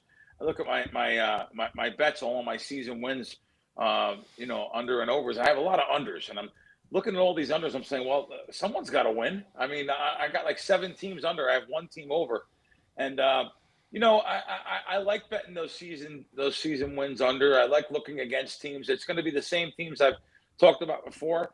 People love the Bears this year. A lot of fan support here in Vegas, always on Chicago teams. And I'm against the Bears making the playoffs. I'm against the Bengals making the playoffs. So I think no playoffs for those teams, even though I love Joe Burrow. It's all about the money and making money. So I am probably, not that I'm anti-Cincinnati, I'm more anti-Chicago. And I like Minnesota this year. I like Minnesota to make the playoffs. So there's 2, but before I go, I really want to talk about my interview that just came up in the last hour on WagerTalk with Shohei Ohtani's assistant bookmaker. So John Orlando and I went out to his house in Orange County. Beautiful estate, unbelievable. He made us really feel comfortable there for him. We did the interview in his backyard, and I found some things very revealing. People are really going to appreciate his honesty and his candor. The guy's going to jail. What can you say? He's going to get at least 15 months at sentencing this Friday, and he's going to jail. If this wasn't Ohtani, the big name involved, I don't know if he'd go to jail because he paid a lot of money back, gave him $1.6 million already. They took $3 million in cash and stuff from his house, and he's very open about it. But he wanted people to rat him out. So I'm giving away some of the interview here. The government wanted him to rat out people, and he would have had 0 jail time. So they wanted him to rat out other bookmakers, agents, and things involved, and he didn't do any of that. So that's why he's going away. Ohtani's assistant, Ipe, he got 57 months, I believe, for I think that's the sentence he got. He's away already. So this was a really cool interview about how a bookmaker became living in a nice area on the California coast. People don't think California has bookmakers. Up and down that coast, from top to bottom, from San Diego all the way up to the top, past San Fran. There's bookmakers everywhere. So because there's no legal sports betting in California. So that's why the need for bookmakers all throughout there. So there is a great interview up, just came up. I'm going to put it on Twitter. I didn't put it on Twitter yet. It's about 1 hour and 20 minutes. And he was great on there. He was great. Talked about, like I said, his upbringing, what he did his whole life, how he became a street bookmaker. And I've known him for almost 20 years. I've been next to him when he was betting $200,000, $300,000 a hand at Baccarat. I couldn't believe that they took bets like that. I didn't realize he made a bet on the Super Bowl. He was a big gambler. By the way, he gambled all this money away. In the end, the casinos got all the money that Ohtani paid him, or Ohtani's assistant paid him. The casinos got all the money. It's just like how the Ace Rothstein character says. In the end, they get it all. They're the ones that profited. Wait till you see his big Super Bowl. He bet 7 figures on the Super Bowl. He's one of the biggest gamblers I've ever seen in my life. Wow. It's like the scene in Goodfellas when they get done. It's like, you didn't talk. The big crowd of people when Henry didn't talk in the movie. Right. So, Bill, what do you have up? It's $11 Monday. We're celebrating 11 years, 11-year anniversary for WagerTalk. What do you have up for everyone? I just went to the site because I didn't know. I find out from you guys it's $11 Monday. So, yeah, you can even get me on there for like $11. So, so last week it says that the 16 units win, which people hate. They hate the report. A lot of people hate they only want to talk about your losers. So, anyway, big week last week. Football's here. You guys, like I said, I've been selling for many years, and This is the greatest deal ever. I see. Look at Teddy with the little hat. How cute. I know. This is how cute he is. So anyway, yeah. So this should be this should be a big season for us all, though. And we got some good baseball up on deck right now, and of course football. You guys have the almost unbelievable deal for to grab. Right now, you should grab a month. So start. I'll even say wait until like Friday and grab a whole month. That's the best thing to do. You'll be part of the NFL, college football. This is really going to be. I'm really pumped up for this season. Thank you guys for watching and listening, and thank you, Andy, for having me on. Thanks, Bill. Bill Crackman. Continued success. Bill's number 1 last 3 days. I'm number 2. Darn it. If Bill wasn't here, I'd be number 1. Let's do all around the world here, Chris. Dana's on his honeymoon. The great Chris Allen. Chris Big Dog. He goes by Big Dog. So when I refer to Big Dog, I'm talking about Chris. All right, let's do, these all have a theme here. The free plays today. It's pretty obvious. Let's see if you can figure it out. All right, let's do a season total. Jahmyr Gibbs, over 11 rushing touchdowns this season. The Lions have rushed for 56 touchdowns the last 2 years. When they get in close, they run it. Gibbs had 10 his rookie year, 16 last year. David Montgomery has missed time. If Montgomery misses more time, Gibbs is just going to shoulder the load and get all those touchdowns. So let's go 11-plus rushing touchdowns. Aces at the Sky, WNBA. Asia Wilson, 11-plus rebounds. She's had 12 or more in 7 out of the last 8 games. Last 3 games against the Sky, 46 rebounds. She's averaging over 15 boards per game. So let's do Asia Wilson over 11.5 rebounds. Women's U.S. Open, Jacqueline Christian, 11-plus games won. She faces Danielle Collins. They played once last year. She won exactly 11 games. 4 of Collins' last 5 opponents have won 11 or more. And the last 3 losses for Collins were to opponents ranked higher than Collins. Let's do Diamondbacks and Brewers. Take the alt line, over 11 runs, plus 278. Rodriguez for Diamondbacks, last 8 starts, given up 30 runs. Woodruff has been good, but he gave up 3 runs in 4 1/3 innings last start. Only pitched 4 innings the last 2 starts. Diamondbacks bullpen, 5th highest ERA. And we're going to the Premier League. Newcastle at Liverpool. Salah will have a point. This is minus 140. 17 games against Newcastle. He has 18 points, and he scored a goal last week. All those props all involve the number 11. Salah is number 11. So that's your 11-year anniversary all around the world tribute. Let's bring on Steve Merrill. Steve, you have to bring a free play involving the number 11 now. I just did 5 I was hustling here, scrambling today. 2 $11 best bets on the MLB board up there, but I meant to bring my $11 bill, and I was like, should I bring a 10 and a 1 or 2 5s and a 1? I was going to say it's $11 money, and then I'll do 1/5 of a 5. That's 11, right? There you go. 5. There 5. you go. 11. All right, so you've got $11 plays up WagerTalk, correct? I've got 2 of them. So if you get them both, it's a double deuce. Mickey's Big Mouth. For those of our guys from the 90s, used to like to drink the hand grenades. Mickey's, actually, the hand grenades weren't 22 ounce. Mickey's Big Mouth malt liquor. Google it if they're still in existence. But yeah, it's a great special. Happy 11 years. Almost a teenager. It's fitting that Prez was one of the people that started it 11 years ago, speaking of teenagers. And then Marco was the other one. Yeah, Teddy's photo is great there, but there's some things I could say about Brian Leonard, but probably get me in trouble with that photo. It's a little special looking with the thumbs up. I like how they just put a party favor in Ronald's mouth. Yeah, I know. Which one was fabricated? I can't. It all looks so real. I know. I hope Brian's was. Brian looks a little fabricated there too. It's kind of like, I don't know. He looks special. I'll leave it at that. That's great. All right. So, Steve, we're going to talk Padres, Mariners. We're also going to talk Nebraska and Cincinnati. And let's start there. Nebraska and Cincinnati. Matt Rule, I believe, 3rd season for Nebraska, but he's got some new coordinators.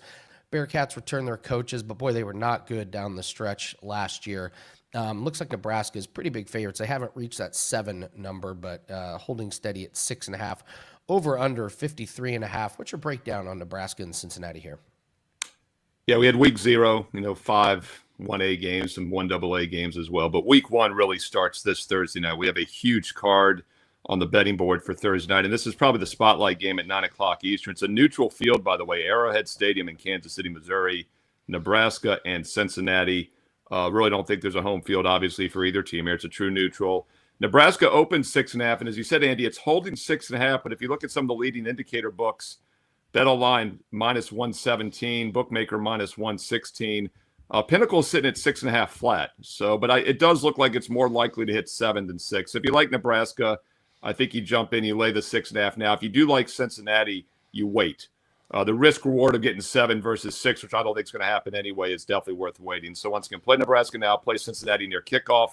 If I had to play now, I would lean Nebraska minus the 6.5. They're the better team overall, and I'm always going to side towards the better teams in week 1, especially with the transfer portal, the uncertainty.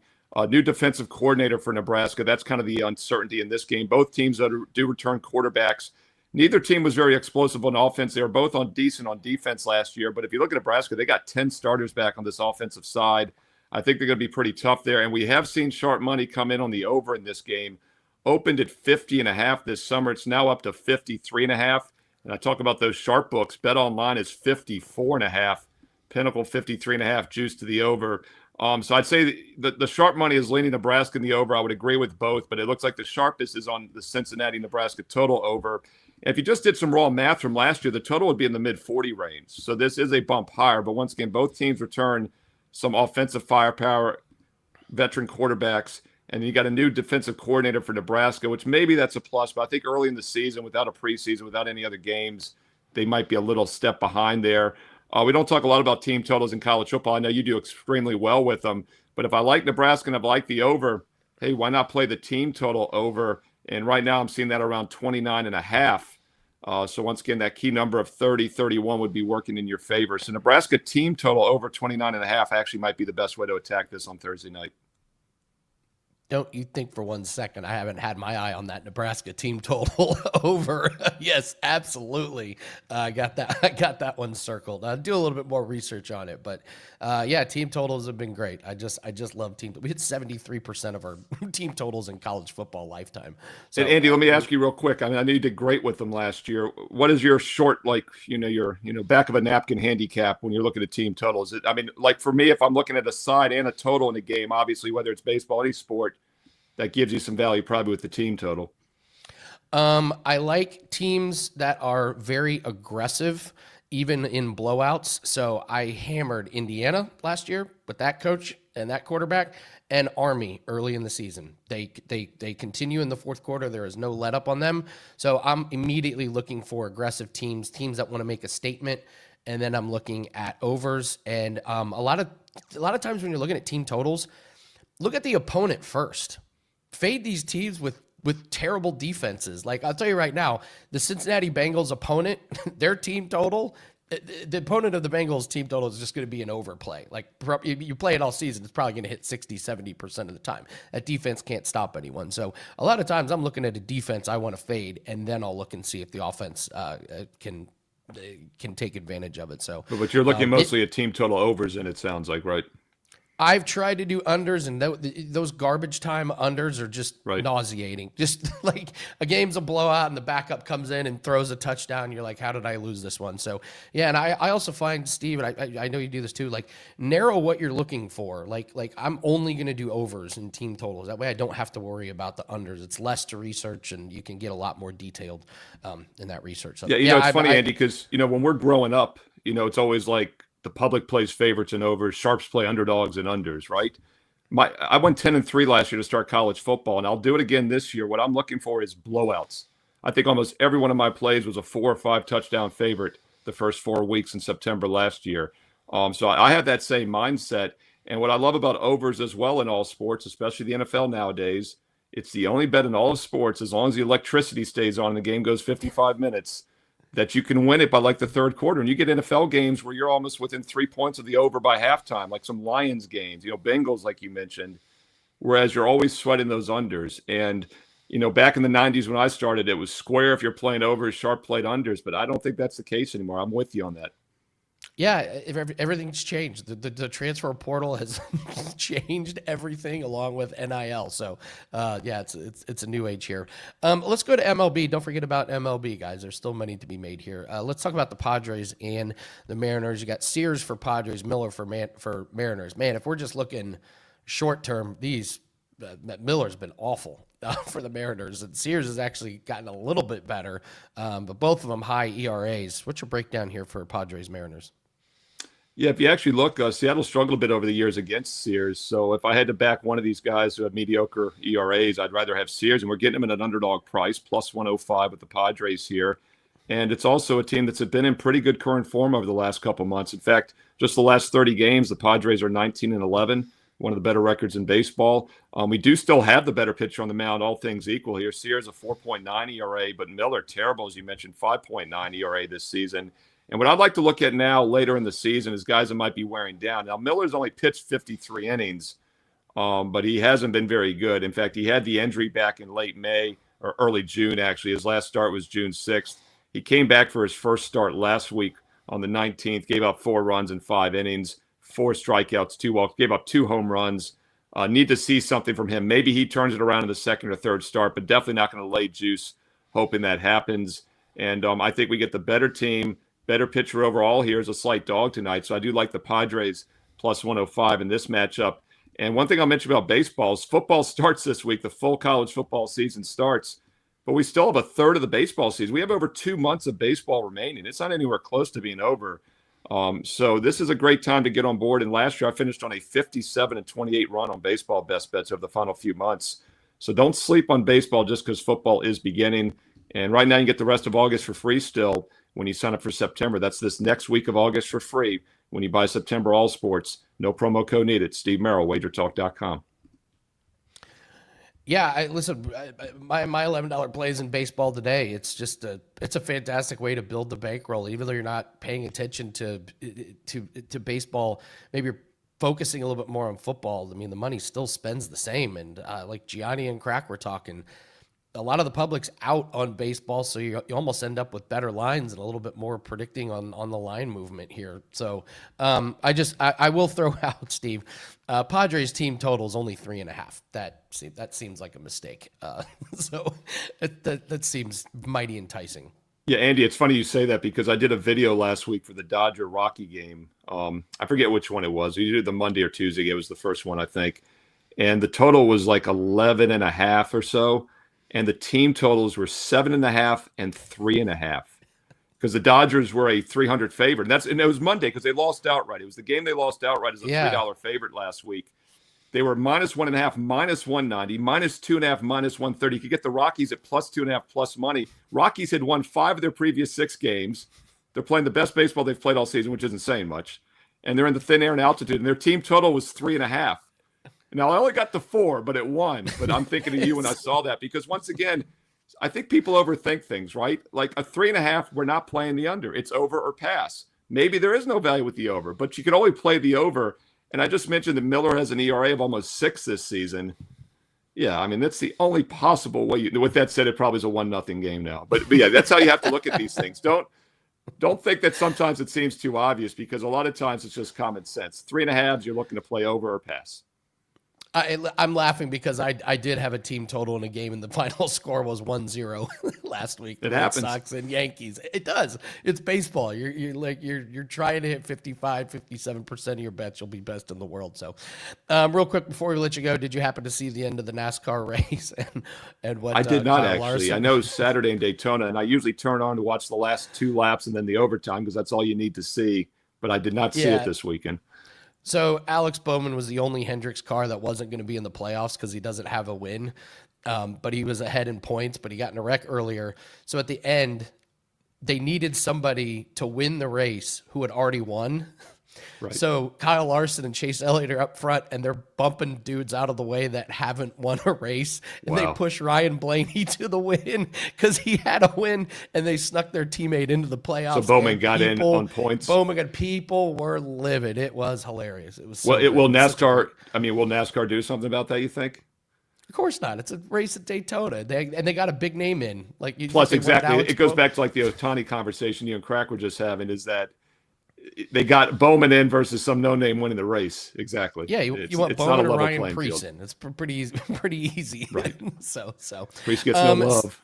Absolutely. One more time, tell everyone what you have up, Steve. Great job today. Great segment. Yeah, so speaking of NASCAR, Andy and I started over 5 years ago. 11 seemed like a long time, Andy, and then I realized you and I have been doing this for over 5 years. We've been there half of the time at Wager Talk, but seriously, it's the 11th anniversary of WagerTalk.com, and to celebrate, all best bets are $11. So I've got my 2 baseball best bets. Normally it'd be $50 to get both of them. You get them each for just $11 tonight on Monday.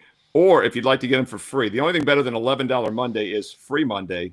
The rest of August free when you buy September. All sports, all access. That's football and baseball every day. No promo codes needed. Check it out. Oh, and by the way, bonus free play every day. Bonus free play on my page. Tonight's is in the Twins Blue Jays game. Free play in the Twins Blue Jays as well on my page. Steve Merrill, WagerTalk.com. Get there quicker with shortcut WT.buzz/SM. Steve Merrill, everyone, closing out a great show on Monday. Good luck, Steve. Have a great week, brother. All right, that's going to do it for Monday's show. My $11 play is an MLB team total. Last play we had was on Saturday, the team total. It gets over, and we're looking to do it again. Laid off of team totals yesterday. I don't play them on Sundays. I've already played this one with my own money. So $11 over there. WT.buzz/AL is the shortcut. Don't forget to join us tomorrow. Same time, same place. We're going to go over some more college football, MLB. I'll do Dana White Contender Series on tomorrow's show, but the full video for Contender Series will be up later today once we get through with weigh-ins. I know you guys are excited for that. All right, thanks so much for joining us. Hit the like button and make sure you subscribe to the channel. Amazing. When Steve and I got here, I think we were celebrating like 30,000 subscribers, and now we're at 212,000. So we are pumping out a ton of videos, individual game breakdowns for college football, for NFL, still for MLB. So you hit that bell, you get notified when these videos come up. That way you get the best of the number as soon as these videos come out. Thanks everyone for joining us. Great show. Shout out to Gianni, Crack, and Steve. Thank you so much, guys, in the chat. Great job as always. We're going to do it again tomorrow. Good luck on your bets tonight, and take care.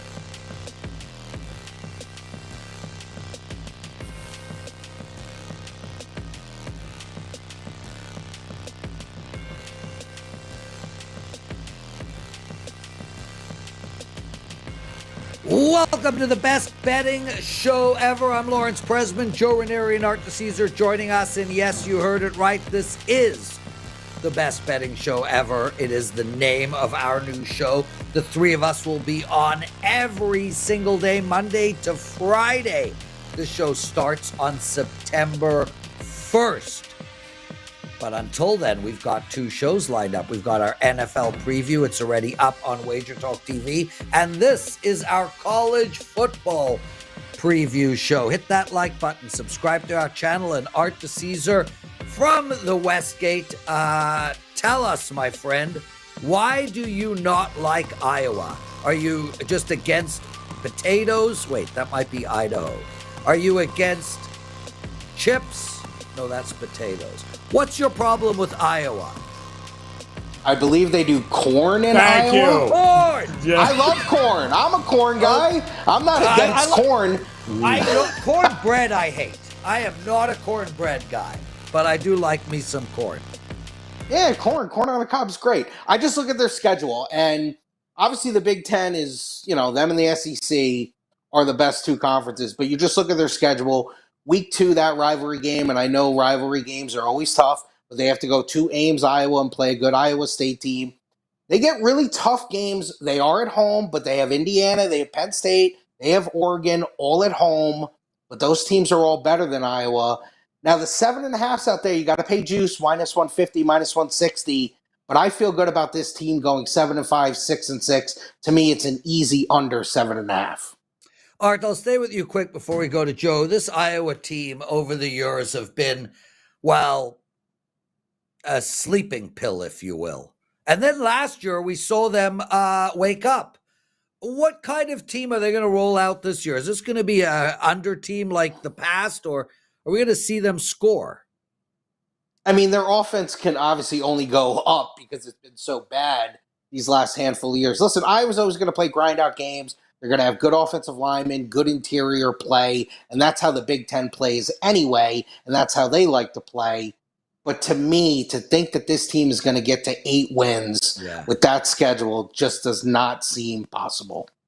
And Joe, you agree? It's all about what their quarterback does. I mean, the problem for them is that they haven't been able to throw the ball over the last couple of seasons. But they've had to win on defense, special teams, and running the ball. They got this kid Gronowski this year who's coming from the FCS level. He's like 30, so at least he's played some football and has got some experience. So to me, I'm with you on it. All depends on whether or not they have any success throwing the ball. If they don't, they're going to have to keep doing it with special teams and defense, because that's the only way they can win games, and they always seem to win just enough games to cash that over ticket. We'll see this year. Art, let's turn our attention to Utah. You like them. You're high on them this year. You think they're going to go over in their wins. I do. Now, it's a big number, 8.5. If you can find an 8 out there, it's better. Now, the 8.5, you are going to get plus money on the juice. I love the coach. Their quarterback situation has been so bad the last couple of years with Cam Rising in and out. The guy played 1,000,000 years. They might have the best offensive line in all of college football. 2 of their guys are projected first-round picks. They get Texas Tech at home. They get Arizona State at home. They get Kansas State at home. They got a lot of their tougher games at home. And I don't hate, because the Big 12 is kind of like a 3 or 4 horse race, plus 650 on them to win the Big 12. I don't hate that as a little sprinkle as well. Joe? Yeah, it's kind of hard to argue with. I mean, it's one of the best coaches in the country. They have a home field advantage, Art, like none other. I think there's going to be a changing of the guard in the Big 12, and we saw it last year. I think we're going to start to see it again this year. Utah didn't have their quarterback last year, but they're no shortage of recruits, so I'm with you here. The sky is the limit for Utah. We all thought they were going to win it last year, and they just couldn't get healthy. I think this year could very well be the year to go ahead and back them. You guys are watching the best betting show ever. Joe Ranieri, you can find him on Sports Grid regularly. You can find me over at WagerTalk. Art DeCesar, you can find at the Westgate Sportsbook. And that's part of why we're doing the show, really, guys. You're going to be able to watch the show Monday to Friday. September 1st will be our first show that isn't a preview show. And basically, Joe and I are professional bettors. We try to beat the book. And Art the Caesar is the book. So he's going to be providing us with daily information on where all the bets are. And I forgot to ask you that in the NFL preview show, Art. But in the college football preview show, I will remember to ask you. So I will stop right now and ask you, what type of bets is the Westgate taking future-wise in college football? So a couple of teams we could just hit on for their over-under wins. People are very high on Clemson, taking them over 10. There are some 10.5s out there. We haven't gotten there yet. We've just juiced the 10 from flat to minus 130 on the over. A team in the Big 12 who obviously I'm a little anti because I'm pro-Utah is Texas Tech. They're taking their over wins over 8.5. It was minus 140. Now we're 9 flat. And they're big on the Air Force under. 6.5, taking that as an under. And let me just throw this out here. This is another Big 12 team. Arizona State, if they were to somehow win the national championship, as we currently speak, we would get murdered on that. We have taken like multiple 4-5-figure bets on Arizona State to win the national championship. Wow. There we go. You're going to hear that information every single day when the show starts on Monday, September 1st. Art's going to come on and tell us exactly where all the money is being laid. He's also going to tell us bets that he personally likes and, some real big syndicates out there and what they're playing. So there's a little sneak preview.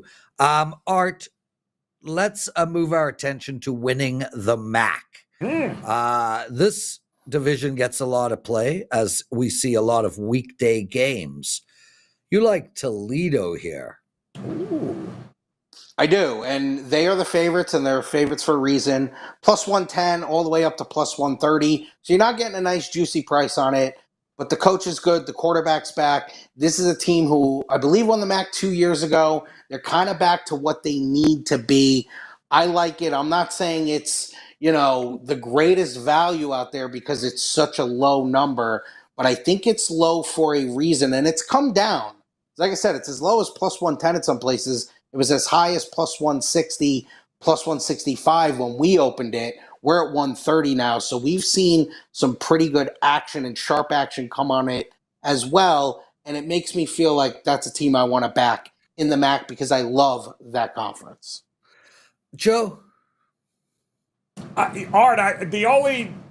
and I like that because it's realistic, but I keep looking at this Buffalo team returning, 9-10 starters on defense, and you need to play defense in order to win some games in the MAC here, and it feels like I'm going to be interested to see how they do. They're not much more expensive, right? I think they're plus 4-1, plus 5-1 right now, but it's...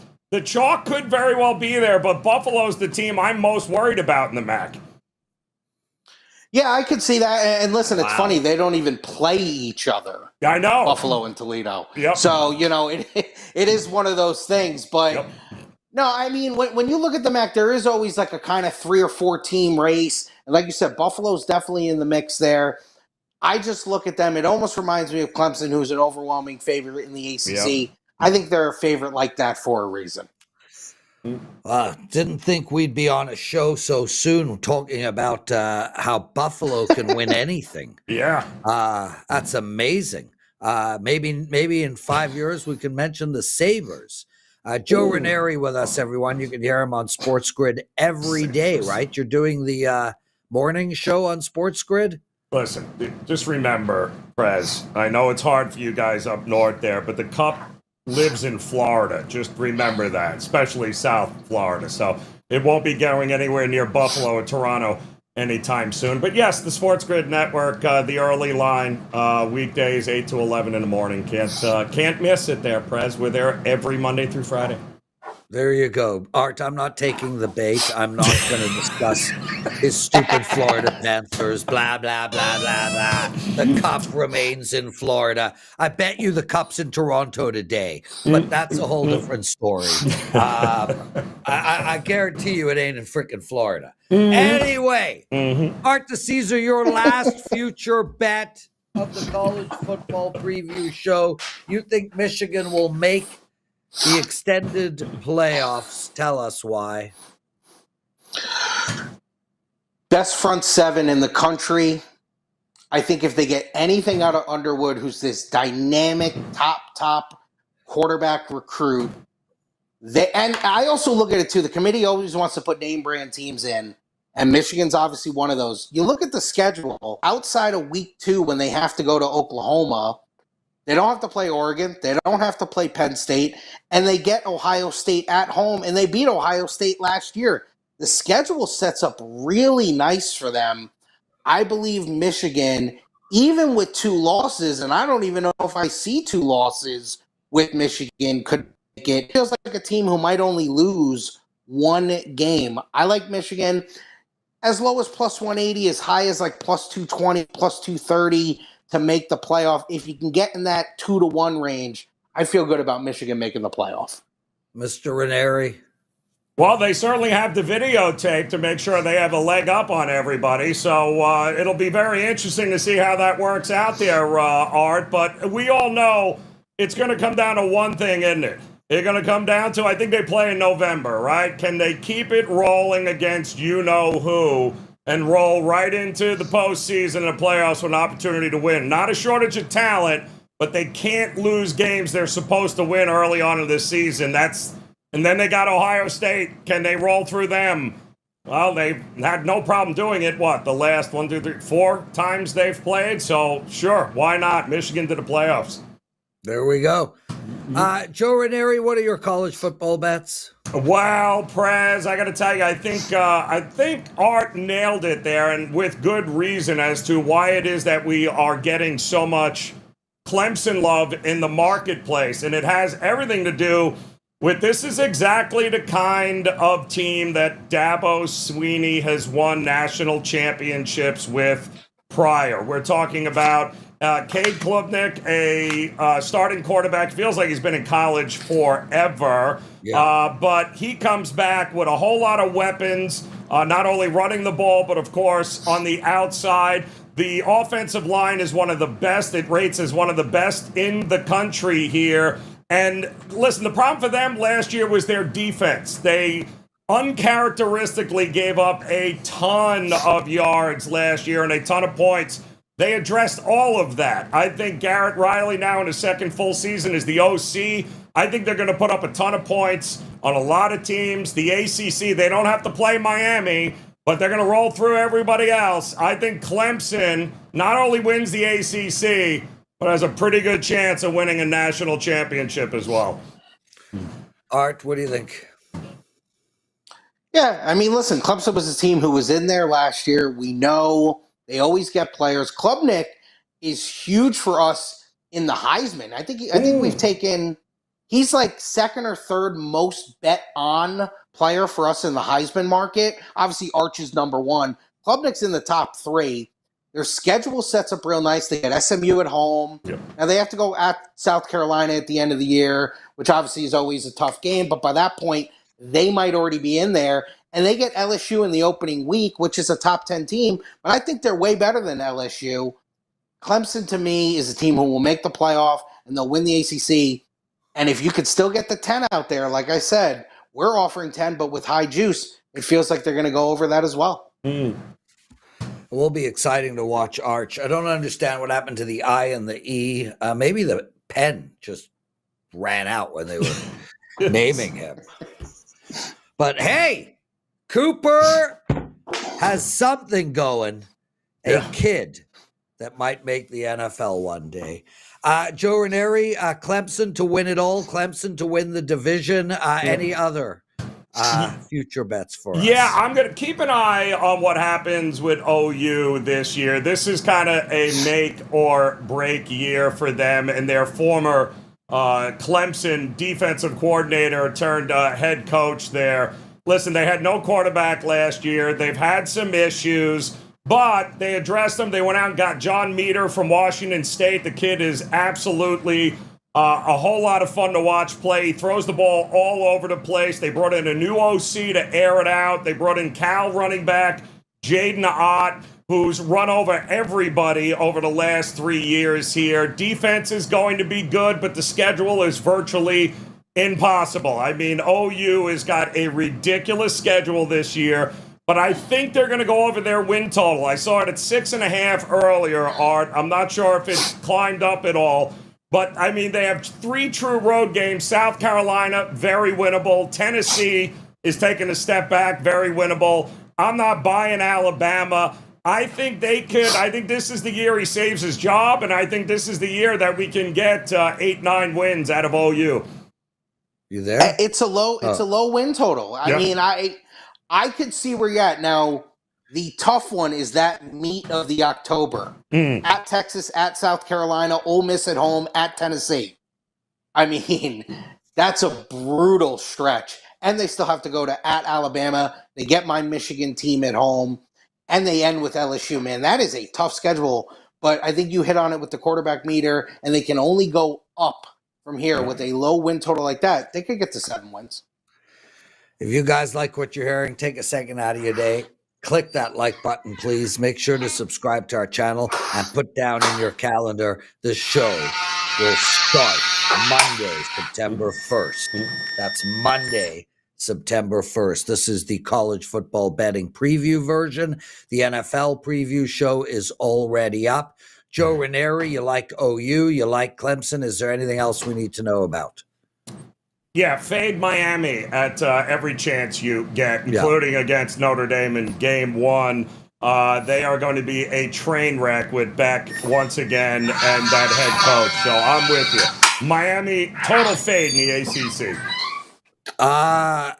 That team was just about to get it together, Art. We saw them do really well a few decades ago. Then they disappeared. And then last year and the year before, it looked like they were on the upswing. Now, Joe's saying, nope, they're going to be like the Florida Panthers, a team on decline. What do you think? Well, I'll say this. Week 1, Notre Dame. I love Notre Dame in that game. They have to go to SMU. Now, speaking of Beck, who I never loved at Georgia, that's another kid who we've taken a lot of love in the Heisman betting market. He's in like the top 5, top 6 most bet on guys. So I'm not in love with the coach. Now, the ACC's not great, but I could see just week in and week out maybe looking for spots to fade the U. Okay, guys, my turn. I got 3 quick bets for you, 2 quick bets for you in college football. The first one is the Florida Gators under 7.5 wins. And look, let me bottom line this for you. DJ Lagway's got a rocket. Hell of a quarterback, 12 TDs, 9 picks as a freshman. I think he's going to do better this year. But I think the team is going to regress. I think we're going to see a regression from their running backs, 14 touchdowns last year. Their O-line, legitimately one of the best, but I still don't think good enough. Defense, they have a solid profile, but they have a lot of problems, especially on the inside. They also have an incredibly tough schedule, an unbelievable division. Joe Ranieri, I like them under 7.5 wins, which is a shame because now we've already spoken about Miami sucking. I think Florida is going to go under. I think college football is better when the Florida schools are playing better, but it is what it is. Yeah, the schedule to me is, I'm with you, Prez. The schedule to me is absolutely brutal. And I love Billy Napier. I think he deserves a lot of credit for what he has done with very little over the last couple of years. But, I mean, Art, this schedule is brutal to think they're going to make it to 9 wins again this year. And I love Lagway, but my goodness, this is going to be a rough go-through for them. Yeah. I love Lagway as well, Yep. Sorry, Art, go ahead. No, yeah, I'm with you, Brett. I'm with both of you. I love Lagway. I made a comment to someone like 2 weeks ago. If Napier in Florida can win 8 or 9 games, and that would be 3 or 4 losses, he should be coach of the year, in the nation, and they should make the playoff. Yep. That's how hard that schedule is. Yep. Yeah, so we're all on the same page on the under. I really like the over for the Duke Blue Devils, 6.5. And I know it's juiced. I get that. But I think there's a lot of value here, Joe. Look, we saw Mike Elko leave. Did not make any difference. Manny Diaz shows up. They go 9-3. Now they just got the Tulane transfer, Mensa. He played great last year. 22 touchdowns, 6 interceptions. I don't think this Blue Devils team misses a beat. I think they have a favorable schedule. They get Elon. They get UConn, Virginia. They get Wake. They have coin flips with Illinois, NC State, Georgia Tech, Syracuse, Cal, Tulane, and UNC. I think we can get to 7. I think there's a shot at 8. I like the Blue Devils, Art, over the total of 6.5 wins. I don't hate it because you just named 3 or 4 games that feel like slam dunks for that. Yeah. So then out of those coin flip games, if you just get 3 of them, you're there. I don't hate it, Prez.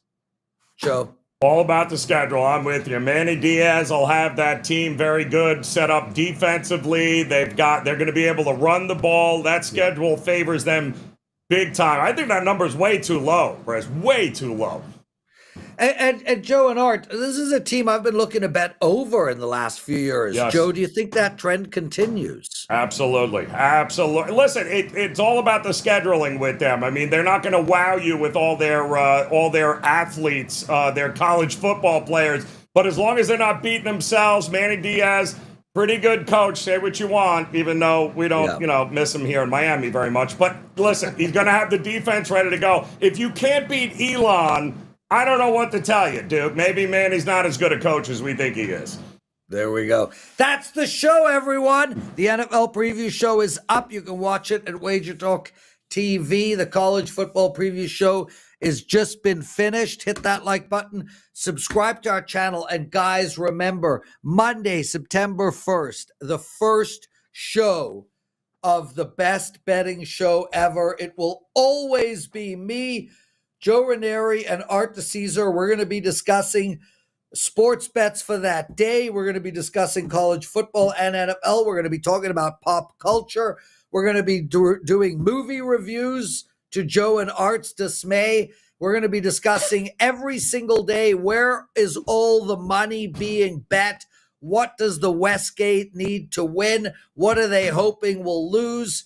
Make sure to tune in. This will be must-watch television starting Monday, September 1st. Joe and Art, thank you for doing this. Guys, kick ass in baseball. Enjoy week 0 in college football and a couple of more weeks before we get into the NFL. Thanks for watching, everyone. We'll see you September 1st, Monday.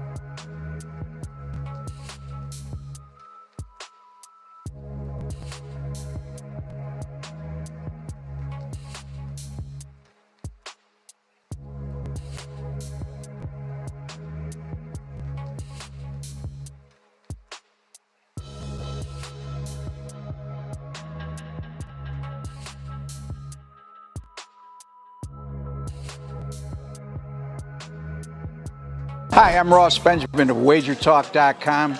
I'm a sports betting veteran of 23 years in this industry. My history goes beyond that, but publicly, 23 years, and you're watching Behind the Bettor segment for yours truly.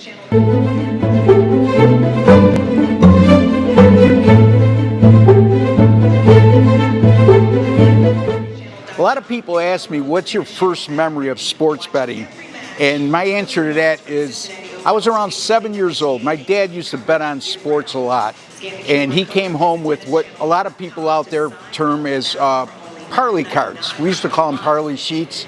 And I've been watching football with him since 6 years old, had a unusual interest at that age.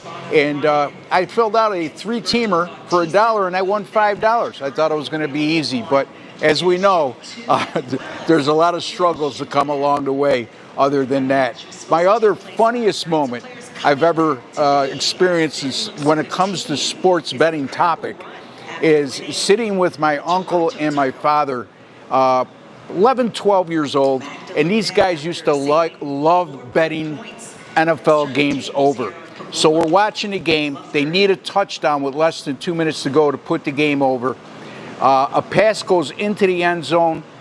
The wide receiver gets smacked by the defensive back well before the pass arrives, and my uncle jumps off the couch and throws a handkerchief in the air. My mother came in and says, "What kind of impression are you going to leave with this kid?" And the impression is, Mom, I became a sports betting professional for the last 25 years. So what was your first job in the sports betting industry? I worked for a prominent sports betting expert that I can't mention the name because it's a competitor of WagerTalk, but I worked under his wing. He taught me a lot about the business, the do's and the don'ts, how to treat clients and how not to, the dirty side of the business. He also taught me a lot about the technical handicapping aspect and learning algorithms in the sports betting industry. What's the best gambling moment ever? Or movie ever, I'm sorry. The best gambling movie ever that I enjoyed the most was Casino because it was realistic. And Lefty Rosenthal, who was portrayed in that movie, was a fabulous sports bettor. And that movie really intrigued me. The whole storyline with the mob in Vegas and Lefty Rosenthal's story. So that was my favorite sports betting movie of all time, or gambling movie of all time. What's the best sporting event you ever attended? Well, this is twofold. I attended the Yankees and Phillies World Series game. I believe it was 2008, 2009 in that area. Also, I attended 2 Stanley Cup final games with my beloved Buffalo Sabres and the Dallas Stars. And for those of you who are hockey aficionados, will recall that that's the Brett Hall goal that won the Stanley Cup with his toe in the crease. And at that time, that was a very controversial call. Other than sports betting, what's your favorite way to gamble?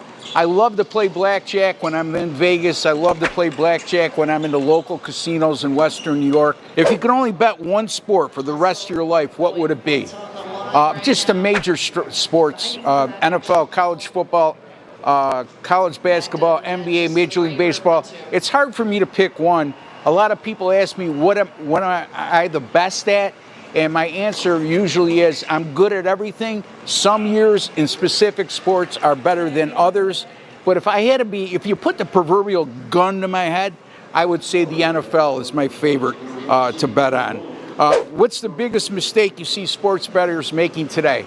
Parlays have become a big thing when I look at gambling forums. Some of the comments I see on my YouTube videos on WagerTalk TV. And folks, I am against parlays 100%. So that's one of the big mistakes. The other major mistake is a lack of discipline when it comes to money management. You need to have a money management plan, know what your sports gambling bankroll is. When I say sports gambling bankroll, I'm not talking about your kids' tuition. I'm not talking about the household bills you're using that money. I'm talking about on the worst case scenario, if you were to lose every dime would the quality of your life change? So bankroll management and staying away from parlays, folks, and stay away from big money line favorites as well.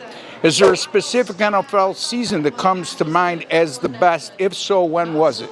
Well, on a personal note, the 1990 NFL season was my favorite because my beloved Buffalo Bills got to the Super Bowl for the first time. And yes, they lost. And yes, they got to the Super Bowl the ensuing 3 years, and they lost each time.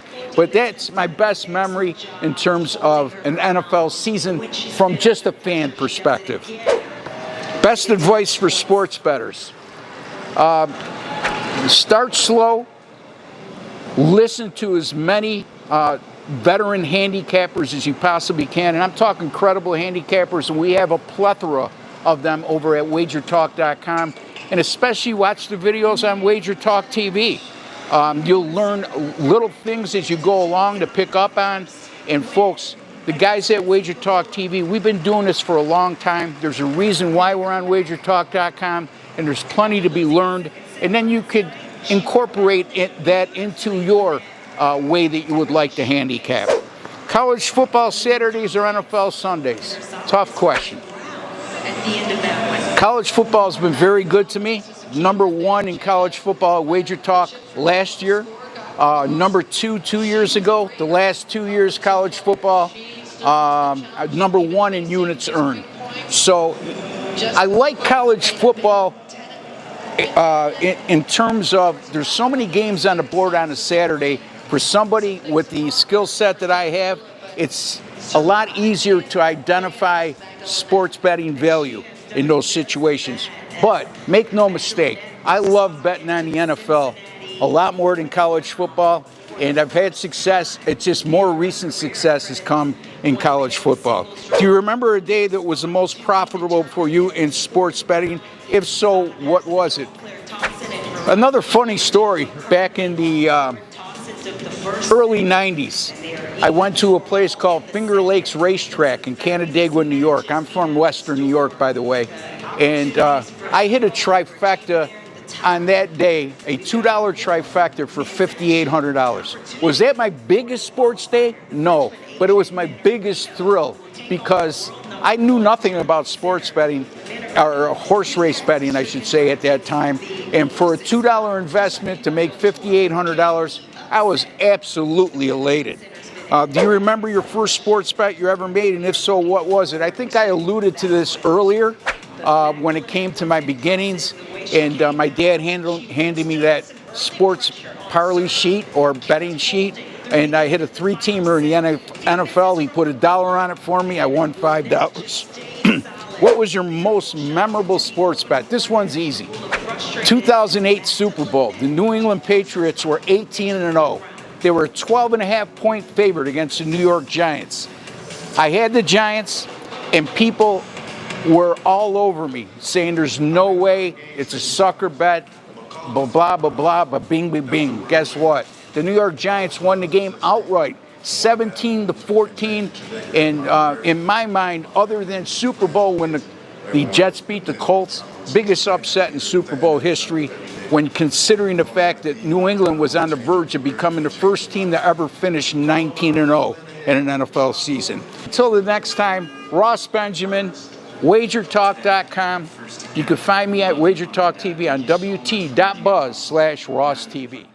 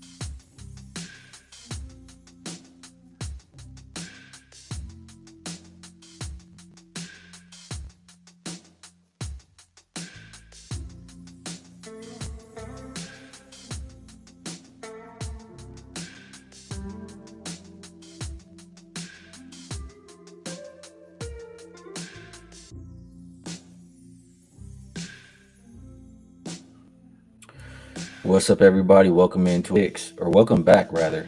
We haven't been live since Tuesday, so it's been a little bit here.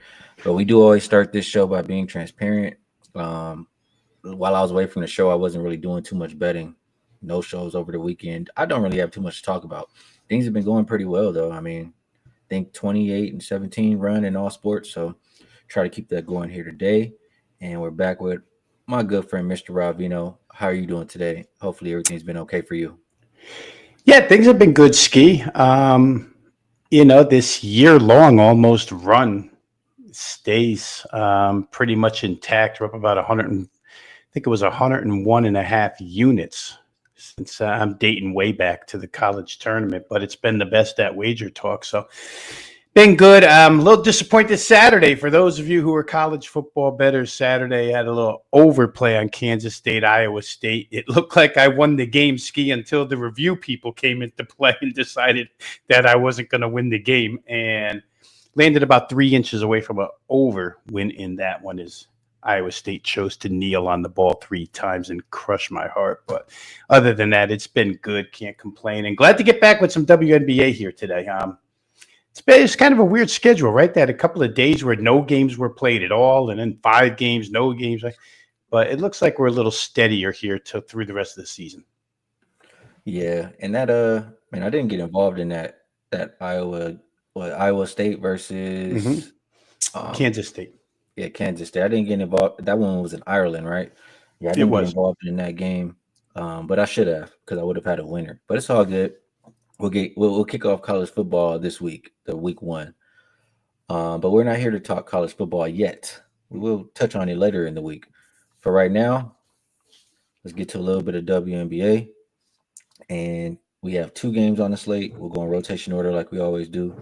That means first up is 619, 620. Connecticut, New York opened up Liberty minus 14.5. It is still sitting at 14.5 at most shops. Total open 166.5. And I mean, this has to be a mistake. I see it 167.5 at most shops. One shop though, I'm seeing 170.5, and that just seems so far off. So I'm guessing that's a mistake. As far as injuries are concerned, for Connecticut, no Layla. That's a big deal. She's been playing really well. Marshall's also out for Connecticut. For New York, I'm pretty sure Natasha Cloud was not at shoot around this morning. She's listed as questionable for this game. So is Izzy.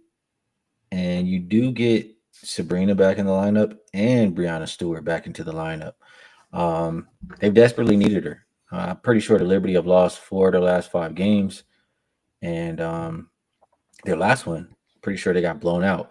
So it's a chance for them to get back in the win column.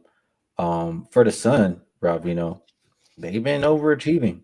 They've won back-to-back games as underdogs. They come in here as a 14.5 road dog. Again, do you think they can keep up the good play and keep this one respectable?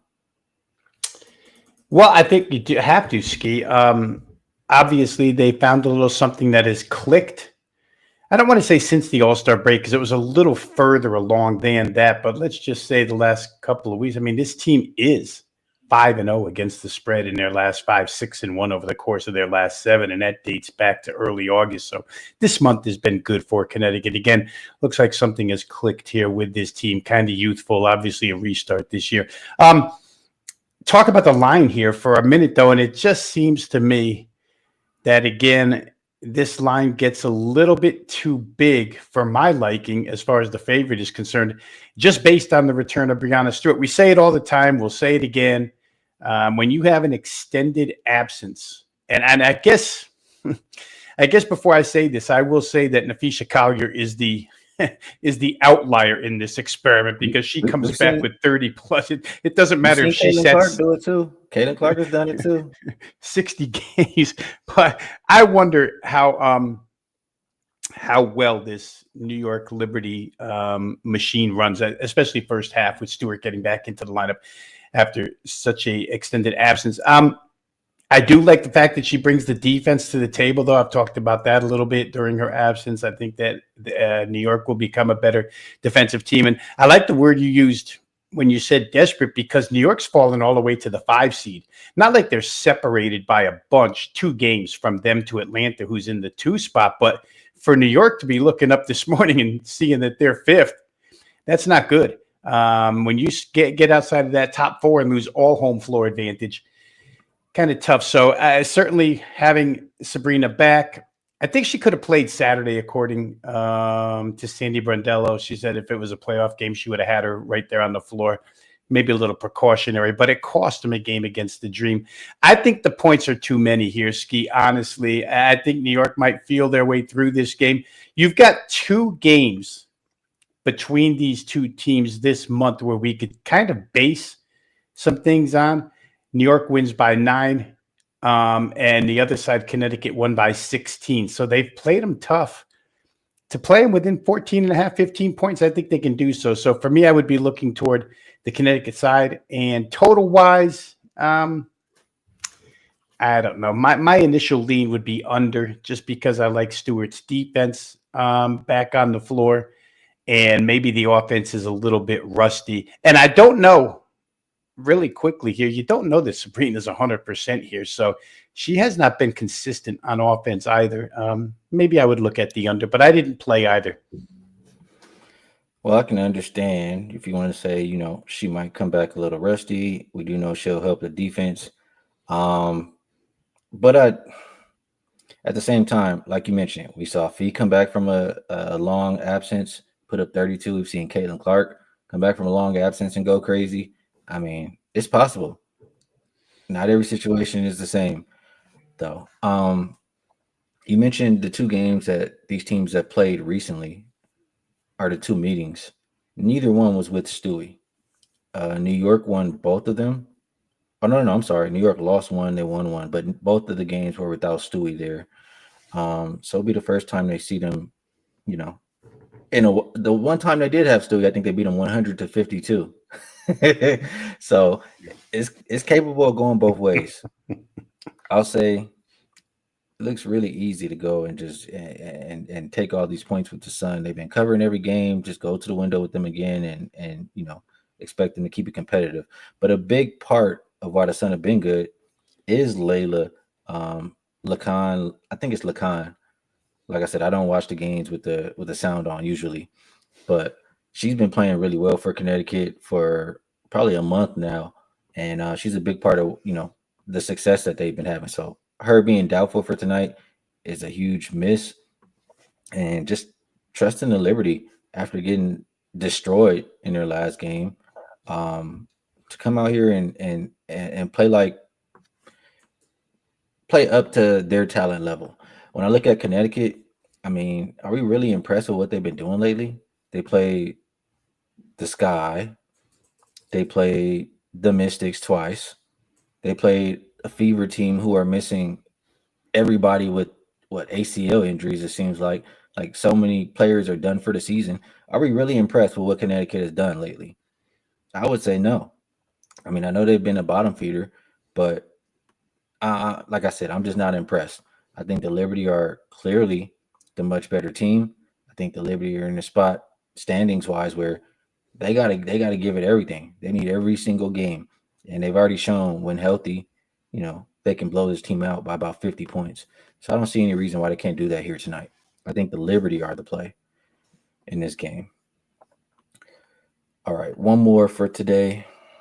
That is going to be, and my bad, get back to the odd screen, 621, 622, Aces and Sky opened up Aces minus 10.5. Haven't really seen much movement. Total open 162.5. It looks like 165.5. And as far as injuries are concerned, usual. I mean, she hasn't played all year. Cheyenne Parker-Tyus is out once again. And then for Chicago, they're actually pretty healthy. Only person I see on the injury report is Ariel Atkins, and she's listed as probable. So, Vino, I know how to stop an Aces streak. Bet them. Yeah, let me go to the window and bet the Aces, and I guarantee you they will not look like the Aces of the past 9-10 games. But yeah, they've been playing really good basketball ever since that 50-point blowout loss. You know, they've been playing with pride. They figured some things out, and they've been playing some better defense. I think that's a big part of why they've had some success. You know, they tinker with that starting lineup as well, and things are they're in rhythm right now. It's a good time to end the season at this rhythm. The Aces have climbed that standings. Where they at now? I think fourth or third. Man, I'm not gonna lie. I didn't see a 10-game win streak coming from these Aces who have been inconsistent all season. But here we are. For Chicago, they haven't been great, but they're now healthy. We know how poor they can be sometimes without Angel Reese on the court. So this is tough. This is tough for me. I don't want to lay 10.5 with the Aces. I just think I don't like the matchup for Aja Wilson. She can very well, you know, have another killer game like she's been having. But I think Angel Reese is a good defender. Chicago does have some length there. This is really tough for me, Vino. I guess I'll go to you first. Well, I bet the game, and I bet what I trust in this game, Ski. And the matchup that I trust is the Aces offense against the Sky defense. Angel Reese or no Angel Reese, since she's come back, they've given up 94, 85, and 94. She hasn't helped the defense whatsoever, but they've scored. I mean, they have scored 88, 91, and 84. But when you give up 94 to Connecticut, I mean, and lose by 10, it just Chicago doesn't seem to me. And I will say this: this is the first time these two teams are going to play this season. Amazingly, I went all the way back to the schedule and said they must have met at some point, but they haven't. And I think that Angel Reese, Asia Wilson, they have a pretty friendly dynamic off the floor. I think that that's going to be a pretty good battle here. It could be tougher for Asia Wilson, but that being said, it could be tougher for Reese and Cardoso to have to play against her. Las Vegas, I'll get into some stat numbers real quick here that may back that up. But I will say that the Las Vegas backcourt, now 4 deep against the Chicago backcourt, which we have ripped from a defensive standpoint for quite a while now, is really no match in my estimation. If I look at, let's just look at the standings real quick, right? You mentioned Las Vegas has climbed. They're number 3. They're a half a game behind Atlanta. If they win tonight, they're in a tie with Atlanta. And you know who their next game is Wednesday night? It's at Atlanta. So the Aces could very well be in second place after this, or they could be a game behind Atlanta. But the point is they're moving closer to that 2 spot. Chicago, as I said, 90-plus points allowed in 4 of their last 6. For context, the Vegas team total that I bet tonight is 87.5. So I need 88 to win this game. So I got a defensive side that's given up 90-plus 4 of their last 6. During the 10-game win streak for the Aces, these numbers are incredible, Ski. Number 1 in effective field goal percentage. Number 1 in offensive rating. Number 1 in offensive rebound percentage. Number 3 in points per game, 89 a pop. Number 1 mid-range shooting team. Number 2 in corner threes. Number 2 in points off turnovers. And Chicago's backcourt is a turnover machine. They're 12th last 10 games in turnover rate. All these things just scream points for Las Vegas. That being said, I don't know if I want to lay 10.5 with them, because up until recently, they hadn't been winning by margin in this win streak. They've been winning close games. So for me, again, I bet what I trust. The matchup I trust here is the Las Vegas offense against the Chicago defense. I'll go team total over 87.5. All right, good stuff from Ravino, man. And I just tickled myself a little bit here because I just remembering, man, they've come a long way. I remember that interview with Becky. She was not happy, to say the least. She was letting her team have it, but now they've woken up. So we'll see if they keep it going. Vino thinks they'll at least be able to score in this matchup here tonight. Mark says Aces will open it up in the second half. We shall see. All right, quick and easy 2 games here, Mr. Ravino. So on that note, actually, before we move it to best bets, we'll put a little graphic on the screen this time. There you go. Let's see. So let's actually remove this banner so we can see it all. So happy birthday to WagerTalk, right? 11 years old today. So as a result, all daily packages are $11. Looks like for 48 hours, which is from midnight that just passed until tomorrow midnight, you can take 11% off every purchase. So a couple different ways to take advantage of this. You use promo code 11 years to take advantage of this 2-day double blitz, I believe. But the daily packages should already be priced to $11. And Vino, neither one of us good looking enough to make this graphic here today. we got Drew looking pretty cool over there on the left. That's a cool guy if I've ever seen one. Pavlos, he's celebrating with his cupcake. Teddy. Teddy looks like he spent a little extra time on the rooftop ski. Oh man, gotta love Teddy. And RC, man. That's a dome if I ever seen one right there, boy. Since he took off the hat, he makes all the pictures, I'm telling you. And our good friend, Mr. Brian Leonard. I got nothing for Brian Leonard. Good to see him on there. Hopefully he's doing well. Yeah, I give everybody a hard time usually. But Brian, for some reason, I never end up giving him a hard time about anything. So we'll leave that alone. And now, let's see. Production, get it together. It's been a little bit. All right, we'll move it over to best bets. So, Vino, I'll ask you if there's anything else that you would like to promote. And if you have a best bet for the show, we would love to hear it. If not, all good. There was another promotion, I think, Ski, that still stands by September. Get the rest of August free. And as I think we mentioned the last time we talked last week, September is just a loaded month with everything that's ahead of us. So you're going to get an awful lot for your money here. So again, visit WagerTalk.com. I think an all-access package for the month of September will get you the remainder this last full week of August for free, which does include the first full week of college football. I'm going to go back to where I started. One thing I didn't mention, because I'm not going to go through this analysis all over again. I like Las Vegas team total over 87.5. But the last couple of games, Ski, out of Dana Evans, very quickly, 7 of 9, 8 of 11, 6 of 7 from 3, 15 of 20 from the floor, 75% and 38 points. They get that kind of production out of her to go along with everybody else. And I'm not saying she's going to do that every night, but they've opened up a new scoring option from the perimeter. And again, a lot of my analysis was based on bad perimeter defense out of the sky. So I'm going to play Las Vegas, or I have played Las Vegas team total up and over 87.5 is the best bet. All right, good stuff there. And to what you're saying, yeah, I mean, earlier in the season, Dana was not playing well. I mean, maybe it was the lineups that she was being put out there with, but she was not playing good. But lately, she's figured it out. She's being aggressive. She's scoring. She's doing all the right things. So got nothing but praise for Dana lately. And I mentioned that because I was dogging her out in the beginning of the year. So I got to give credit where credit is due. If you play bad, I'm gonna let you have it. If you play good, I'll give you credit. That's just how it goes. My best bet for the show. I mean, you can't get the number as me anymore. And I don't like to give anything that I haven't played. But New York did go down to minus 11.5. I got it at minus 12.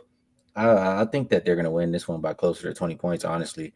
And I'll share this about this. In the entire database, rested road dogs off back-to-back wins as dogs, 0-8 ATS versus teams who got blown out in their last game. Those opponents win by an average of 16.1 points per game. Says that we should still be able to cover this number that we're looking at for today. So my best bet for the show will be Liberty. I still think they covered at 14.5. Like I said, I will be graded at minus 12, but I can only share what I bet with you guys, or at least that's what all I believe in doing. So, Vino, good to be back with you. Knocked out another one of these shows. We'll be back tomorrow. I'm pretty sure we have basketball. We should have 2 games. So, best of luck to everybody out there. Vino, like I already said, I appreciate you taking the time to catch these games with me. We appreciate everybody in the chat, whether it's YouTube Shorts, Twitch, X, Kick. For some reason, people laugh at Kick. Look, even you laugh now, Vino. Yeah, because I think I'm with the chat here. First of all, I don't even know what Kick is, so I guess I could laugh. I'm laughing at nothing. I don't even know what it is, but I'm glad we're on board with Kick. Yeah, Apple, Spotify, got a couple places you can listen. So, and look, there goes right there, Vino. B-Man.